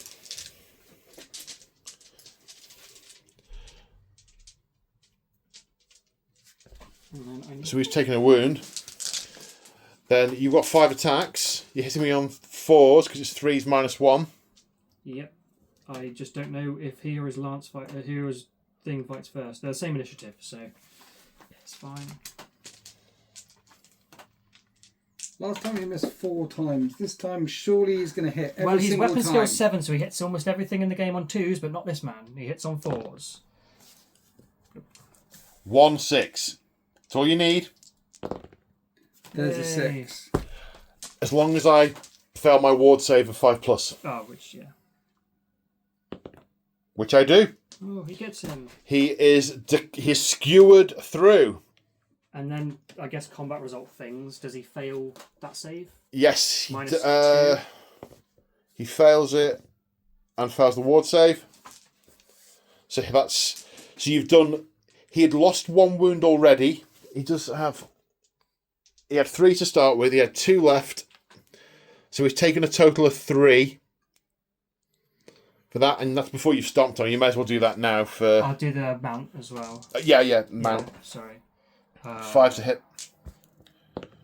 Nope. And then the stomps would be your toughness 4? 5? 5. So 4s to wound. No wounds. No. So just 3.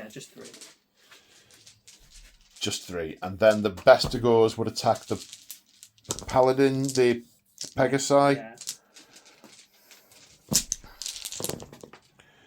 Hitting on 4s, rerolling 1s.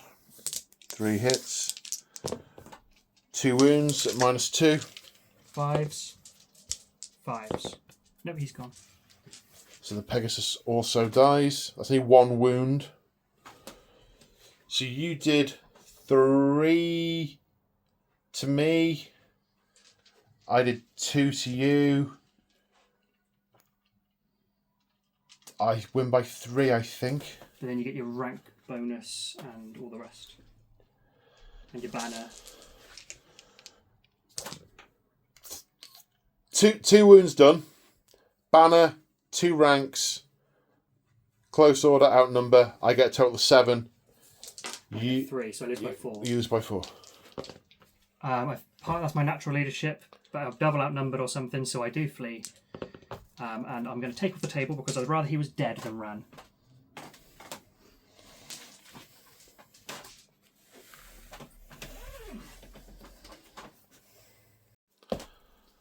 So in the centre of the table, the Bretonnian warlord skewers the beast through, and the Bestigors chased him down for his trouble.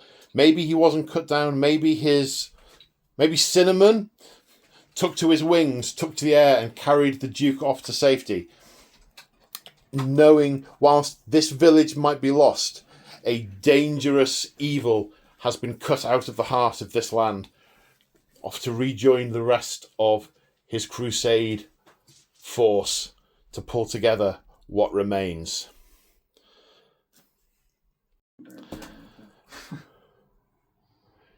Gentlemen, Hello. hello. Hello. Thoughts? I had a great time. Beastmen are good, aren't they? They can be. I think Slug Skin is completely fair and balanced. Most of the way through that, I heard you guys talking about an overcorrection to infantry versus cavalry. Yeah. So cavalry used to be really strong, so they buffed infantry. but it kind of over-nerfed cavalry. And I think we saw that today. That's my impression of that game. I just rolled a lot of bad leadership. Oh, yeah. And The dice gods hated you today. Yes. The leadership re-roll, I'm not going to fail, goodness. You failed more leaderships than you passed. And Paul passed more than I rolled. I think, or something, yeah. Yeah. It's one of those. I'm Swinging. having a bad... Anyone who's seen Winter's Bat Reps recently, I'm just having bad dice times at the moment. They'll get better. Yeah,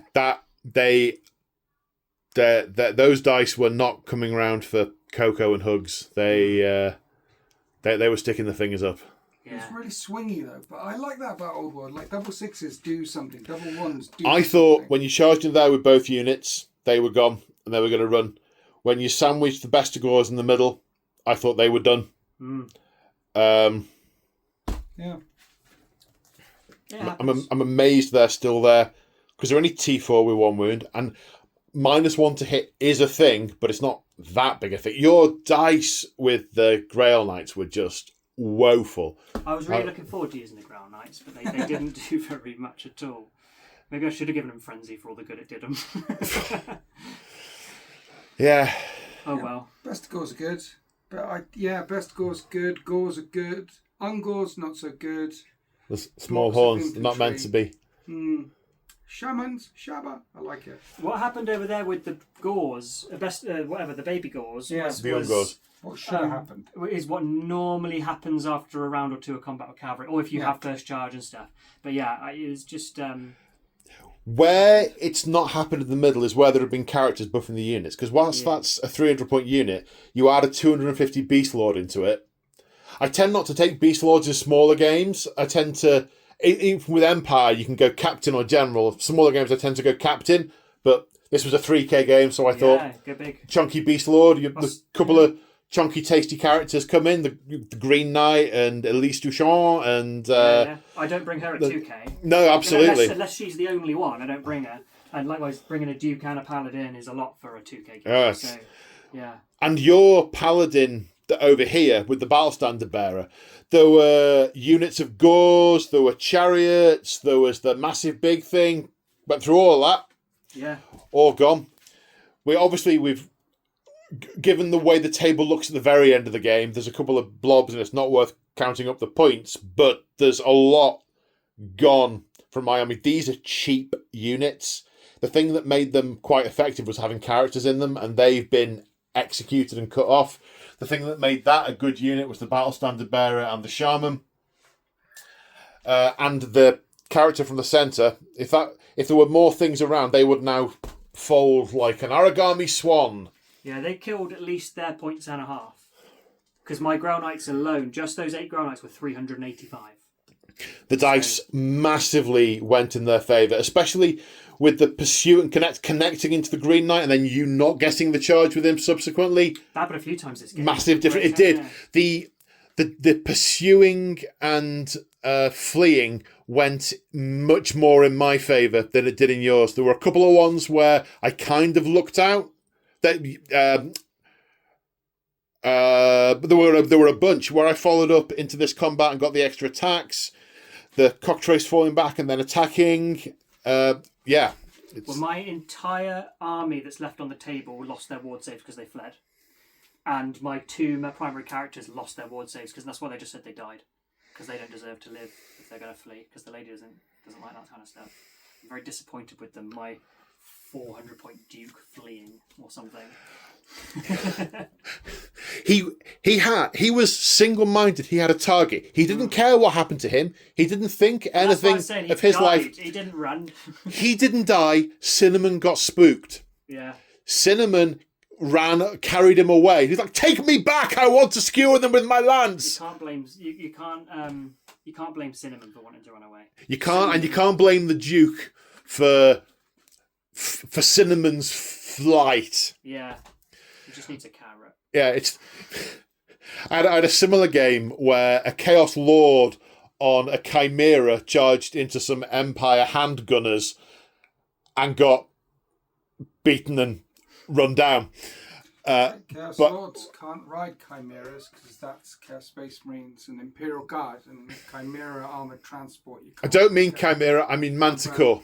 That's the word. That's also Imperial Guard. That's artillery system. I have to drive home with him now. Well, at least it isn't a 3-hour trip. I like cinnamon though. It's nice. Cinnamon ice cream. Yeah, and butterscotch. Have you had was those good. cinnamon donuts from McDonald's?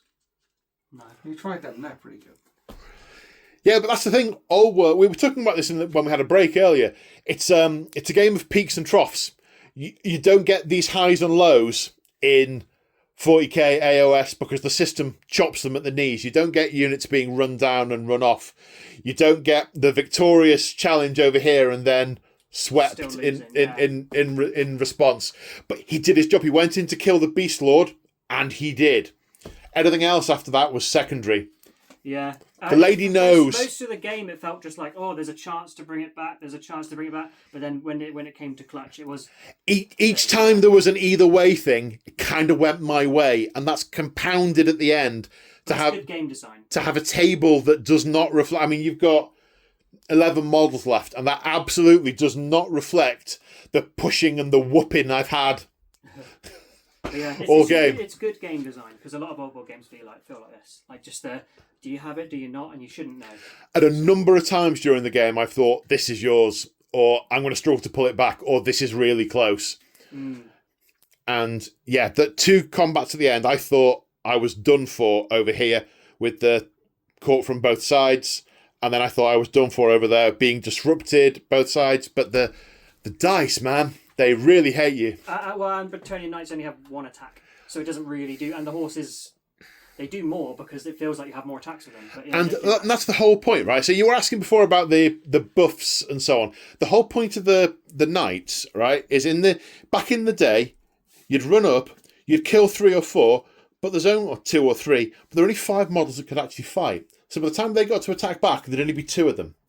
But with the changes to infantry, the overcorrect to compensate for first charge deleting infantry every time means that they're now fighting in 2 ranks. So rather than it being 5 down to 3 or 5 down to 2, it's 10 down to 7. And with weight of dice, that is still enough to cut the knees out from an elite. You know, they're only 1 wound each, and that makes a big difference because they lose their ranks. That's that. Back in the day. Back in my day. Well, that's the thing. Ground Knights Children were big up for having the chimneys. most amount of attacks, and they had 13. Yeah, And you were that was rotating against 10. massive. Yeah. Because you'd go through and you'd obliterate the front rank of your opponents, you get no damage coming back. Yeah. And they'd have rank bonuses of their own, and yeah, beautiful.